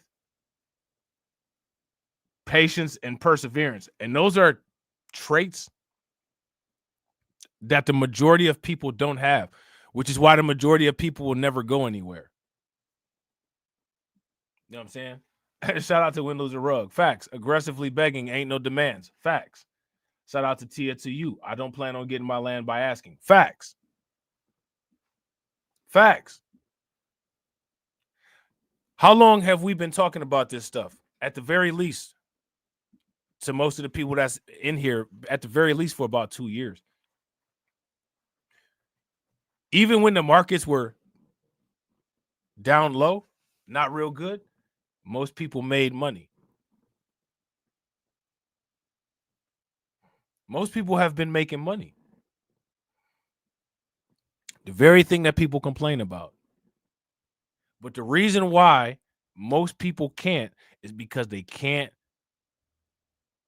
stay in the game. It's the easiest thing to do. buy a little bit of crypto every week, hold it. It's the easiest thing in the world.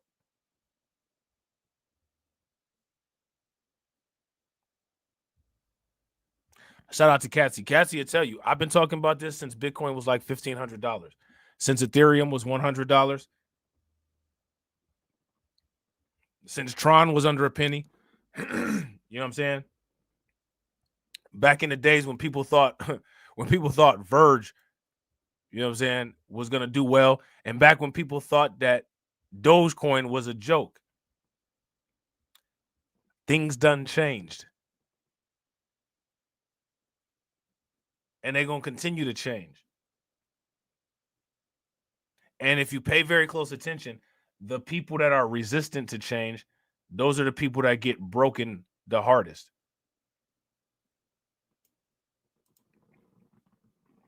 Yeah, shout out to Catsy. Catsy said you were talking about it in Periscope. Facts.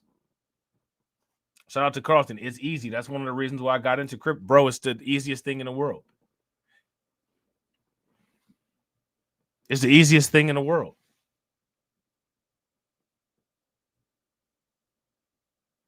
From the time when I first started talking about crypto, I would say like Ethereum has increased like 3,000%. We got one of the XAI7H spammers in here. You know what I'm saying? I wonder how much those foundations pay for these spammers to spam for this token. I don't know too much about this token. I don't really want to find out. You know what I'm saying? So now here it says investors looking to gain exposure to one of the world's best performing assets might want to do so in a convenient way. Luckily, there are products on the market for this. Here's a top Bitcoin exchange traded fund to buy now with $100 and hold forever. All right. So how many people will be interested in buying this Bitcoin ETF right now and holding it forever?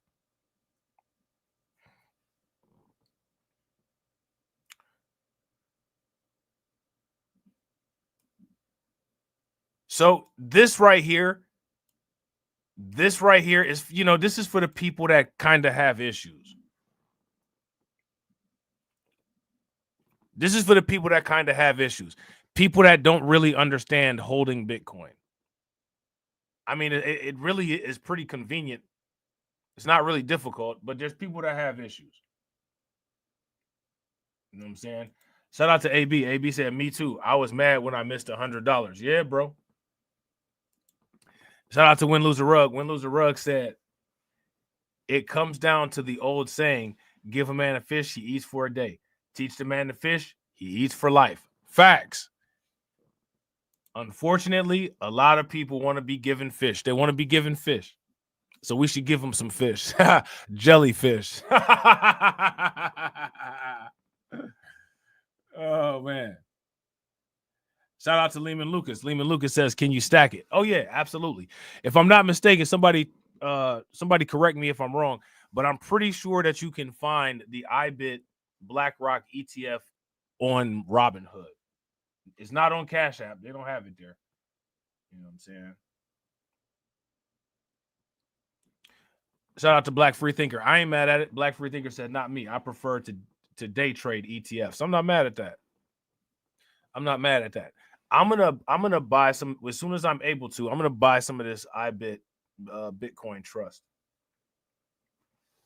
and I'm gonna see how it performs against Bitcoin. That's what I'm curious about. Shout out to everybody watching. I appreciate you guys. If you all haven't smashed the like button yet, please do me a favor. Take a moment, smash that like button. Also, if you guys haven't hit the bell, please take a moment, hit that bell, and also please share the stream to your social media. All right.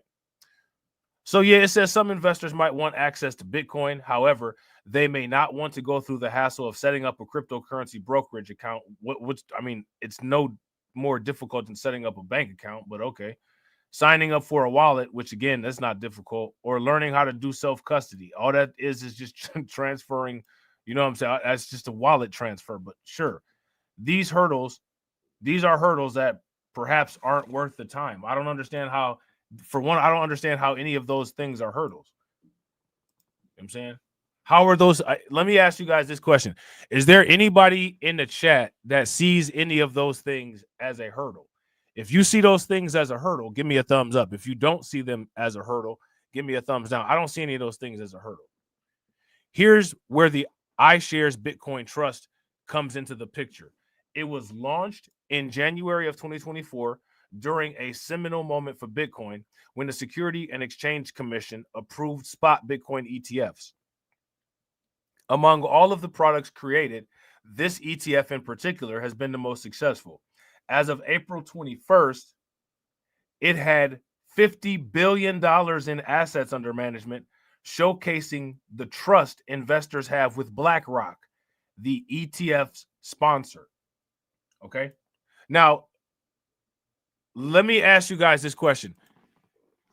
How much money is BlackRock worth?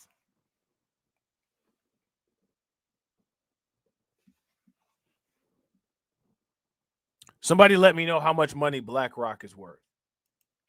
The ETF holds Bitcoin, but it's important to understand that investors in the ETF don't directly own the top crypto. This makes it a good option for those who only care about Bitcoin's price action and don't plan to spend it or send it to others, for example. Both individual and institutional investors might find the ETF a compelling way to gain exposure to Bitcoin in a regulatory compliant and simple way. The costs are low too, as the expense ratio is just 0.25%.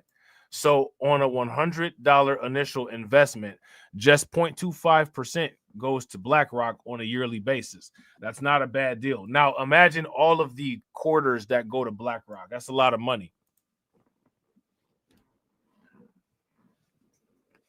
Yeah. Shout out to Katsy. Katsy says, I couldn't even begin to calculate BlackRock's worth. They own damn near everything. Yeah, they own a lot. BlackRock owns a lot of stuff. You know what I'm saying?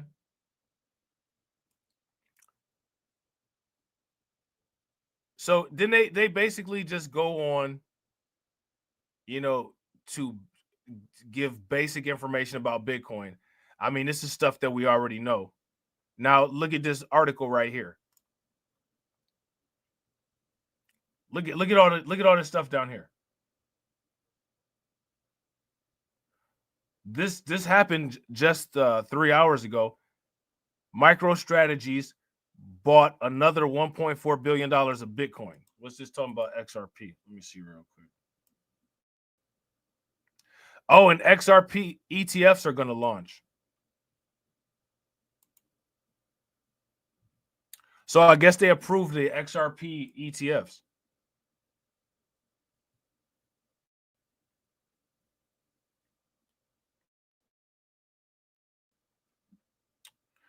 I've been hearing some wild stuff about the possibility of like $100 XRP. How many people have heard those type of things?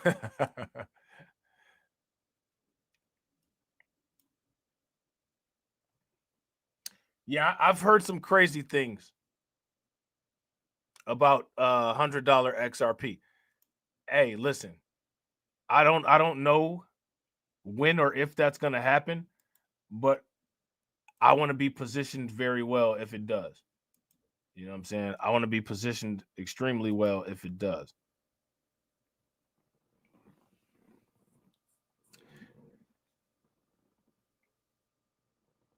Shout out to Black Freethinker. That's interesting. Black Freethinker says there are inverse ETFs as well, so you can make money when the price goes down. I'm gonna have to do some research on those. Shout out to Carlton Way. Carlton Way had that MLK energy.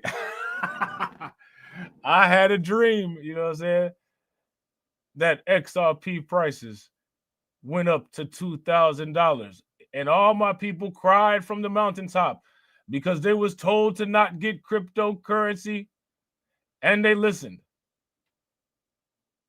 And they marched faithfully into that burning house. And you could hear the screams and smell the burning flesh. You know what I'm saying? That's how that I had a dream went.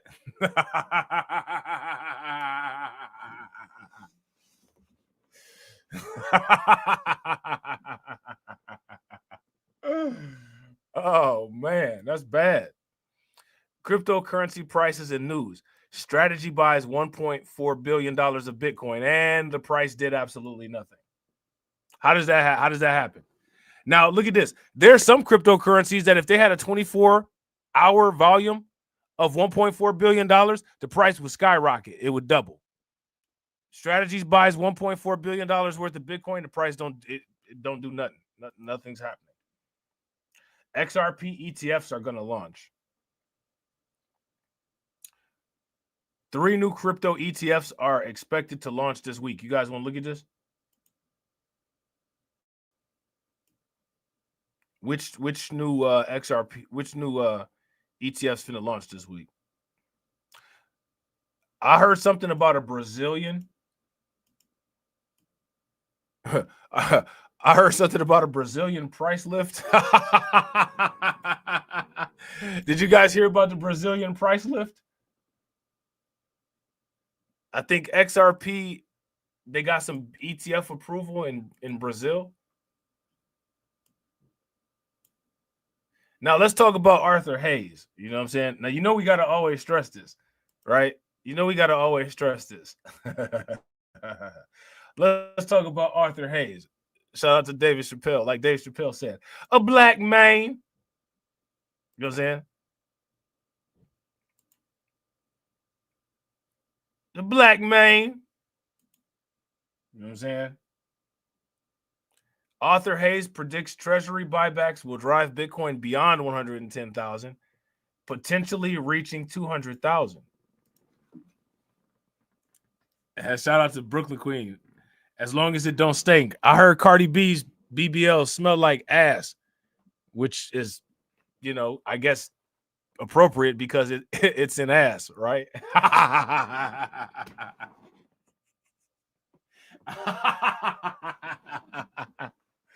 I mean, you know what I'm saying? Like, you know, in 2025, we got people surprised that ass smell like ass.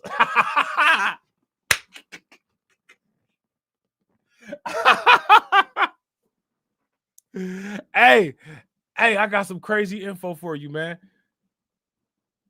It was some ass that smelled like ass. You know what I'm saying? Boom! 1 million views on YouTube. You know what I'm saying? People rewatching the video 5 million times. You know what I'm saying? Shout out to Tia. Tia says, here's a question I have. Do we have a cryptocurrency? That's a great question. What kind of answers you guys got? Shout out to Carlton. Carlton said it smelled more like rotten flesh. Yo, that's disgusting. Like one of them fish heads that Heathcliff will be eating while he's sitting on top of the trash pile. Heathcliff having fun. You know what I'm saying? Eating that rotten fish, you're the one.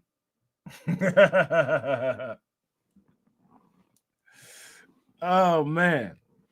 But yeah, though, man, my man Arthur Hayes predicts that the treasury buybacks will drive Bitcoin beyond $110,000, potentially reaching $200,000.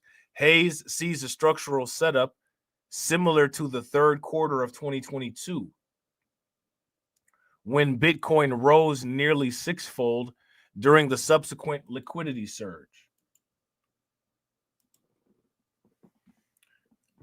Yeah, shout out to Carl.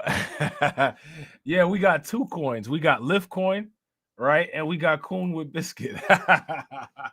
Hey, throw the Coonologist in the chat. We got Coon with Biscuit.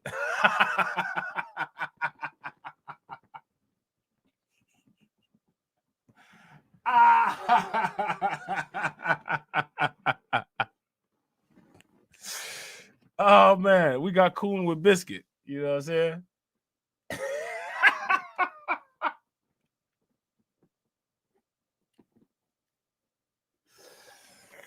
Oh man, we cooning these fools biology. Obviously, well, do you want to coon on social media?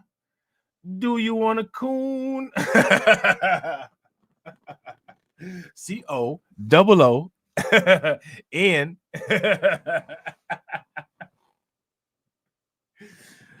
Get on YouTube and start cooning automatically. Well,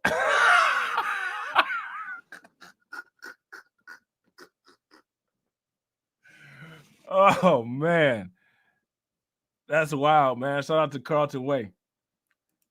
Carlton said, "Can you imagine Forbes writing an article on Coon with Biscuit, bro? That would be hilarious."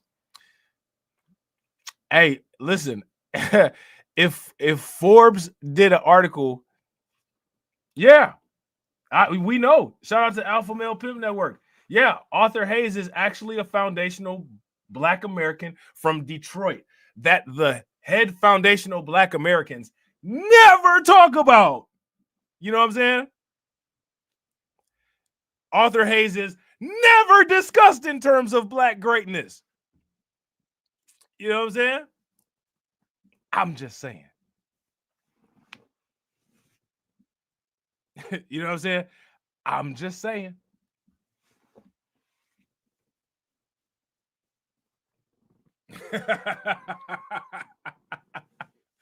I'm just saying. You know what I'm saying? It's people, you know, see the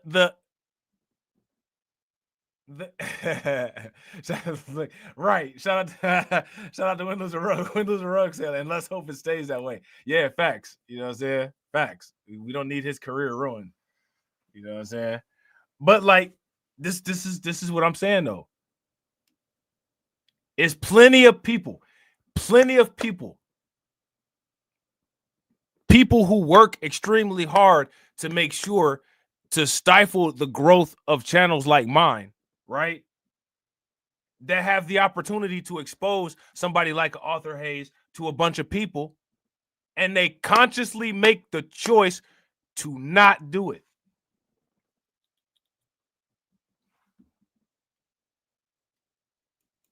Consciously make the choice to not do it.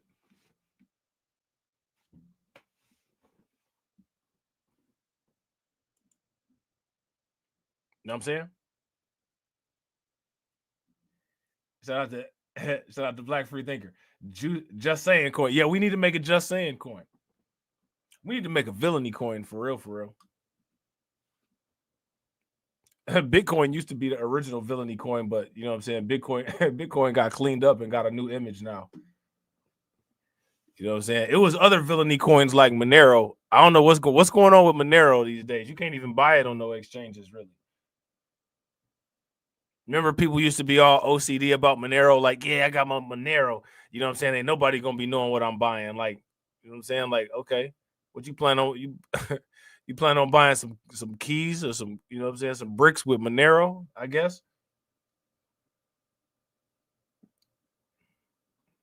You know what I'm saying? Shout out to Arthur Hayes. You know what I'm saying? Arthur Hayes has been featured on a lot of these different economic channels. You know what I'm saying? Look, shout out to Alpha Male Pimp Network. Sadur Sanders is playing for your city, Cleveland, Ohio. Yeah, I heard he going to the Browns. Hey, didn't Deion Sanders post something about he wouldn't have nothing to do with the Cleveland Browns? Didn't he say that? It's an old tweet that surfaced. You know what I'm saying? It's an old tweet that surfaced. Now, me personally, am I excited? No, absolutely not. I could care less about the Browns. Now, shout out to my man, Josh Cribbs. You know what I'm saying? That's my dude right there. My man, Josh Cribbs, is a Cleveland Browns, you know, legend. You know what I'm saying? And then the old school cats, you know, Ozzie Newsome and, you know what I'm saying, Jim Brown and people like that. But yeah, man, you know, Cleveland Browns got a weird team building model that has never really built a good team. And basically, like anybody that's coming to Cleveland, what Cleveland does is they'll pay you off of name recognition, but they're not going to pay you. Like if you bring a big name to Cleveland, you will get a lot of money and you don't have to perform. So as long as this dude don't get hurt, he'll be able to take that big money that Cleveland will pay him and stack up his dough. And then, you know, when he's in the prime of his career, he'll go somewhere else and possibly do good. You know what I'm saying? But I don't really care, you know what I'm saying, about the Browns all like that. Like, I'm not, you know, I'm not a Browns fan. But one thing that I don't understand is I don't understand the weirdos from Cleveland that are obsessed with the Pittsburgh Steelers, that just love the Pittsburgh Steelers. Like, yeah, you know, we love the Steelers. Like, you know what I'm saying? Like, you grew up in Cleveland all your life. Your whole family is from the east side. What are you talking about? All your relatives is buried at either Calhoun's or Boyd and Son. What are you talking about? You like the Steelers. It's a different story if you're from Youngstown. You know what I'm saying? You know, if you're from Youngstown, that's like about 45 minutes away from Pittsburgh. But if you're from Cleveland and you like the Pittsburgh Steelers, you're just weird. You just one of them people that's just trying to be contradictory to be contradictory. You know what I'm saying? Because it's no reason to. I mean, you know, I guess it is. I guess it is. I shouldn't say that. The Pittsburgh Steelers is one of the teams that got some of the most Super Bowls in NFL history. So I guess on the strength of that, on a franchise basis, there is an actual reason for people to independently be fans of Pittsburgh.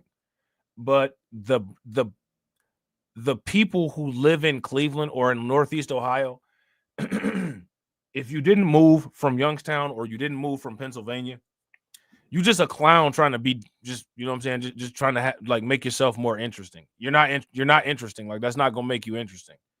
You know what I'm saying?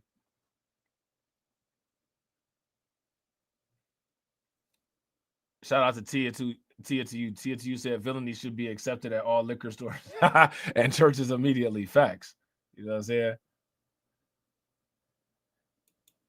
Shout out to Black Free Thinker. Black Free Thinker said Jim Brown is still in the top 10 list for lacrosse, and the rest of the list had the opportunity to play professional, which wasn't available in Brown's time. Yo, I didn't even know that, bro. I did not know that. Shout out to Catsy. Catsy said, I was a Steelers fan because of Hines Ward. After they screwed him over, I was done. Look, I don't have an issue with the Steelers at all. The Steelers is a good football team. You know what I'm saying? They be holding it down. They have brought the city of Pittsburgh a lot of Super Bowls. I have an issue with weirdos from Cleveland who actually don't care about football at all and can't tell you anything about the Pittsburgh Steelers, who just wear Pittsburgh like apparel to try to associate themselves with winners because the Browns are losers. Like, nah, like, it is what it is. Like, the Browns are just losers. Like, you know what I'm saying? Like, you're still going to be from Cleveland even if you like the Pittsburgh Steelers. Like, it's not going to stop you from being from 116th and Buckeye. You know what I'm saying? Like, get over it. It's not going to stop you from being from Parma. It's not going to stop you from being from Beechwood. It's not going to stop you from being from Warrensville. It's not going to stop you from being from Bedford. You know what I'm saying? Like, it don't matter if you like the Steelers or not. You know what I'm saying? You're still from Garfield Heights. You know what I'm saying? Like, it just people do that weird. Like, I like the Steelers. Who's your favorite player on the Steelers? I just like their colors. Okay, did you work for Caterpillar because you like their colors? Because they got the same colors as the Steelers. Did you work for Stanley because they got the same colors as the Steelers? Like, people just dumb as hell, man. Yeah, exactly. Shout out to Black Free Thinker. It's like University of Michigan fans in Columbus. Unless you're from Michigan going to Ohio State and you know that Michigan and Ohio State is in the Big Ten, you're trying to make yourself interesting when nobody cares about you. You know what I mean? Like, I don't like Ohio State. You know what I'm saying? But I don't like the Big Ten at all. You know what I'm saying? So I don't like Michigan. I don't like Michigan State. I don't like Wisconsin. I don't like Indiana. I don't like none of the Big Ten. You know what I'm saying? Shout out to Alpha Male Pimp Network. Alpha Male Pimp Network says, Black Light Revelations, I have a whole lot of respect for folks from Cleveland who are hardcore fans of the Cleveland teams. I do. I don't know if I do kind of, but I don't at the same time. I do, but I don't. You know what I'm saying? Like Cleveland has been generationally screwing people over with the sports teams forever. and they know that people from Cleveland are broke. You know what I'm saying? And they know that people from Cleveland not the smartest people in the world. And they know that people from Cleveland, they just want to see a team win, and they keep the carrot over people like the LeBron James, like us winning that NBA Finals, like that was a fluke. That wasn't supposed. The idea is supposed to always have a hope-based economy in Cleveland, where you know what I'm saying, you know it's going to be legacy sorry sports teams, and people will still come out the pocket to pay for all these sports teams anyway. But the people that are Cleveland fan fanatics are too dumb to demand better, so they don't. And then they get out, like then they get outraged if LeBron James be like, "Man, I'm going to, I'm going to Miami." You know what I'm saying? Like they're not intelligent fans. You know what I'm saying? They have blind faithfulness. You know what I'm saying? They have blind faith in sports organizations that are not working for them at all. You know what I'm saying? We'll build a brand new stadium and have a crappy team playing in it. Nobody said anything when the Browns first turned into the Baltimore Ravens and went down there to Maryland as an expansion team and won the Super Bowl in their first season. And that was the old Cleveland Browns that couldn't win a Super Bowl. You know what I'm saying? You know what I'm saying? Like, I'm from Cleveland. You know what I'm saying? I live in Northeast Ohio. I've always lived in Northeast Ohio. Shout out to Northeast Ohio. But Northeast Ohio don't produce the most intelligent people. You know what I'm saying? A lot of people from Northeast Ohio, it's the Steel Belt as a whole. Shout out to Tia. Tia said sounds like Detroit too. Detroit is literally exactly like Cleveland. Detroit, Cleveland, Buffalo, St. Louis. You know what I'm saying? Pittsburgh. It's all the same. They are the same thing. Upstate New York. It's all the same. Shout out to Catsy. Catsy said Cincy has yet to win a Super Bowl. I didn't know Cincinnati hadn't won a Super Bowl. I thought they did. I thought they won a Super Bowl when Boomer Esiason was the quarterback. Shout out to Alonda. Alonda said, Rob, that's not true. Why you say it's not true? Why you say it's not true? You know what I'm saying?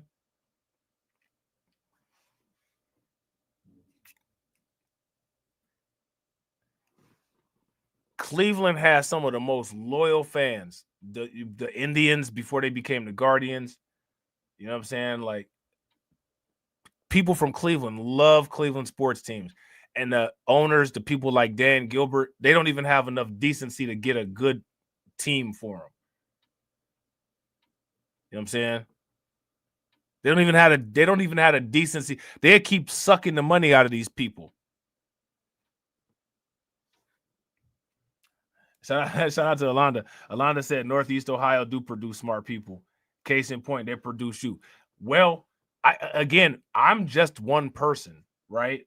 And you know, I don't think that I'm, you know, significantly smarter than anybody else. You know what I'm saying?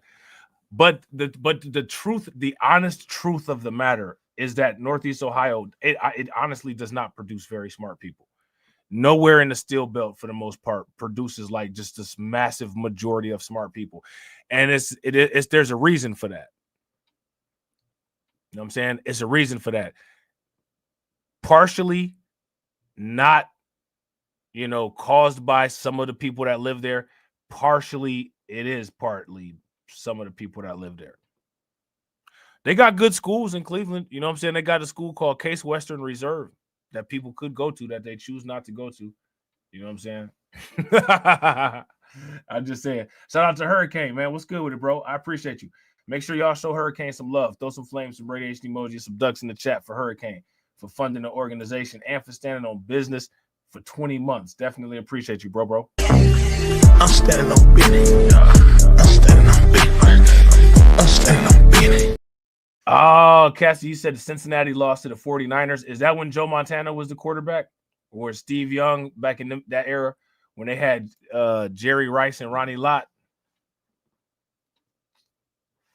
Look, hey, shout out to Black Free Thinker. Black Free Thinker said, I'm leaving the country. I'm moving to Montreal. I will become a Toronto Maple Leafs fan because I'm a goofball.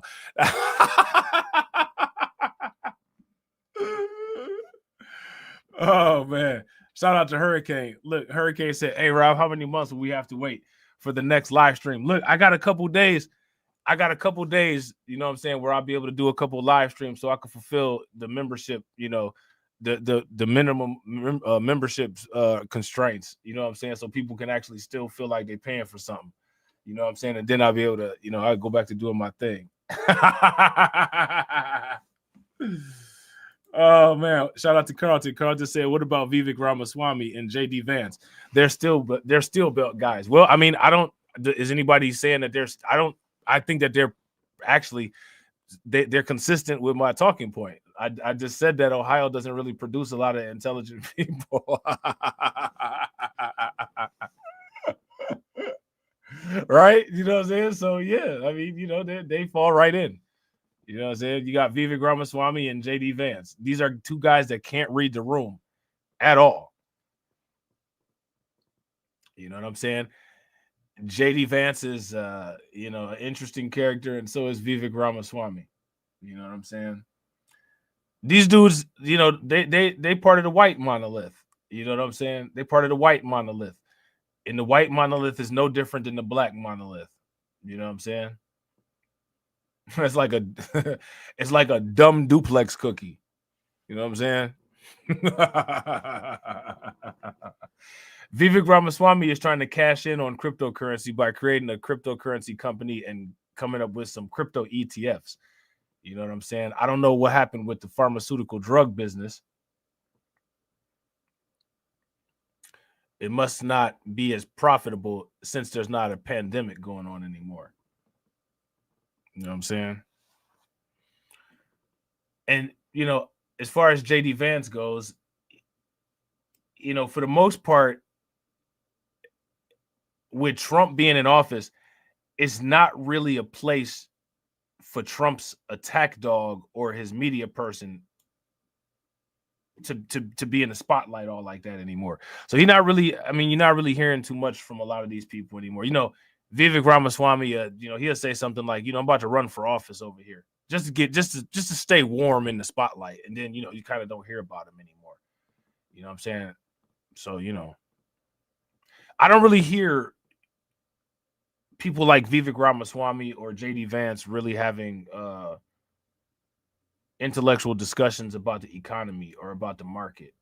The only way that they're allowed to discuss those kind of things is from a pro-Trump stance. They're not allowed to discuss those things from an actual what's actually going on stance. You know what I'm saying? But the thing is that, you know, with people like Vivek Ramaswamy and people like JD Vance, the advantage that they have is that the people that support a Vivek Ramaswamy or a JD Vance, they actually want to hear what they have to say. You know what I'm saying? It's not like a situation like what we deal with where, you know, ain't nobody trying to hear what we talking about.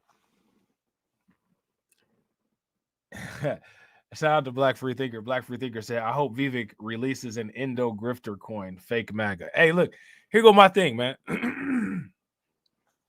I'm not mad at Vivek Ramaswamy. You know what I'm saying? I'm not mad at him. You know, I disagree with a lot of his talking points. Some of his talking points I agree with. You know what I'm saying? You know, he got with a crew that he wanted to get with, and we see people get with crews that they want to get with all the time. You know what I'm saying? Is it doing anything for him? Who knows? Shout out to Hurricane. Hurricane says they know no one will take them seriously, especially Vivek after he dunked on their culture. Yeah, which is interesting. Now, here's the thing, right? With that whole situation, how do you all we talked about that like briefly when it first happened. I thought it was some real strange I thought it was some real strange things that took place around the time when that that happened, right? But here goes my question.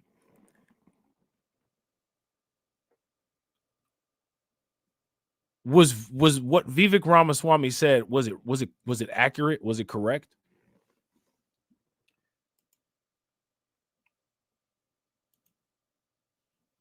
That's my question. You know what I'm saying, was he right with what he said, or was he wrong? Yeah, shout out to Katsy. Katsy said, I don't like Vivek because he took other people's ideas and policies and tried to pass them off as his own. Yeah.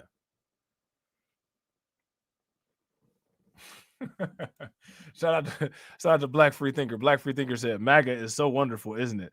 Look what it's done for Tesla's brand. MAGA has done the same thing for Tesla's brand as the Democrats have done for the Black people brand, if you ask me. Actually, MAGA hasn't caused as much damage on Tesla as Democrats have caused on Black people's brand.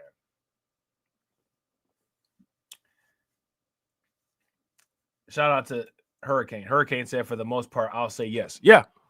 And shout out to you, bro, for actually, saying that. You know what I'm saying? Yeah. I wouldn't disagree with that either. A lot of time, like one thing that you will notice and one thing that you will find is that when it comes to politics or when it comes to political content or people politicizing things, you'll find out that there's a lot of people who try to get people emotionally wrapped up, and they'll just they want to just argue just to argue. And arguing just to argue is a sign of a lack of intelligence. It's a sign of a lack of influence, and it's also a sign of a lack of power.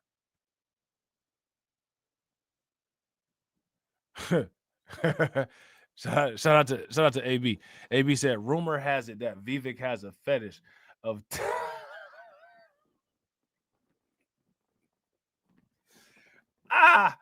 AB said, rumor has it that Vivek has a fetish of a fetish tape being leveraged over his head. It's buried somewhere in that toupee that he wears. You know what I'm saying? Well, I don't even want to know about that.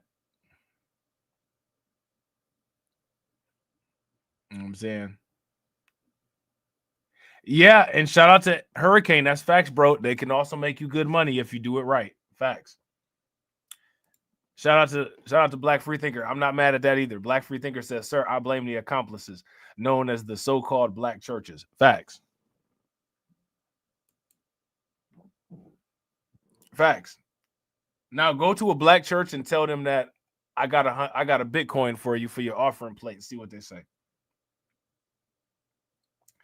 Anybody who is anti-Bitcoin, go to them and offer them a Bitcoin and see what they say. Here, I got a Bitcoin for you. Oh, you don't mess with Bitcoin? Oh, okay. Well, all right. I guess I'll see you later then. You know what I'm saying?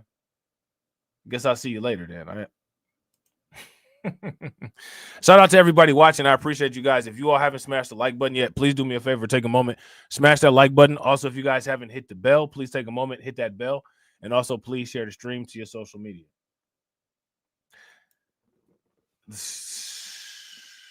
Shout out to Hurricane IQ. Hurricane IQ says, put HBCUs in that category as well. People need to do their research about a lot of these quote unquote, like, I'm gonna just put it like this.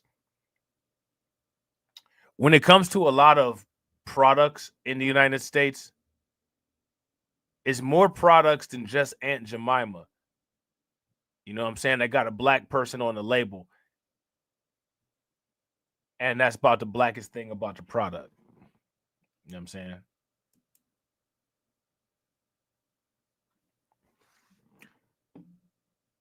I'm just saying, Shout out to Black Free Thinker. I appreciate you, bro. Make sure y'all show Black Free Thinker some love. Throw some flames, some radiation emoji, and some ducks in the chat for Black Free Thinker.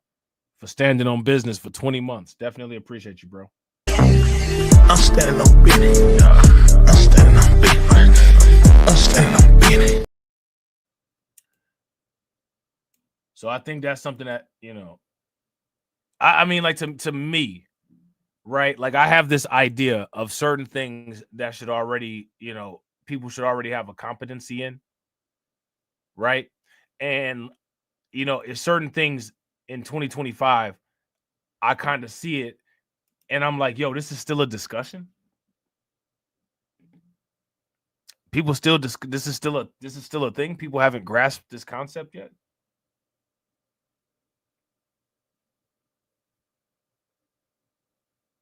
And you know, like nobody really says anything about it. I want to see people start saying stuff about this stuff.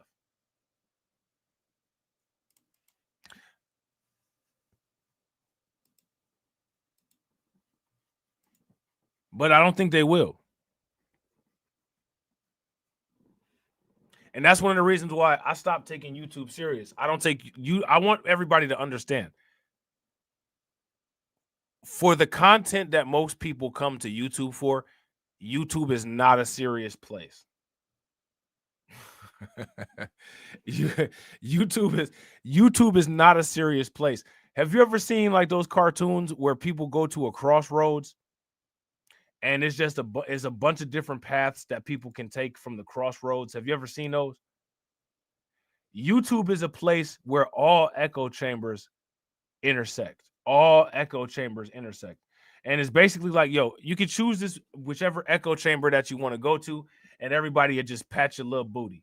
They'll pat your little booty and make you feel good. Get you some warm milk in a bottle to drink. It just depends on, you know, where you want that warm milk in the bottle from. Nice little fresh huggy diaper on your ass. You know what I'm saying? Google is the #1 search engine for information, right? YouTube is the #1 search engine for being gaslit.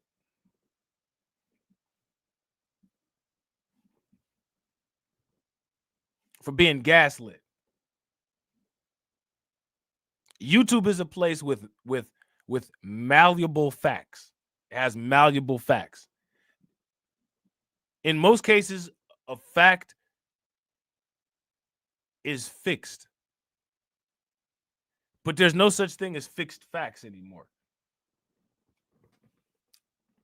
And that's why, and shout out to AB Promotions. AB Promotions said YouTube is mostly for people who don't want to think. That's why you see so many people on YouTube. They don't want to think. They should donate their brains to science. And why are people, listen, think about this. People don't want to think, right?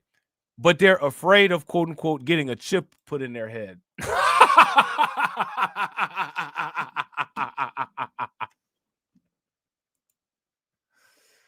They don't want to think, but they're afraid to have a chip put in their head. I say get the chip, get the chip, get the chip, get the chip put in your head. Put the chip in your head. You remember how computers used to get floppy disks put inside of them? Put the chip inside of your head like it's a disk. You know what I'm saying? That's what people should do. How many people agree that the majority of people should get chipped?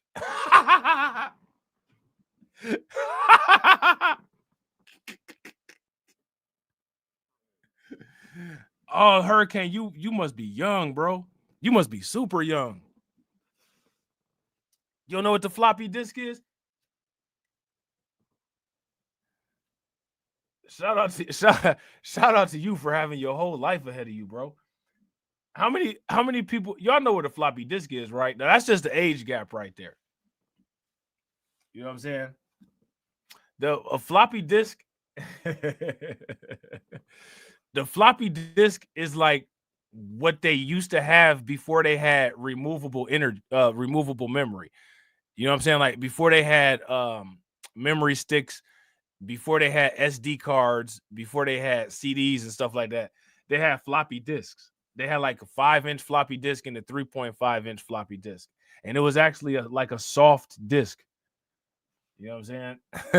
It was actually floppy, like especially them those 5-inch floppy disks. Them bad boys was really floppy. Yeah, this is a actual floppy disk. This is what a floppy disk look like. But that's floppy disk 2.0 though. That's the floppy disk 2.0. Those are the new ones. Those ain't actually floppy. The actual, like the 5-inch ones, like Brooklyn Queen, those was floppy. You know what I'm saying? And they had very minimum. None of those had a gigabyte worth of memory on them. None of them. The highest, I think the highest memory. Yeah, shout out to True Roots, them giant. Shout out to True Roots, them giant 5. That's back with the green. Look, I bet you a lot of shout out to Hurricane IQ. Hurricane IQ probably don't know about the green and white computer paper either, with the holes on the side of it. Don't nobody know about that kind of stuff anymore. That's like old school tech nerd stuff. You know what I'm saying? The black screen, you know what I'm saying, with the green with the green writing on it. Yeah, it was 1.44 megabytes in size. Yeah, the dot matrix printing. Remember the green? Remember they used to call it it's not called computer paper anymore, but they actually used to call it. It was called computer paper. Back in the day when they had, don't nobody even know what a typewriter is for real. They used to have onion paper for typewriters. You know what I'm saying? Computer paper. Now they just call it paper. It's just paper you're gonna put in a printer. This is what the computer paper used to look like. Look at this. Hold on real quick.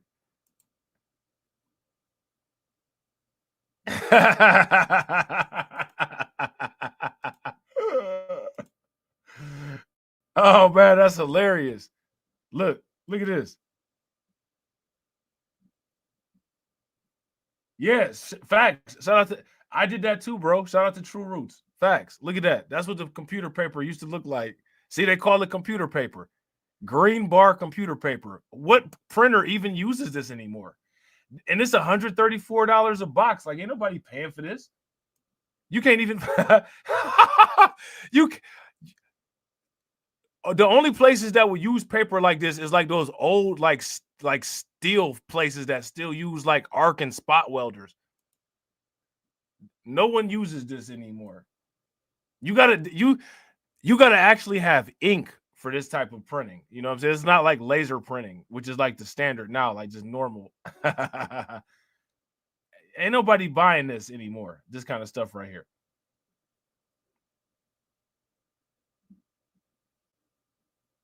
Where would you even put this at? What kind of machine would you what kind of machine would you even put this in?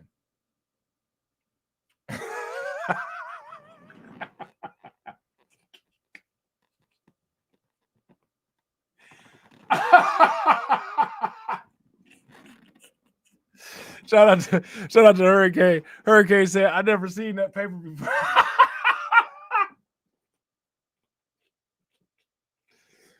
Oh man, the DMV still uses that?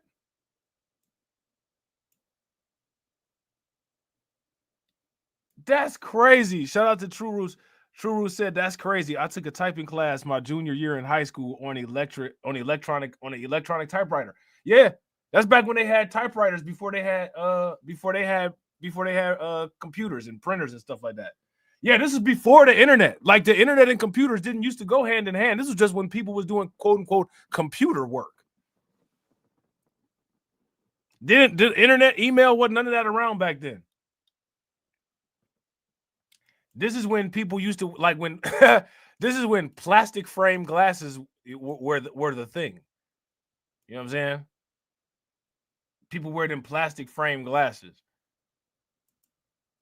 The computer made all kind of crazy noises when you would be printing something out. You know what I'm saying? It's making all kind of wild noises. And then you got to tear it off. It don't even come in. All the paper is stuck together. And then you got to tear it off. And then you got to tear the sides off. And if you got a bad batch of computer paper, you done messed up your whole printing job. You know what I'm saying? Yeah, you had to be a doctor to afford the beepers back in the day. That's back when the phones look at this. Y'all remember the y'all remember them Teletac? Y'all remember them Teletac phones? Who remembers the Teletac? Shout out to my man Detroit 313. Welcome back, bro. Who remember the Teletac phone? Look. Not the StarTAC. The Motorola Teletac 200. I had one of these bad boys. I got it from I got it from 5 Star Audio. That was they used to call these bad boys the shoebox.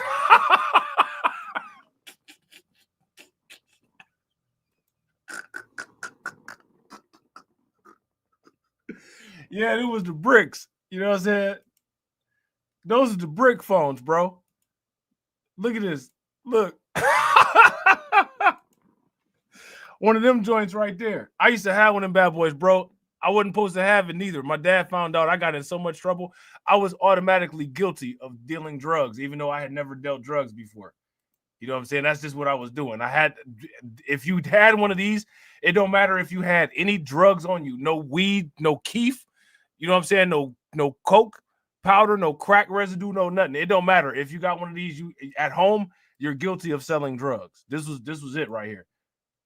This big giant battery. Now the phones don't even come with the batteries that come off. This phone was, they must have got this phone in a DEA bus because this is just dirty. You know what I'm saying? Look at that. The chart.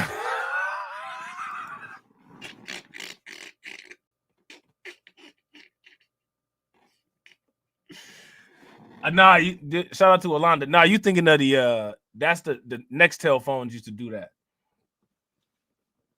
The Nextel phones used to do that. Look at this. Go back and look at some of them old rap videos like Pistol Grip Pump. Or I bet you I got 5 on it, the Loonies. I bet you they got phones like this in those videos. This is way before text messaging. Look at this. Look at this giant charger right here. This looks like a damn heart monitor.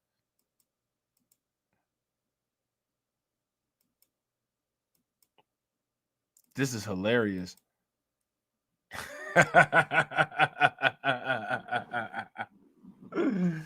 Oh yeah. More, yeah, you're right, True Roots. It's probably more like 1991. What music? What was some 1991 music? Yeah, they had these type of phones in New Jack City for sure. This was considered cutting edge technology. Do you understand, bro? You are not allowed. Listen, you are not allowed to have this type of phone in the house. You know what I'm saying? If you were nowadays, all the kids got cell phones, right? But back in the day, if you had one of these, bro, you are in serious trouble.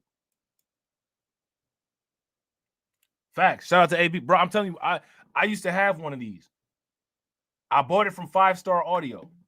This back in the day when you could only get, like, they didn't even have no actual cell phone companies. Like, you had to get this from the Arab place that sold all the rims. You know what I'm saying? Like, you couldn't even, like, didn't no phone company have cell phones. You know what I'm saying? And that's why it was associated with selling dope, because like the places where they would install the underlights, the fluorescent underlights on your car, or put like the aftermarket spoilers on there, you know what I'm saying? Or put the systems in, you know what I'm saying? You get like some 12s or some 15s put into your car. Those type of places were the places that you could buy the cell phones from. Look, shout out to Black Free Thinker. Black Free Thinker said back when the compact disc came out, bro, this was like when what do you call them thing? Laser discs came out. You know what I'm saying? Shout out to Alonda. Alonda said that 1991 music, South Central Cartel, Compton's Most Wanted, Ice-T, Too Short. Yeah. South Central Cartel. They had the West Coast Havoc and Prodigy. Hey, that South Central Cartel album cover, it's got to be one of the most recognizable, like old school, you know what I'm saying? One of the most recognizable old school, like, because that actually, they had a cassette tape of that. Cassette tape, you know what I'm saying? And CD, because they didn't even have CDs back then. That was before CDs. They didn't have CDs back then.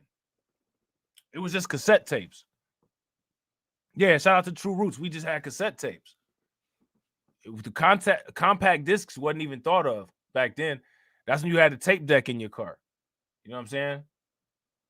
That like a lot of people that listen to Nas now, they listen to the new school songs, bro. They don't even know. You know what I'm saying? When Nas is like, "Don't ever put me in your box if your shit eats tapes." They don't know what a box is, and they don't know what the tapes is. You know what I'm saying? Y'all remember when Nas said that on New York State of Mind? Never put me in your box if your shit eats tapes. Nowadays, you let somebody listen to, they don't even know what he's talking about. What you talking about, bro?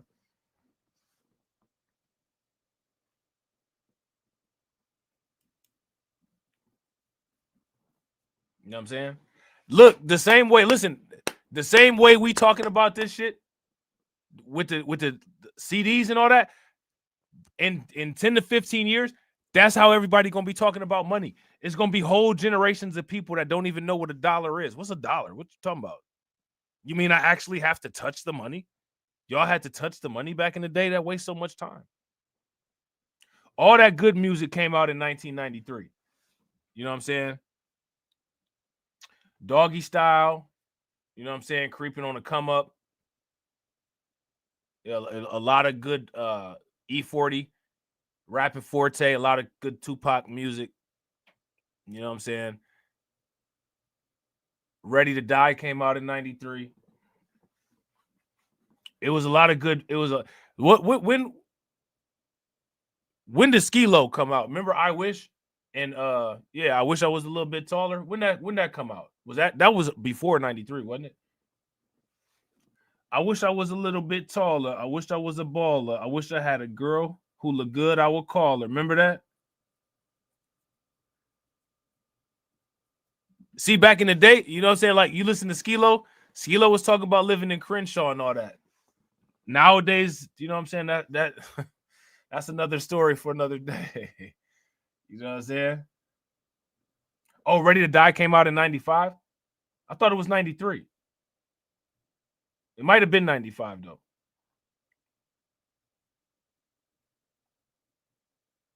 Skee-Lo was in 95? That sounds about right.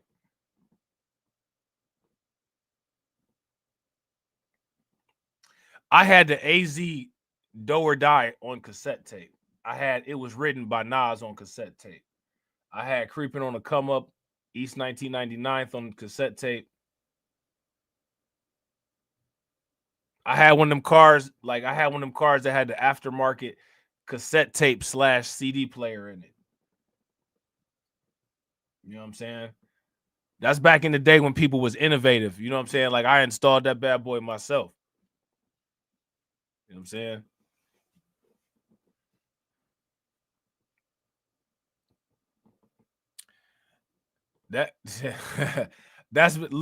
That's back when Pizza Hut had the buffet. People don't even remember the Pizza Hut buffets. You know what I'm saying? And that's back when the Taco Bell tacos used to only cost 59.79 or 99 cents. Remember that when they had the Little Richard commercial with the 59.79.99? They had the MC Hammer commercial too. You know what I'm saying?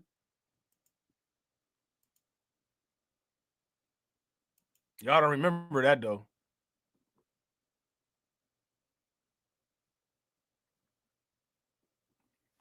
You know what I'm saying? Y'all do not remember that.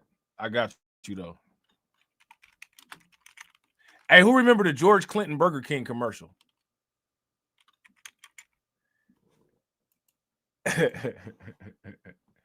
Shout out to AB. AB said Pizza Hut used to be a respectable restaurant. Hey, that's hilarious. Don't nobody remember this. This back in the day. This back in the day. That you know what I'm saying?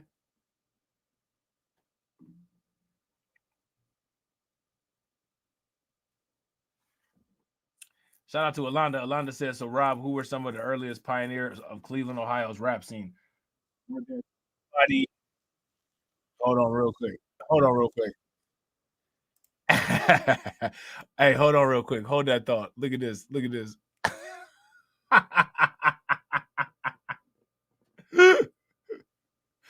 Hold on real quick, man. Look, hey, this is who Vivek Ramaswamy stole his hairstyle from. He actually stole his hairstyle from Sammy Davis Jr., though. You know what I'm saying? But that's another story for another day. Look at this. Baby blue Cadillac, baby brand in the back, baby I'm going to the fair. You got a 59-cent selection, even free ice, cold Pepsi filled. I never stop a rockin', I never stop a stockin'. I'm talking down the Taco Bear. Tacos and tostadas and burritos and more. It's 59 cents, oh yeah. Well, for the fun, I gotta get me some. Take a shortcut if you know I'm hung. Little bit, keep making the fun run. Hey, hey, hey, little Richard. Richard, where Carlton at? Richard, little Richard killed that. You know what I'm saying? Look at this. Hold on.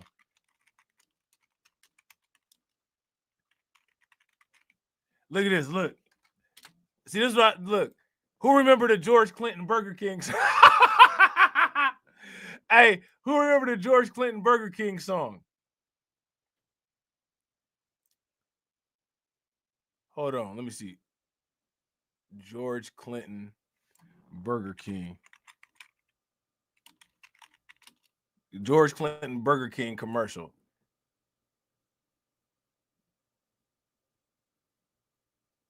George Clinton, look, hey.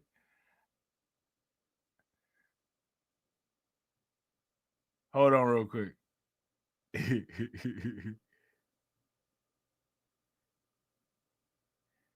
Hey. You know we got to do this one real quick. Hold on real quick. We got to show love. We got to look. Hey, we got to hey, we got to show love. Look. Hold on real quick. I didn't know they said Michael Jai White was in this commercial. Hold on. Get the hell out of here. That is Michael Jai White. Yo, that's wild. Look at this. Look.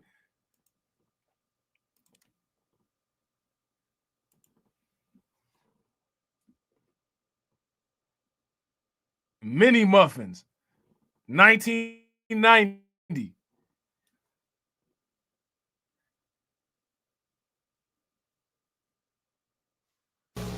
It's a wild new breakfast at Burger King. The Mini Muffin Madness, a brand new state of mind. Please, let's not get crazy. Blueberry, oat, brand lemon, poppy seed, 3 very different kinds. Mini Muffins. Hey, is that Michael? That's Michael Jai White. It's a George Clinton plus Michael Jai White. Yo, that's crazy. Hey, that's crazy.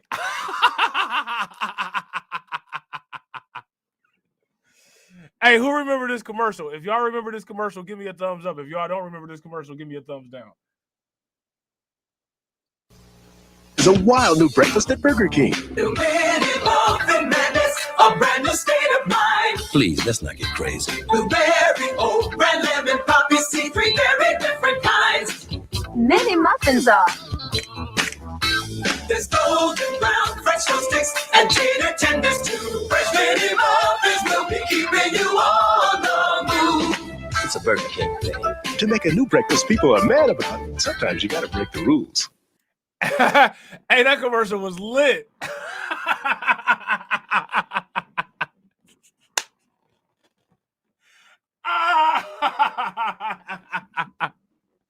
Hey, that commercial was lit. You know what I'm saying? That commercial was lit. That's Michael Jai White being in the commercial is even that's hilarious, man. Yo, that's wild, man. What? Hey, who remember the MC Hammer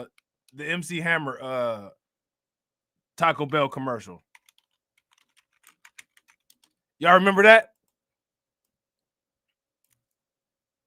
That's 1991.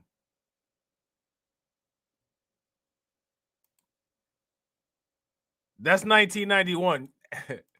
The commercials now is garbage. I feel, look, hey, I feel sorry for the kids of nowadays, man. Like y'all shouldn't have to put up with this level of garbage, man. Seriously, like y'all should have better.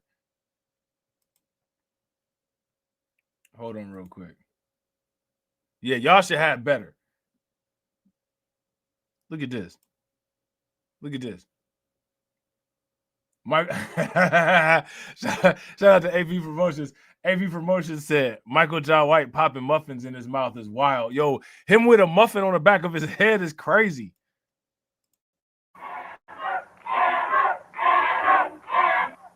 Yo, Hammer, I'm starving. Let's get some burgers. Burgers? Man, that's out the door. I got something much better in mind. To them? Ain't no way we can get through all that. Oh yeah, we can. Hey, but if this was really MC Hammer, and he was like, "Yo, Hammer, let's get some burgers." In real life, Hammer, burgers, nigga, I'll beat your ass. Like,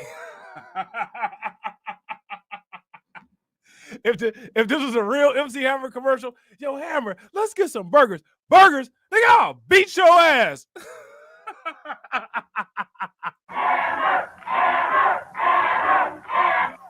Yo, Hammer, I'm starving. Let's get some burgers. Burgers? Man, that's out the door. I got something much better in mind. To them?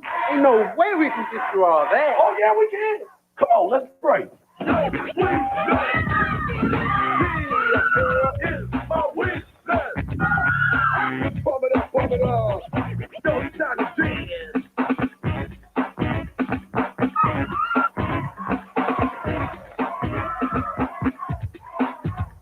Hey, Hammer going across the tightrope is crazy.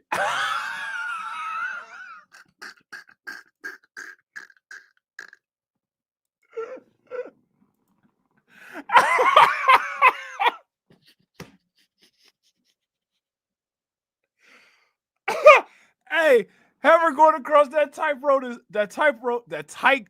is crazy.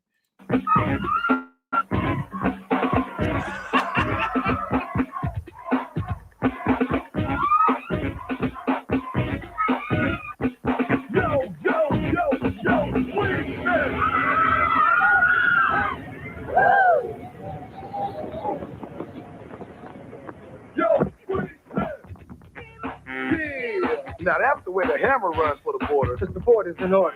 Yo. Hey, you ain't never seeing no 59-cent. Hey, you ain't never seeing no 59-cent tacos ever again. Ever again. You're never see. Oh, look at this. The Young MC Taco Bell commercial, man. Look at this. Y'all don't even remember Young MC though.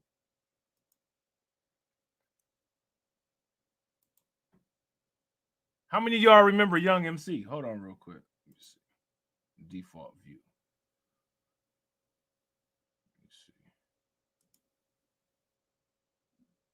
Hold on. I swear YouTube be doing some of the weirdest. There we go. All right.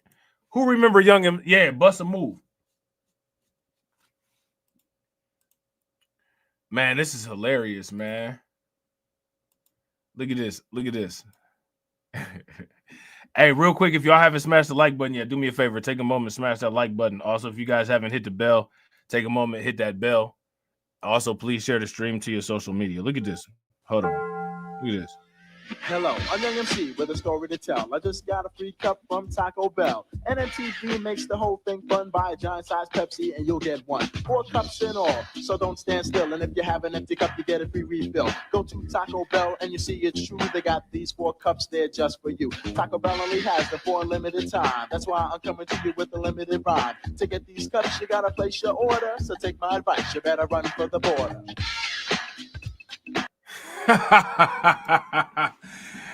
Hey, man, that's hilarious, man.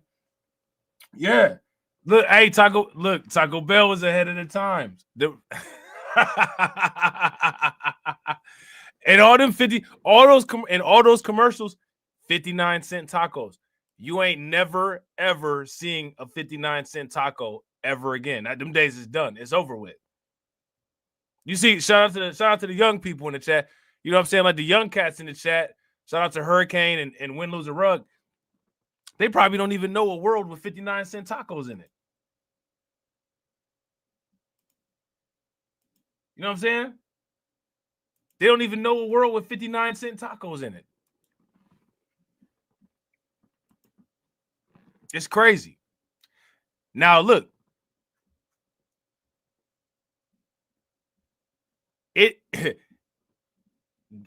Make sure you get you some Satoshis, because them tacos gonna be 59 Satoshis pretty soon.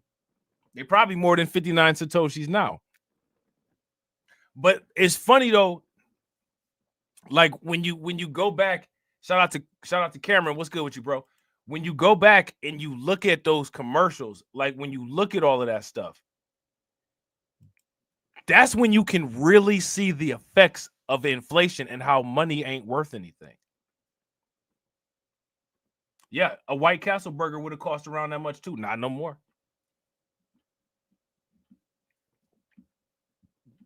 Not anymore. It's some people that's still working at the same job that they worked at back when those commercials came out, and they haven't got a raise since then. How are they affording to live? How are they affording anything?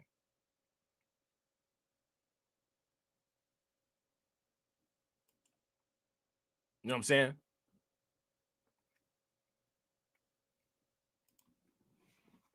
Think about that.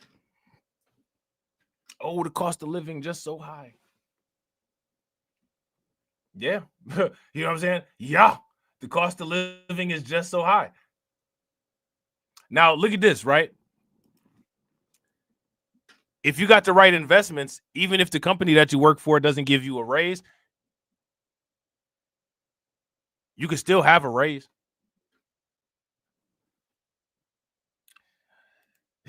Shout out to AB. AB said, I can't get Hammer falling in parachute pants to land out of my head. Bro, them commercials back in the day were great. They were hilarious. I can't get dude's hairstyle out of my head. Like, man, what was going on with that, man? You know what I'm saying? He got that. His hairstyle looked like somebody threw a blow dryer into the into the tub while he was in there.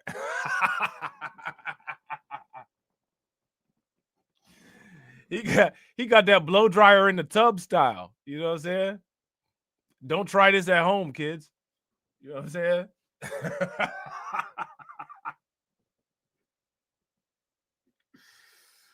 Oh man, that's crazy, man. That is crazy. You know what I'm saying? But look at your boy Arthur Hayes, though. Now, I want to ask you guys this question. Who's going to act on this right here?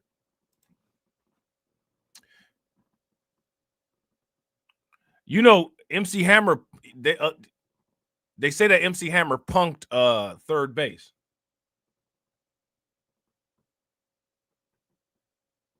They say that MC Hammer punked third base. How many people heard about that story? If you guys heard about that story, give me a thumbs up. If you guys didn't, give me a thumbs down.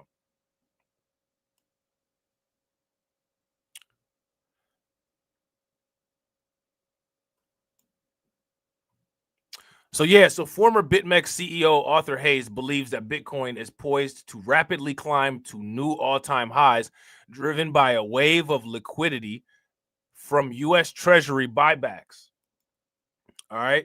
In an April 23rd article, Hayes argued that recent market turmoil triggered by aggressive U.S. trade policies has created conditions similar to those that preceded previous Bitcoin rallies, with Treasury policy acting as the catalyst.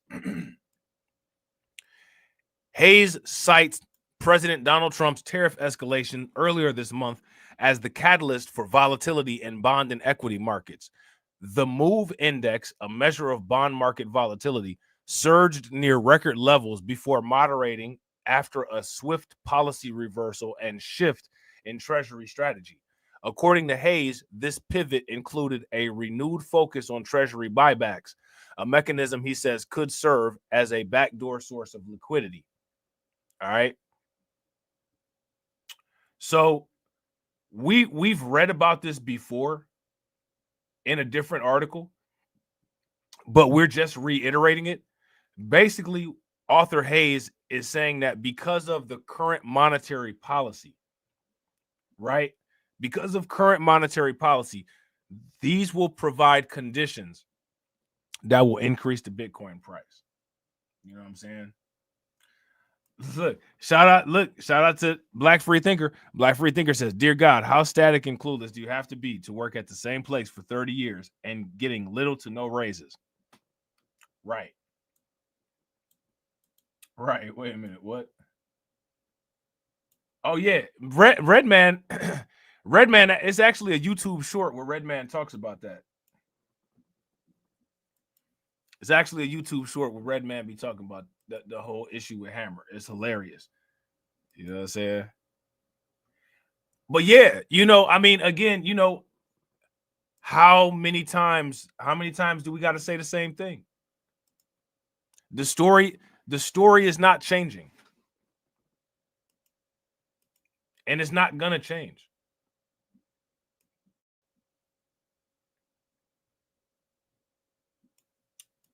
You know what I'm saying? The story is absolutely not going to change. Let me ask you guys this question. How many people are diving out of Bitcoin? How many people are doing what they can to run away from the cryptocurrency market? Only certain people. And those are people that already don't have any money.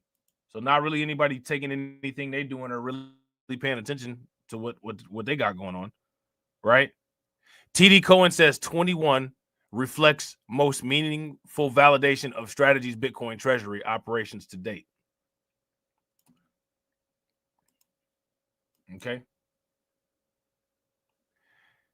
TD Cohen analysts believe skepticism around Strategy's Bitcoin treasury model could be thawing soon. Financial heavyweights Cantor Fitzgerald and SoftBank are collaborating with leading crypto native firms on a Bitcoin acquisition venture. TD Cohen analysts say the new Bitcoin acquisition venture is bullish for Strategy. And there's all this money on the table, and people are just ignoring these things. Yeah, shout out to Hurricane. If you guys agree with Hurricane IQ, give me a thumbs up. If you guys disagree with Hurricane IQ, give me a thumbs down. Hurricane IQ says some people are just very stubborn. Yeah, to their own demise. And then their demise is supposed to be somebody's immediate emergency. You know what I'm saying? Shout out to Cameron. Cameron says, I'm on recurring buy on crypto.com. I'm not mad at that. I'm definitely not mad at that. When strategy chair Michael Saylor kicked off the company's Bitcoin accumulation strategy in August of 2020, many thought he was crazy. Over 500,000 Bitcoin and several new entrants later, many still think he's crazy. But then there's a lot of people that think that Bitcoin is going to zero. Bitcoin is going to have more zeros, but it's not going to zero. You know what I'm saying? It don't matter if you got 1,500, 1,600, 1,700, 17,000 people in your chat.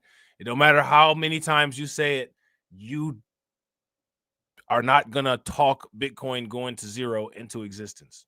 That's just how it is. You know what I'm saying? That's just the reality. You know what I'm saying? But skepticism around Strategy's model could be thawing soon, according to analysts at leading investment bank TD Cohen. They said this in response to the proposed launch of a new Bitcoin treasury company called 21. All right. Now here's my question for you guys. How many people have heard of this quote unquote Bitcoin treasury company called 21?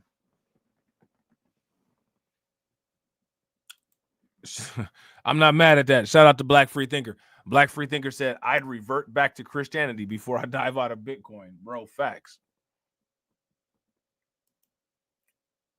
21 is a new company created using a Cantor Fitzgerald special purpose acquisition company called Cantor Equity Partners. Like strategy, 21, and again, pay attention to the symbolism. Pay attention to the symbolism, right? Why is this company called 21? Why is it called 21?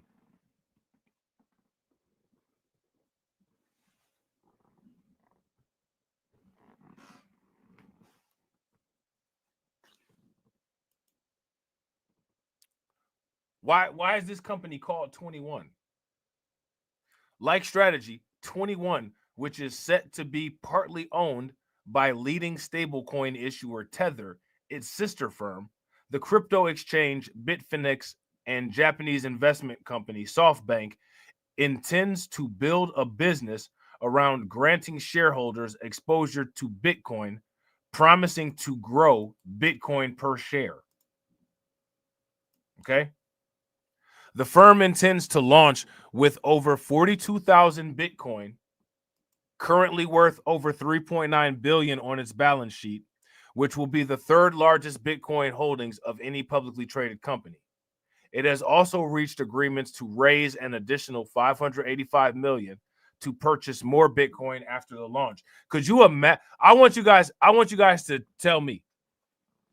Could you imagine if we presented a business model like this to the people that we're restricted to? Could you imagine? Could you imagine?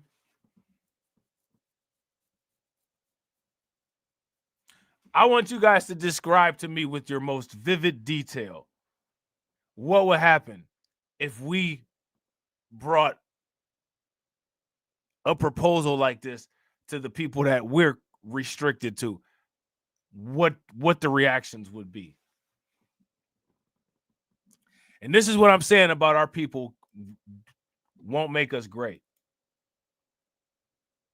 Because we deal with the people that we're restricted to, we don't even have an opportunity to even attempt a business like this. So when people talk about how people are quote unquote locked out and quote unquote blocked out, look where your first layer of getting locked out and blocked out is. I want you guys to tell me every excuse that everybody would use if the audience that we're restricted to would be presented with this type of financial proposal.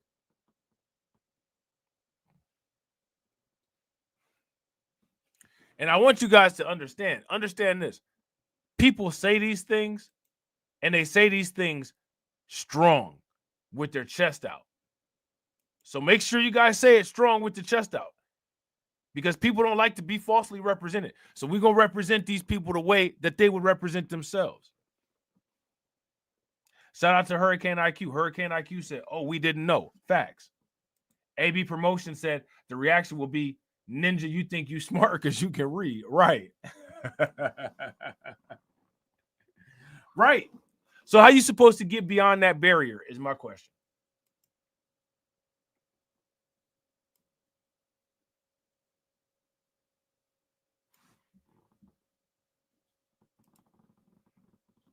Shout out to Hurricane. They asked the question, what are you, white? And while looking at you, some ignorant idiot will ask an idiotic question like that. Where'd they get it from? Where'd they get it from? Those are people that need to be court-martialed.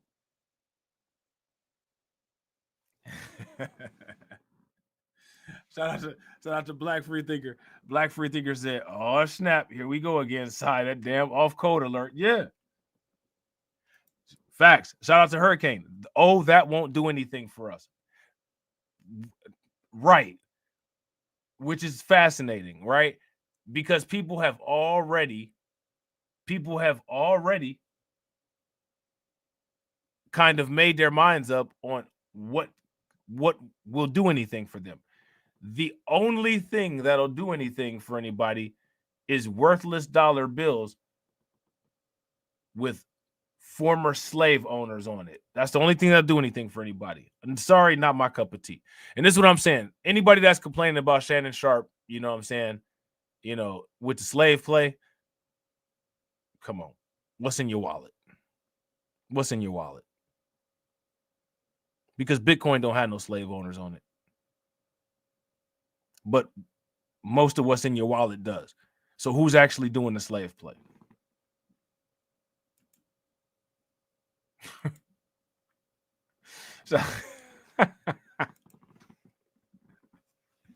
Shout out to Black Free Thinker. Black Free Thinker said, massive unsubscribe. You know what I'm saying? Gotta hit him with the Trump line. What do you got to lose? Right.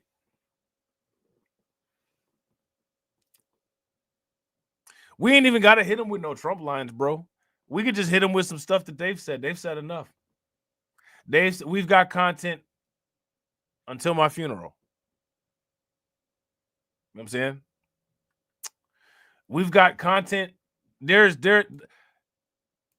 Some people are the Dogecoin Shiba Inu infinite increasing supply of stupidity, right? They're not restricted to 21 million stupid thoughts. They have trillions and trillions of them. So there's just no way we'll be able to keep up. Yeah, there's one. What, are you a Trumper? Yeah, you remember we had the trolls in the comment section during the election, and they would ask if you know what I'm saying, like, what did you vote for Trump? Who cares? Like, let's just say I did. I didn't vote at all. Full transparency, right? But what if I did? I haven't seen anyone who has a problem with anybody that voted for Trump forcefully make somebody rescind their vote for Trump. And no one's going to do it. No one's going to do it. Everybody's just going to talk sassy online. I said the same shit. Shout out to Cameron. Facts. Bro, facts. Look, shout out to AV. AV said, "Hey Rob, Sheba has made me 4 digits. I'm not mad at Sheba." Yo, listen, look, hey, Sheba did for you what Doja Long Mars and Pepe did for me. You know what I'm saying? I'm still mad that ain't nobody proposed to Pepe ETF. If we're gonna get Dogecoin ETFs and Bonk ETFs, come on, man. Like, how we leaving Pepe out? How Pepe not gonna get an ETF? You know what I'm saying? Shout out to Cameron. Cameron says lower view count because we discussing real shit. It will hit 150 if it was about Shannon Sharpe. Facts. If you guys agree with Cameron, throw some flames in the chat. If y'all disagree, give me a thumbs down. And this is the reason why we got to roast people. We got to roast people, bro. They got to constantly be in flames. They got to constantly be in flames. Y'all know why we do what we do. You know what I'm saying? Y'all know why we do what we do. You know what I'm saying? If people want to be dumb, we got to give them their props for being dumb. It's only right. You know what I'm saying? Shout out to Hurricane. Hurricane said, "Oh, got another one. Let me know when you get done with that so I can get some." Yeah, go ahead, bro.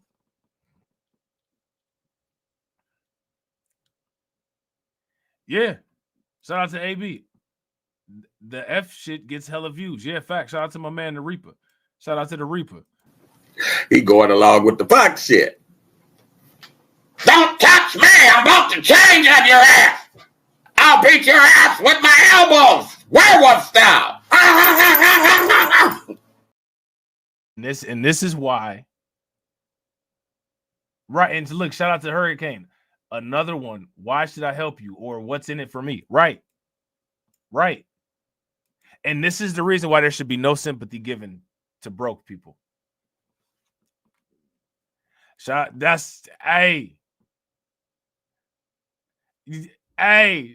to Carlton. Facts. Shannon Sharpe will be all right, but the people talking about him will not be.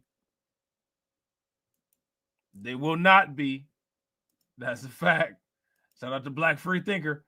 In 2024, Rob will say, silence, silence. You ain't got no money, punk. In 2040, facts.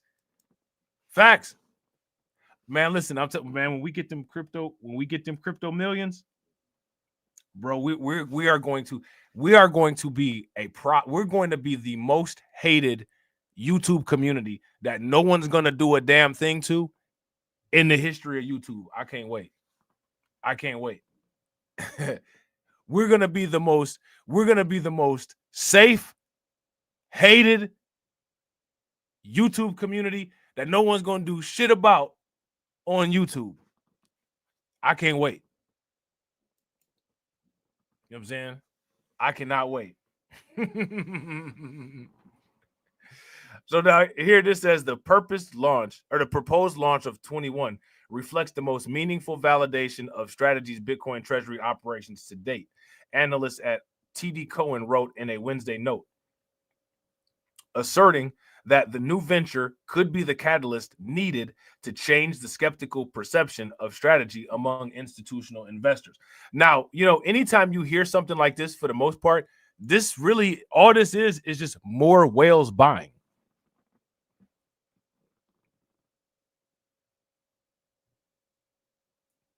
If you guys would agree, what this is this is just more whales buying. Give me a thumbs up. If y'all disagree, then give me a thumbs down.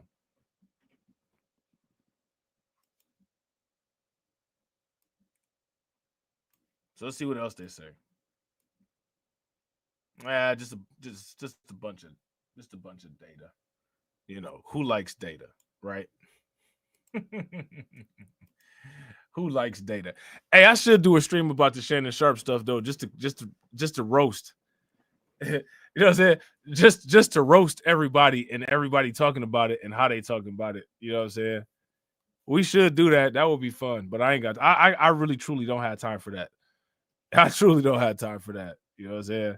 I only got time for the important stuff. You know what I'm saying? But yo, how come ain't nobody making no videos about that wild stuff Kanye talking about, man? Kanye talking about Kanye talking about, you know what I'm saying? Some really crazy stuff, man. I don't even want to say it. You know what I'm saying? On the I don't even want to say it on the live stream. You know what I'm saying? Kanye sitting up there talking. Kanye sitting up there talking about hot dogs and all that, man. You know what I'm saying? They finna call Kanye Oscar Mayer. Yeah, shout out to AB. He said he was eating beans and Franks. You know what I'm saying? Shout out to AB. Or shout out to Hurricane. I appreciate you, bro. Make sure y'all show Hurricane some love. Throw some flames, some radiation emoji, and some ducks in the chat for Hurricane for funding the organization. So dumb. You are really dumb. For real. Oh, you are so dumb. You are really dumb. For real. Yeah. I noticed that. Shout out to Carlton. Hey, I noticed that. What's going on there?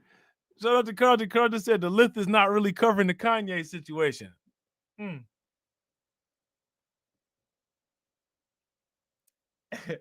Shout out to Alpha Male Pimp Network. Alpha Male Pimp Network said if you do a live stream on Shannon Sharp, it will lean more towards red pill and roasting simps like you do Fresh and Fit.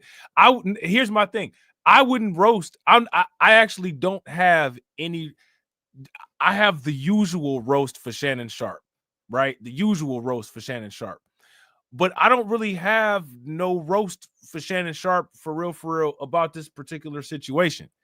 If you ask me, I think that everyone who's talking about this situation in most cases is really for real showing how blue pilled they actually are. You know what I'm saying? I think that a lot of the people talking about this situation is blue pilled. You know what I'm saying?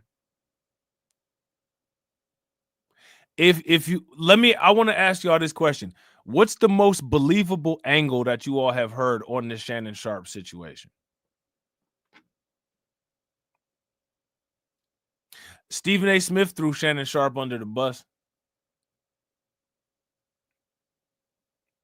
If you ask me, most people that's talking about this are throwing Shannon Sharpe under the bus.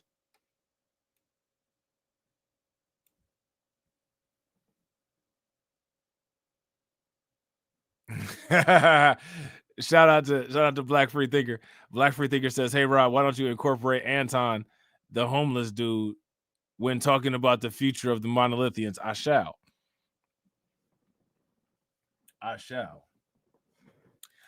Let me ask y'all this. Let me ask y'all this.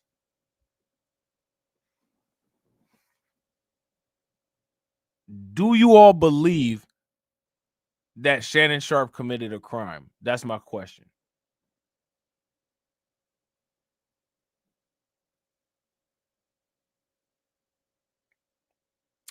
And if you ask me, you know, I seen all these videos. Yeah, I gotta agree with Alpha Male Pimp Network. I don't believe Shannon Sharpe committed a crime.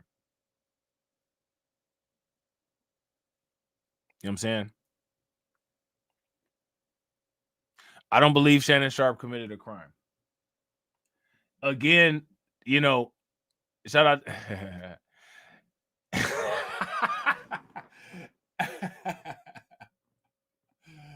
Oh man, shout out to AB. AB said they use Bible. Hey, listen, I'm dead. AB said they use Bible words like sodomy. Yes, it's alleged that he broke her ass. Hey, what did Fabulous? Hey, what did Fabulous say on that song with with DJ Drama and Wiz Khalifa? Like they like astrology. You know what I'm saying?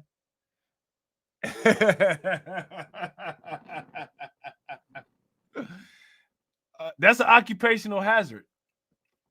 You know what I'm saying? Now, even if that's the case, right? Let's say she got injured during work. If she had to use this, if she had to sued him and said a workplace injury took place, if you ask me, she would actually have a better loss, a better case.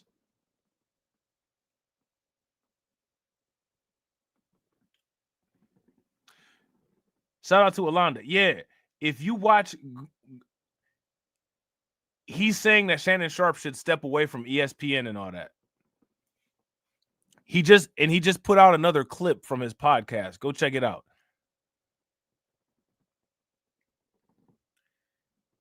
Now, if you're a paralegal, they say the tape is brutal. I bet the tape is brutal. I mean, I mean, when we say brutal, though, you know what I'm saying? Does brutal necessarily mean non-consensual?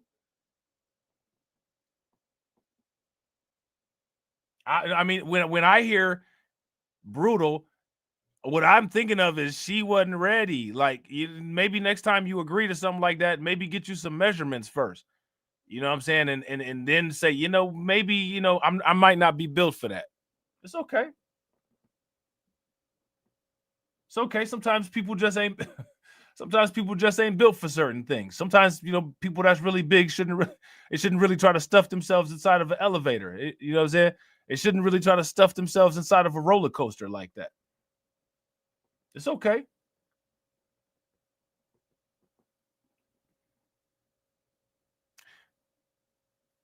Listen, it's brutal.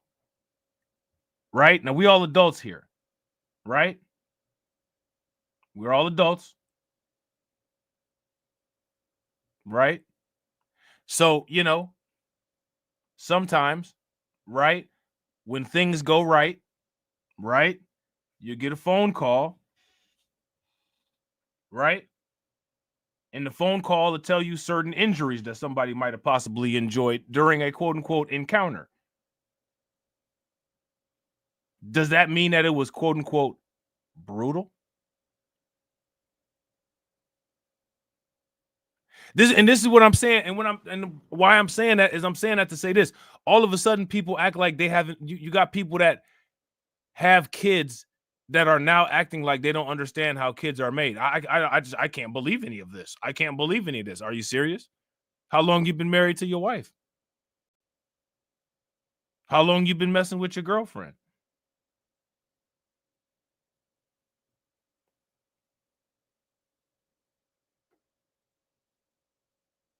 So now, you know, when you're giving it to somebody, right, and they tell you to do something, now you're not supposed to do what they tell you to do because you run the risk of, quote unquote, brutalizing somebody.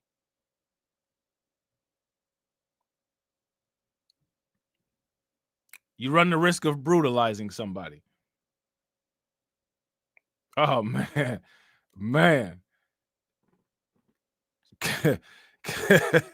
Cameron said Dwight Howard suffered the same injury. His ring popped. That's wild.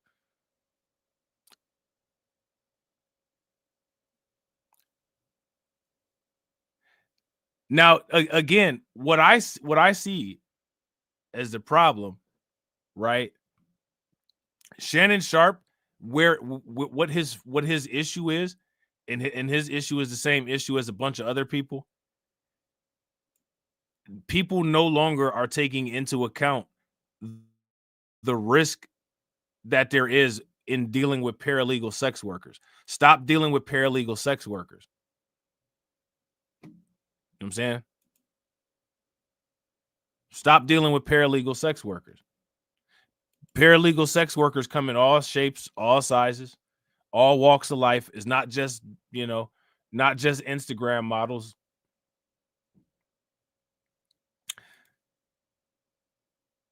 Shout out to Carlton. Carlton said, big black man choke small white woman. Shannon Sharp. That was silly of him to say. Did he say that? Now, now listen, again, this is going to sound crazy, right? I don't think that's crazy of him to say. Why do I not think that that's crazy of him to say? Go on any porn site and look up the top 100 titles of any interracial sex video and tell me how they compare to this statement here. But here's the issue where here is where now look, shout out to Carlton Way. Carlton Way said the alt-right will eat for weeks off of Shannon's comment while watching porn on Blacked that literally has the exact same title and it's companies that they own. I can't believe Shannon Sharp said this. While you actually find young white women to do these, you know what I'm saying, porn scenes with big black dudes so that you can sell them. You will act outraged until the money falls into your hand. You know what I'm saying?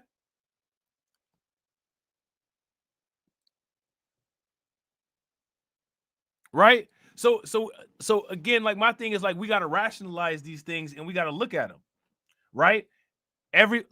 Now what I want is if everybody is outraged, by Shannon Sharp saying this, right? Make sure you go and censor all of the titles of all the interracial porn. Bang Bros, all of it. Even porn that's not interracial got crazy titles.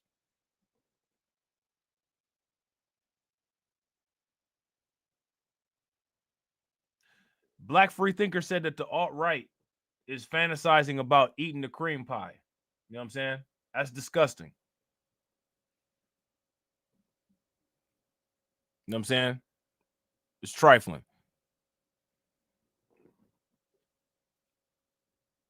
Now, again, my thing is, if you're dealing with a paralegal sex worker, if you're dealing with a forensic sex worker, you got to understand that the forensic sex worker is talking to you in a way where she's constantly acquiring evidence and things that can be used against you. So why you would deal with somebody that does that kind of thing is beyond me. And you know people that fit these profiles, you know what I'm saying? OnlyFans models, fitness chicks. You know what I'm saying? Like, shout out to my man, Leonard DeYuta. Why would you continue to deal with people? Like, I've asked this question like all the time. This ain't no different than the Daisy and Fresh CEO situation.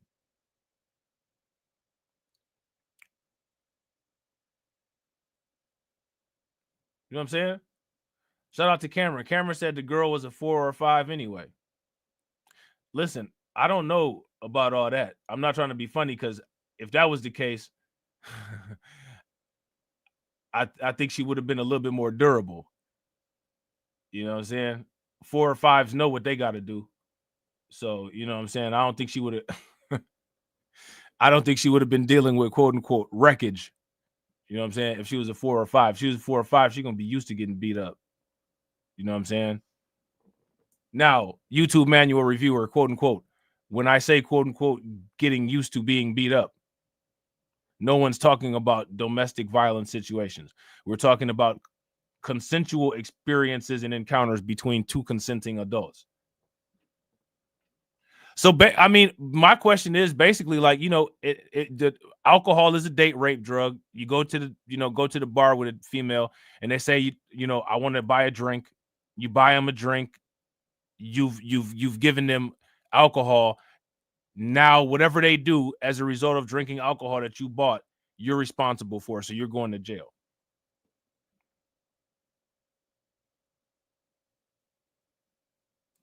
Exactly. Shout out to Cameron. Cameron said the recorded combo was very awkward. Long pauses. She was recording for when he moved on and she couldn't get another celebrity. Yeah, probably. Again, this is what I'm saying. These people are paralegal sex workers. They they go to paralegal sex university. They're specifically trained. And the thing is that, you know, it's a form of a hustle, right? So, you know, if they doing the hustle and they making the money off the hustle, then that's just what they doing. They doing the hustle and they making the money off the hustle. At some point, you know what I'm saying, people got to have discernment. Like, maybe I shouldn't deal with somebody like this.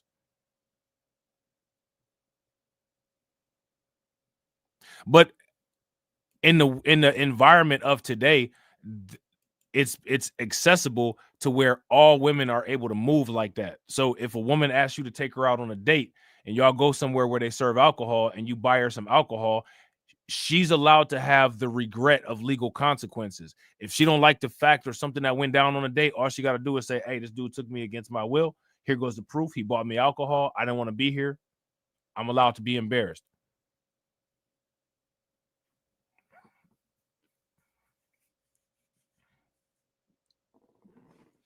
Shout out to AB. AB said Shannon tried to knock her back to the I be the poppy life. Look, that's what she signed up for. She allowed that.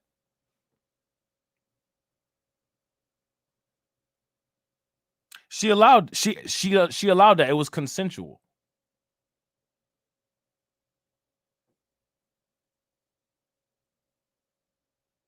Think about, and again, no offense to anybody listening in the comment section. You kind of can't like do these kind of things without getting graphic. So just imagine, you know what I'm saying, something, you know, situation happened and the female's like, yo, do this to me.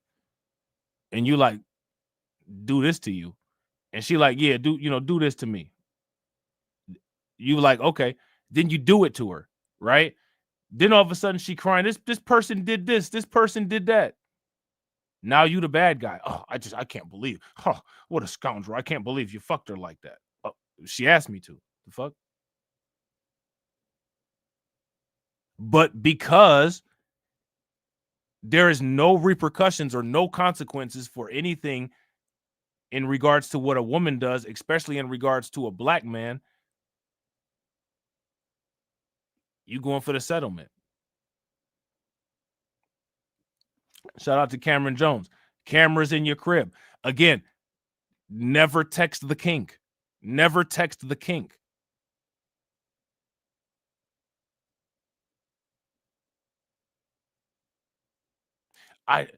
She'll say something crazy. I just want you to put your hands around my throat. I'm not responding. That's gonna be one of them ones that it says red under, and it's not gonna get a response back. And I'm gonna screenshot it.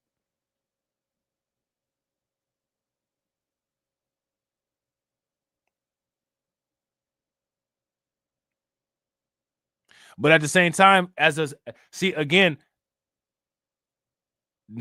being reckless is not a criminal. Is not a criminal offense, and this is why this trial is not taking place in a criminal court.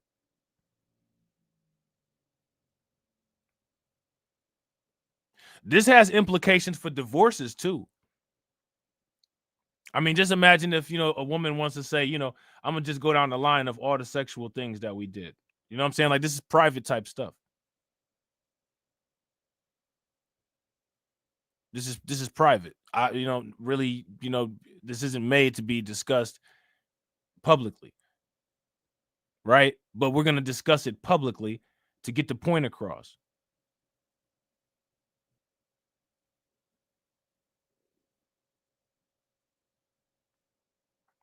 And a woman can a woman is always under duress. She's always under duress. They're in a constant state of being under duress.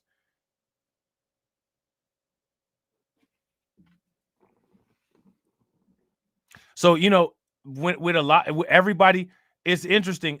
And again, it's interesting how this works.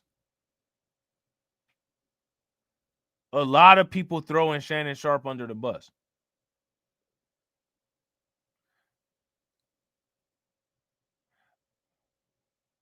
Or people are taking weird angles and trying to discuss everything around the actual situation that's going on.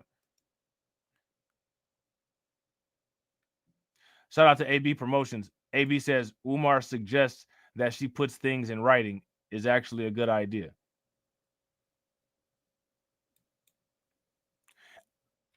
Now, with Umar Johnson,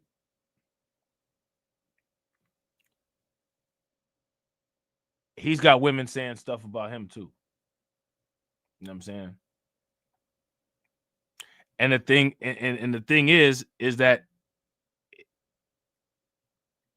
if you're a black man, you got to understand that the way that society is engineered, that your word is worthless. So the only way that you can ever overcome these type of situations is that you absolutely annihilate people with the truth. I'm not trying to be funny, man, but like, to be honest, like, if you're going to deal with these type of sex worker chicks, it might not be a bad idea to just, if you're doing it that way and you're moving that way, just immediately release the entire sex tape. Here go the sex tape. This is what happened. You know what I'm saying? Here go the date, the night before, body cam from the date. Here go us going back to the crib. Here go me rearranging them guts like she asked me to. Here goes her leaving. Show me the crime. I'm not paying you shit. And now everybody knows how you move.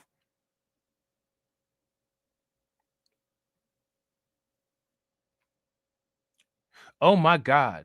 Oh my God. He's just showing intimate. I'm going to show intimate detail.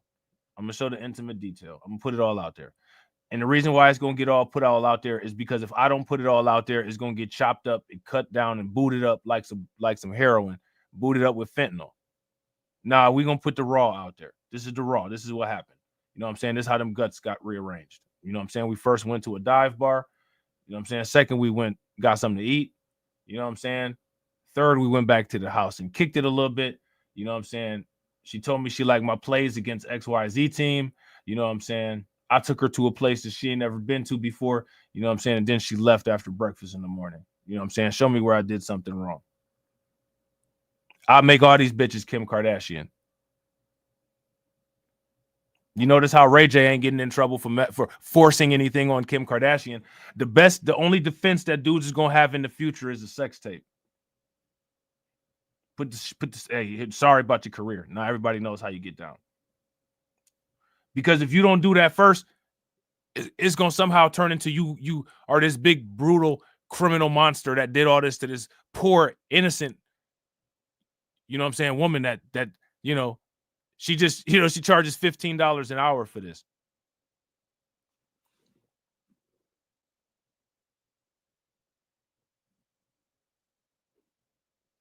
Why is it that when it comes to these type of situations, women never sign a non-disclosure agreement? All the chicks, you know what I'm saying, that's all the chicks that's getting brutalized and vandalized in these $1 million, billion-dollar fuck situations, why are they not putting out non-disclosure agreements? I don't want this to be disclosed. I want to sign a contract of civility where it's only certain things that you can do to me. How come they don't put, how come, I mean, they could do that if they wanted to. Why don't they do that? Why is it only the dudes that do a non-disclosure agreement, which the non-disclosure agreement and for a dude is almost as ineffective as a restraining order on a woman. In most cases, restraining orders don't work for women. And we clearly are seeing evidence that non-disclosure agreements don't work for men. It took her that long. Shout out to Cameron Jones. Cameron Jones said she came back 2 years after getting forced.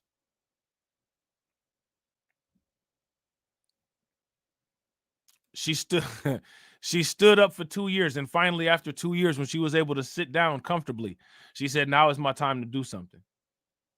Now is my time to do this on behalf of all women."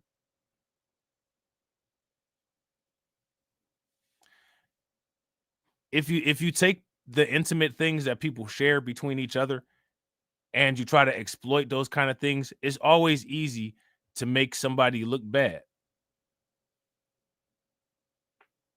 Again, because most people are not comfortable, with their fetishes, which is why they keep it a secret.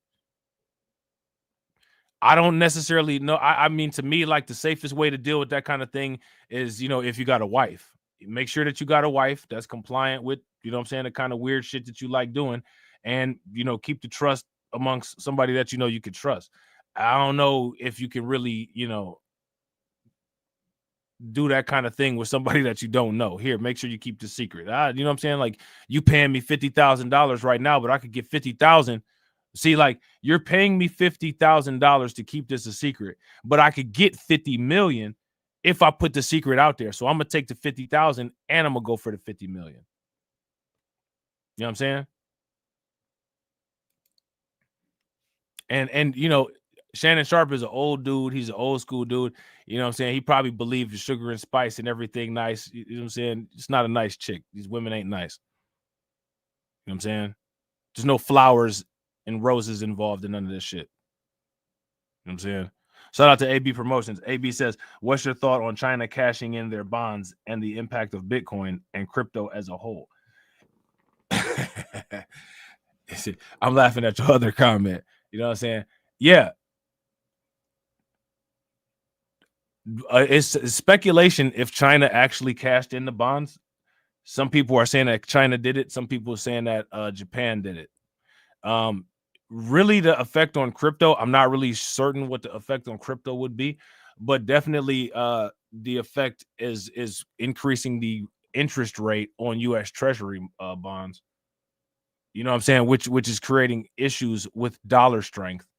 Right. So that if there's issues with dollar strength, then that means that you could buy less with a dollar, which in theory should, kind of increase prices of particular things, which might be one of the reasons why Bitcoin is where it's at. You know what I'm saying? Shout out to AB.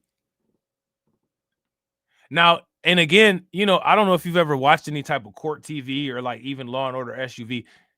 You can't even if this is going on in court, you can ask humiliating and embarrassing questions to a man, but you're not allowed to ask these type of humiliating and embarrassing questions to a woman. You know what I'm saying? She could say this to get all the attention that she wants, but then you can ask, well, how many times have you experienced a broken ass? And how was it broken? Objection, Your Honor. You know what I'm saying? This is a leading question. It's not a leading question. It's an occupational hazard. This bitch is a sex worker.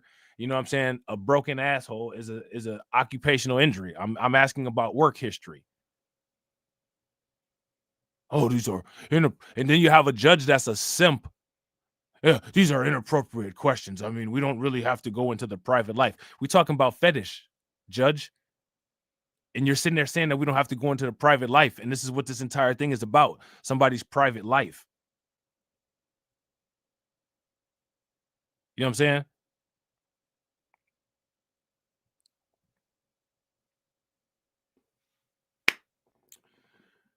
My thing is, people got to move smarter. They got to move smarter. it's all these kind of piranhas is around. You know what I'm saying? And then, you got, now again, like with the comments that was made, right? This type of quote unquote, race play thing, right? That's what people are focusing on. And again, as far as race play goes, that ain't nothing but it's a fetish. It's all different kinds of fetishes.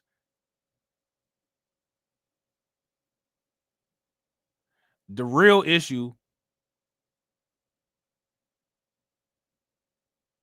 is that people need to protect how they move.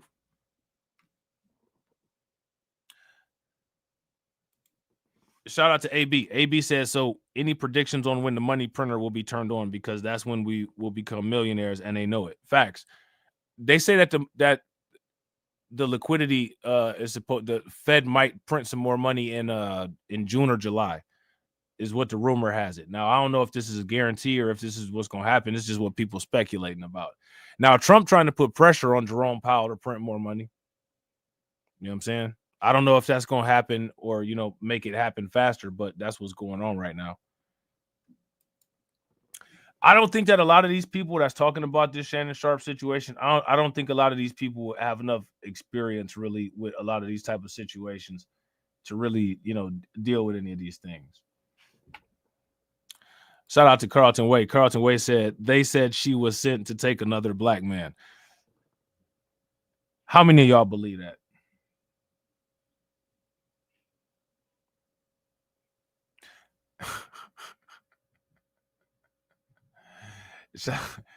Now, look. Now, shout out to Brooklyn Queen, right? Brooklyn Queen said, real talk, Shannon is too old to be this game goofy.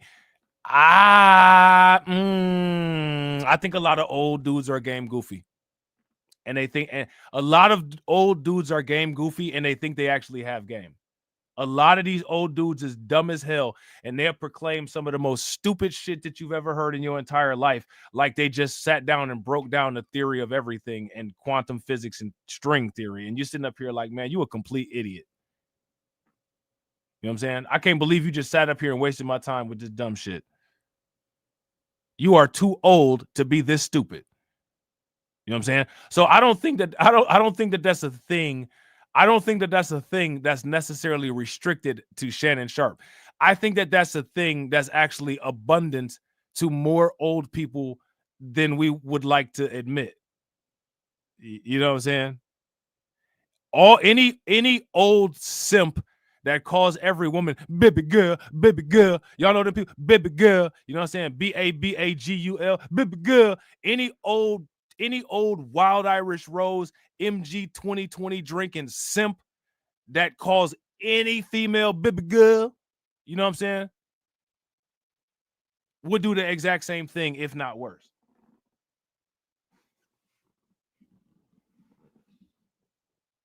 You know what I'm saying?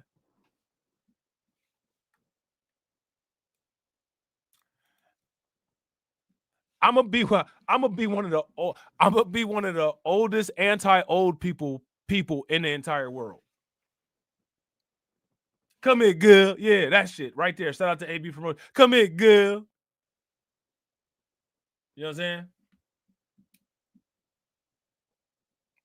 Shout out to Cameron Jones, the old dude that smashed Jada for money and set it off. Facts. If you smashing for money, understand that that's what you're doing to smashing for money. I'm not going to sit there and clown you. Oh, you paid for this? Okay. Because some stuff you got to pay for, right? But if you, you know what I'm saying? If you pay for a sports car and you mistakenly believe in your mind that you bought a minivan, that's a you problem. Something wrong with you. You know what I'm saying? Something's wrong with you. You didn't buy a minivan. You know what I'm saying? You paid for a Porsche. You're not going to be able to put the family in that. Sorry. But a lot of these people, this is what happened. They put out, they put some money out there, and then they don't know what they bought. They think that they bought something else. You know you didn't buy that. Shout out to Twister. Shout out to Superfly. Now, come on, tell me, can you buy that? You know what I'm saying?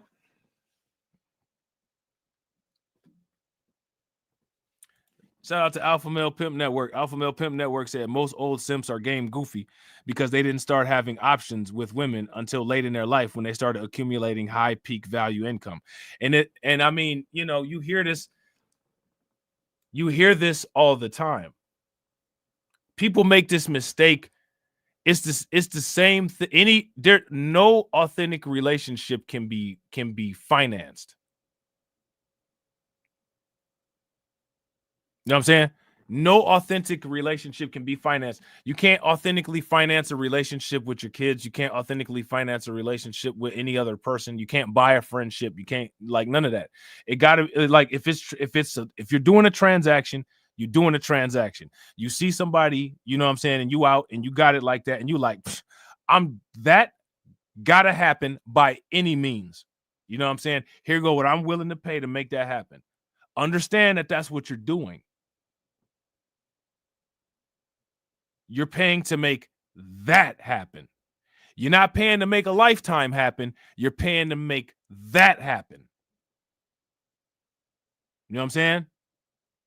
I don't even know why Shannon Sharp was, I mean, really, you know what I'm saying? Like, do it really make sense to mix business and pleasure and business and small talk? If this is what it was and you was doing business and it was business with this chick, you just had to, you know what I'm saying? Just had to have it.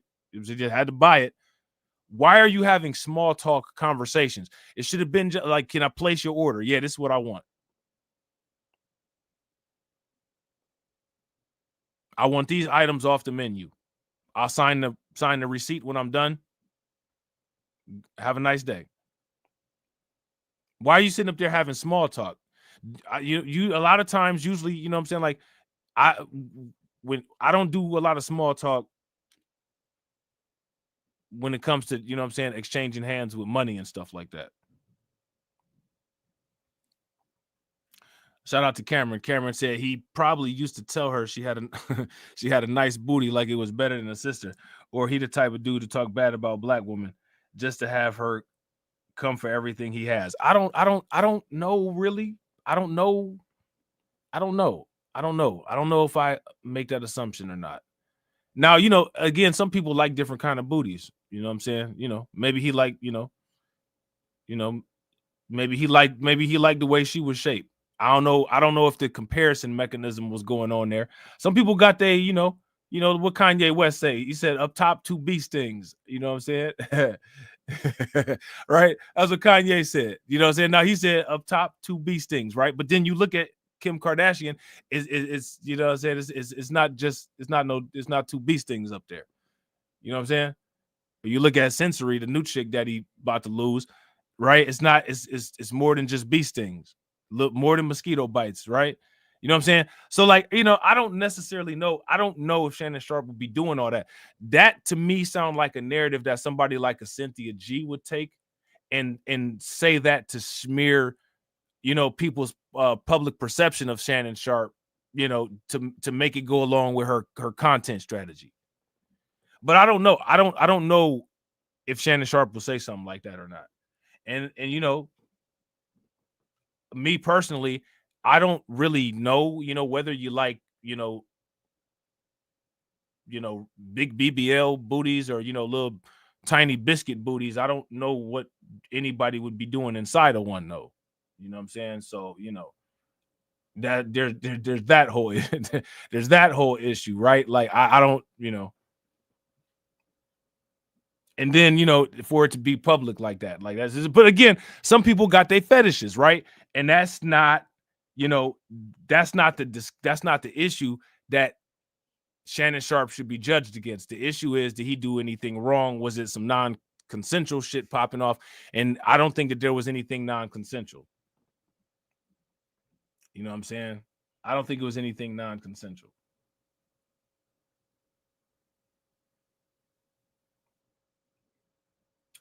Shout out to Cameron. Cameron said, "Remember Monique said, I heard you chasing white girls." Yeah, I mean, if you date a white woman, all of a sudden all the black people that never paid attention to you said that you was chasing white women. I mean, that's just the reality of it. You know what I'm saying?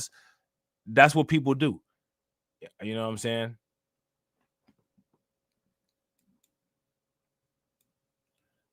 Now, you know, he wasn't like oh boy, what was his name? Kang the Conqueror getting hit. He was getting chased by a white girl. Right? You know what I'm saying? But that's you know what I'm saying? That's you know, that's what people yeah, like, I mean, I don't know if he was doing that or not, really. You know what I'm saying? And really honestly, you know, it ain't none of my business. You know what I'm saying? Like, if you know what I'm saying, people do what they do. You know what I'm saying? Like, you know, Mike Tyson wasn't really never chasing the white women. You know what I'm saying? And he ended up in jail on some allegations somehow. How that happened? You know what I'm saying? Robin Leach put him in jail. You know what I'm saying? Shout out to Alpha Male Pimp Network. Alpha Male Pimp Network says, so Rob, let me ask you this.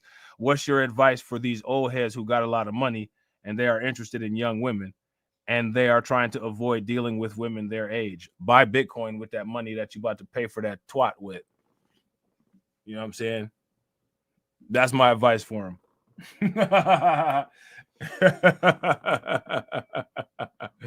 Yeah, him and Pac. You know what I'm saying? Yeah, you know. How that happened? You know what I'm saying? Joan Rivers, you know what I'm saying, levied them allegations. Joan Rivers levied them allegations on them. You know what I'm saying? It's just a lot of delusion that people want to live in. You know what I'm saying? And you know, my thing is, you know, people can do whatever they want to do. People can do whatever they want to do. You know what I'm saying? I never been into and I never believed in the dick policing. You know what I'm saying? The only time you should be dick policed, you know what I'm saying, is if you're in a consensual long-term relationship with somebody and that person, your wife or your girlfriend, is the one that's actually policing, you know what I'm saying, policing you. Other than that, you know, to me, like those are just gaslight talking points. Those are gaslight talking points. Somebody name. I want people to name me this. Name me the women. Name me the white women that Tupac and Mike Tyson chased, and then name me how they got in jail. What about Clarence Thomas? Right, the white woman that Clarence Thomas chased, he's married to. Who put some sexual allegations against Clarence Thomas? You know what I'm saying? And again, right, this is coming from the same people that rather had a slave master money than the Bitcoin without no slave master on it. So it's really all about people trying to manage what kind of exposure who has to what white person, and it's all really weird. It's all really weird. Yeah, I agree. Shout out to Cameron. Cameron said that's what I said. A woman is a woman, good or bad. Facts. And most women will get on girl code. So you're not gonna get an advantage in now. Somebody like Umar Johnson to sit there and lie to you. I'm not gonna sit there and lie to you. You're not gonna, if you're at work, you know what I'm saying, and you having a conversation or something is popping off, the women will look like the Rainbow Coalition going against you. You know what I'm saying? And all that YouTube shit will fall apart right in front of your face while you sitting in HR. You know what I'm saying? Shout out to Alpha Male Pimp Network. Alpha Male Pimp Network says Mike Tyson's other allegation, or wait, my other question is, does it make a difference if older middle-aged women hit you with Me Too allegations versus a younger female in her early 20s? Anytime, any female allegations are always damaging to a man. That's why men should really reduce their risk and not really have a lot of exposure to women. You know what I'm saying? You should be exposed to the women that you're interested in, that you have access to, and just randomly talking to a whole bunch of women. Even if you are a dude that has a reputation of being around a lot of women, or you got a lot of female friends, other women will take that and attempt to smear your character with that. Well, you always around a bunch of women.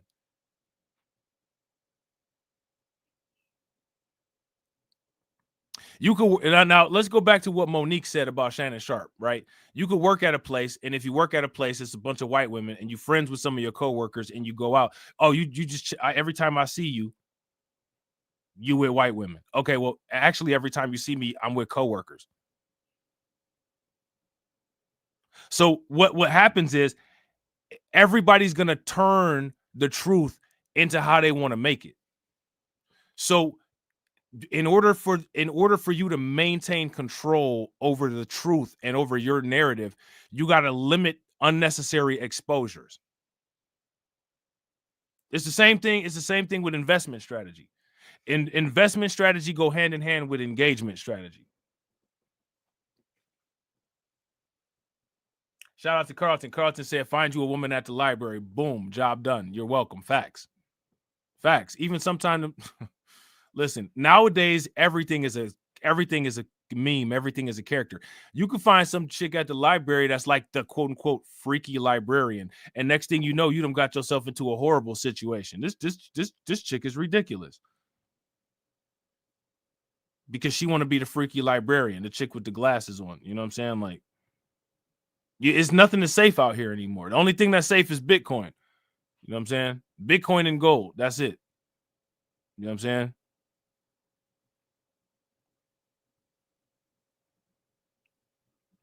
Look, a lot. Listen, and again, you know, like I said, there's nothing wrong with that. It's just that everything has a place and everything has a time, and then like what happens is, you know, people would tend to weaponize things against other people.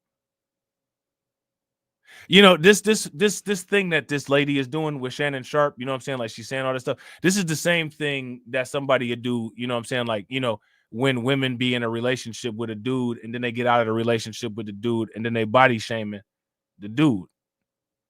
They body shaming the dude. Now, females are allowed to body shame men, and it's perfectly okay, and they've been doing it for years.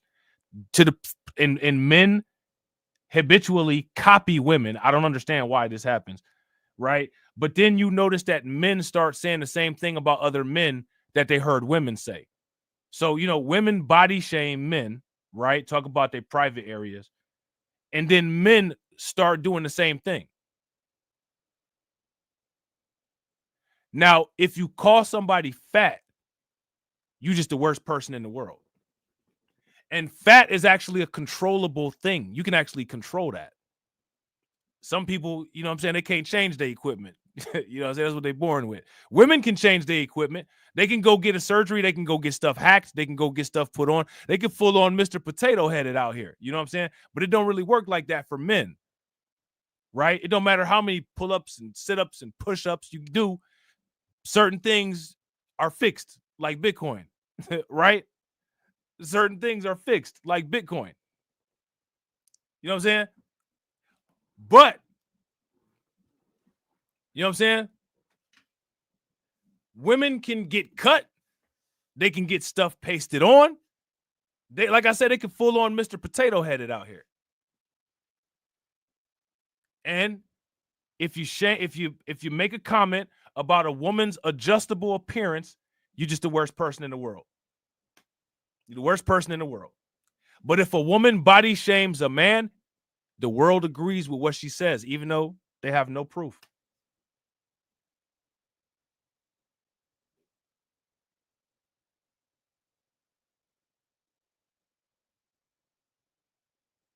They have no proof.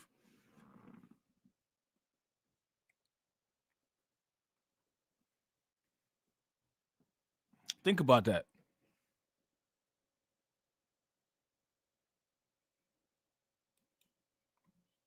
Think about that. That's what we got to deal with.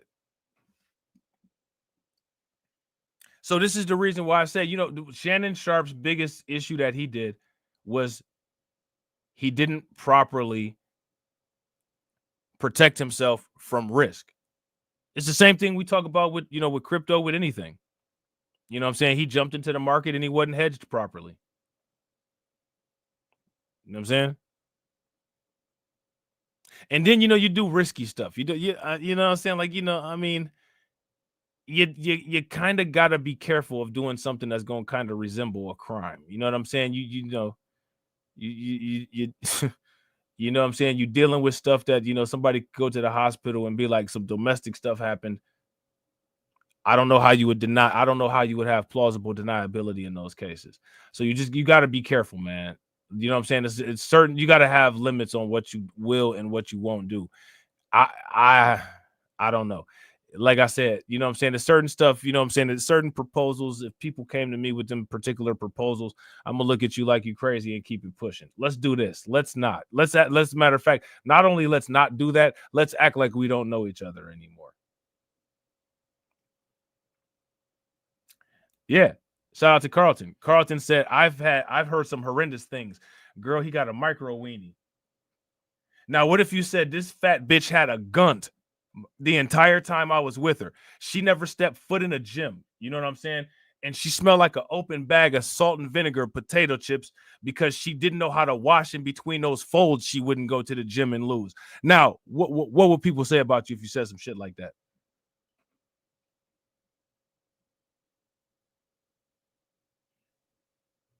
What would people say about you if you said some shit like that?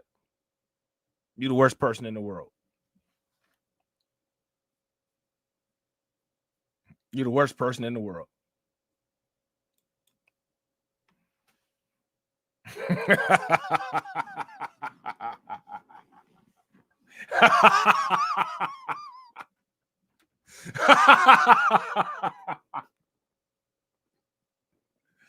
Shout out to Carlton. Yeah, you get canceled. You get canceled. You know what I'm saying? Yeah. You know what I'm saying? You got this, you've got this nuclear muffin top with stretch marks and perforations. With stretch marks and perforations hanging over your belt. You look like you're upside down and shit. You know what I'm saying? Like, you know what I'm saying? Like, imagine if you just said shit like that. You shaped like a Goomba on Super Mario Brothers. That's not going to go over very well. Yeah. Your neck look like something that Kanye West would eat. You know what I'm saying?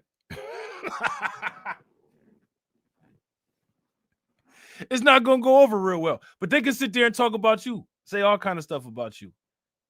Every dude is supposed to be, you know what I'm saying, an Atlas Gold's Gym bodybuilder. Being critiqued by somebody that looks like Jabba the Hutt, you know what I'm saying, with a tube top on. Like, come on, man, miss me with that. Miss me with that shit. But then, if you say this, something's wrong with you. Something's right with you. You know what I'm saying? It's no excuse for a man to not be in shape.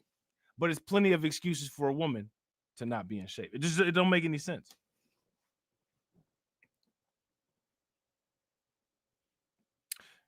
My thing is, this is the world that men have created. This is the world that this is like James Brown said, this is a man's world. And James Brown said it, and then he simped. And it's nothing without a woman or a girl. So this is what you got. This is the man's world where it's nothing without a woman and a girl. So a woman and a girl's word and a woman and a girl's opinion is what sets the standards of a man molding a man's world, according to the Godfather of Soul and many other people. No offense to the Godfather of Soul. Rest his soul. You know what I'm saying? Yeah, that's the Goombas. You know what I'm saying?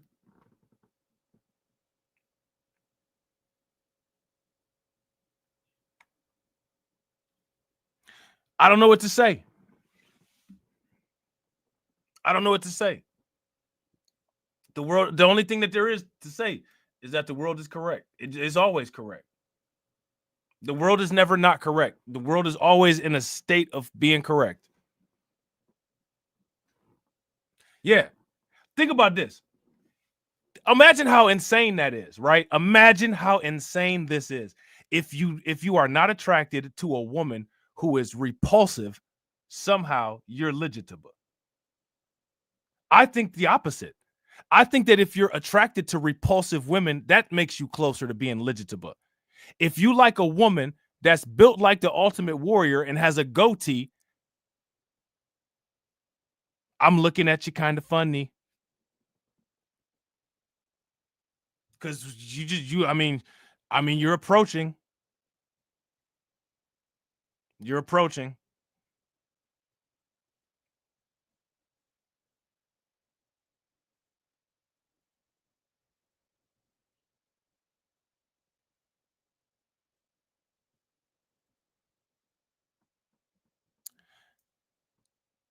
To me, one of the things that define beauty is a woman not looking like a man. A woman not acting like a man. The more opposite of a man a woman is, that increases the likelihood of beauty, right? So if you are ugly and you have a mustache and you have hairy legs and hairy armpits and you're built like the No Limit Tank, it's a lot more dudes look like that. If a dude is attracted to something like that, what are you not attracted to? You'll do anything. You like Mikey with the Life cereal. You'll do anything. You'll eat anything. But women will sit there and say, "Oh, you said that this was you said that this person was ugly? You're legitimate." What? So I'm saying this chick that got a mustache is not the chick for me. And because I don't want, you know what I'm saying, to deal with somebody that got more hair on their upper lip than I got, that makes me LGBTQ, you idiot. You know what I'm saying? I guess. Shout out to AV Promotions. AV Promotions said, my wife said that's not nice, but she cracking up laughing though, ain't she? She dying laughing because she know I'm right. You know what I'm saying?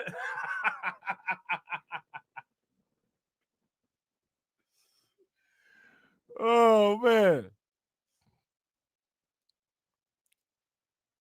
You know what I'm saying? Now think about that. I want y'all to think about how logical that is. Like, it don't make any sense. It don't make any sense.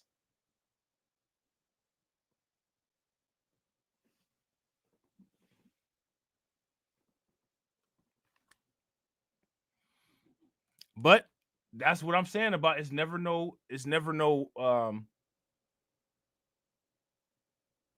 she said, so what? She laughed. That's it. That's it. I just needed the confirmation. It's just like sending the money to the blockchain address. I just needed the proof of work. That's it. You know what I'm saying? I just need the proof of work. That's it. You know what I'm saying? This shit is just crazy though, man. This shit is crazy. But again, though, this is the man's world. Look, yeah, right. Fact. Shout out to John Guillory. John Guillory said, "No Limit Tank make you say, right. No Limit make me say, yeah, nah. You know what I'm saying? nah, right?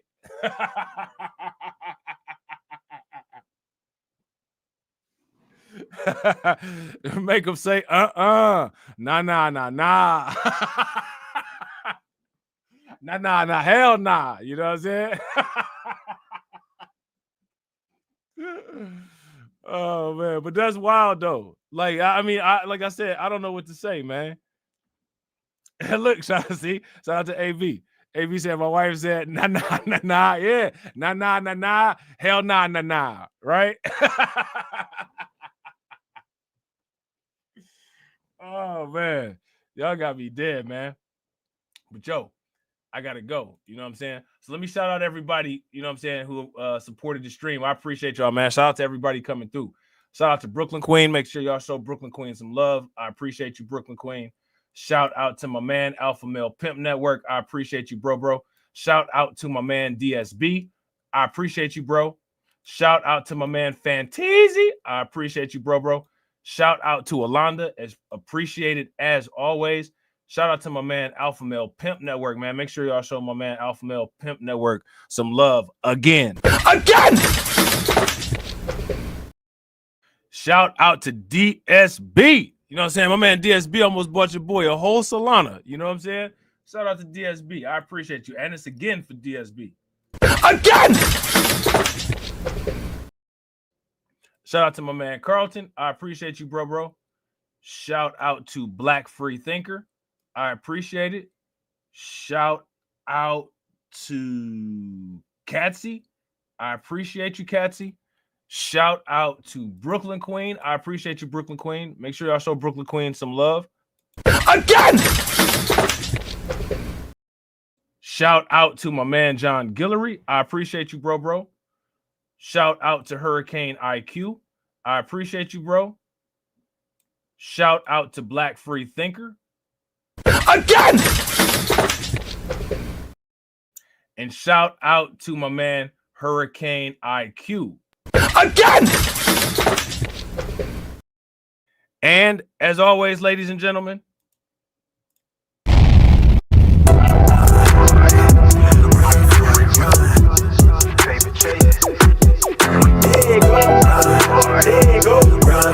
Run.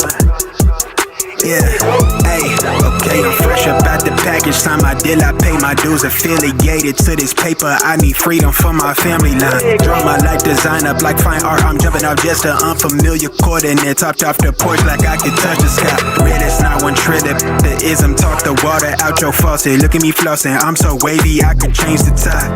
My intuition sense the hatred in your ways. You imitated, forging lines, claim meaning means that's just to justify.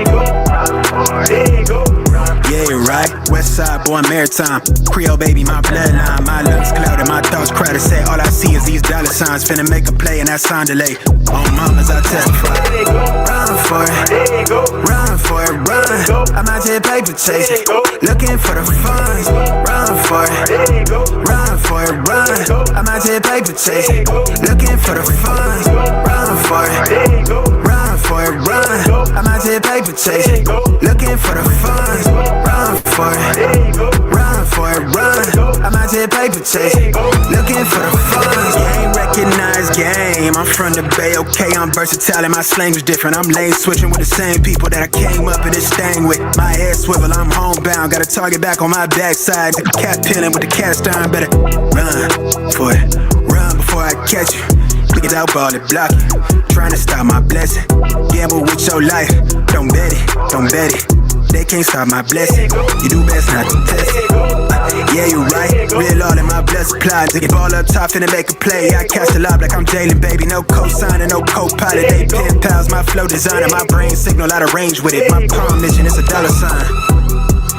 If I say it twice, then I meant it right. My brain signal out of range with it. My palm mission, it's a dollar sign. You know, co-signer, no co-pilot. They pen pals, my flow designer. My brain signal out of range with it. My palm mission, it's a dollar sign. Run for it, run for it, run. I'm out here paper chasing, looking for the funds. Run for it, run for it, run. I'm out here paper chasing, looking for the funds. Run for it, run for it, run. I'm out here paper chasing, looking for the funds. Run for it, run for it, run. I'm out here paper chasing, looking for the funds.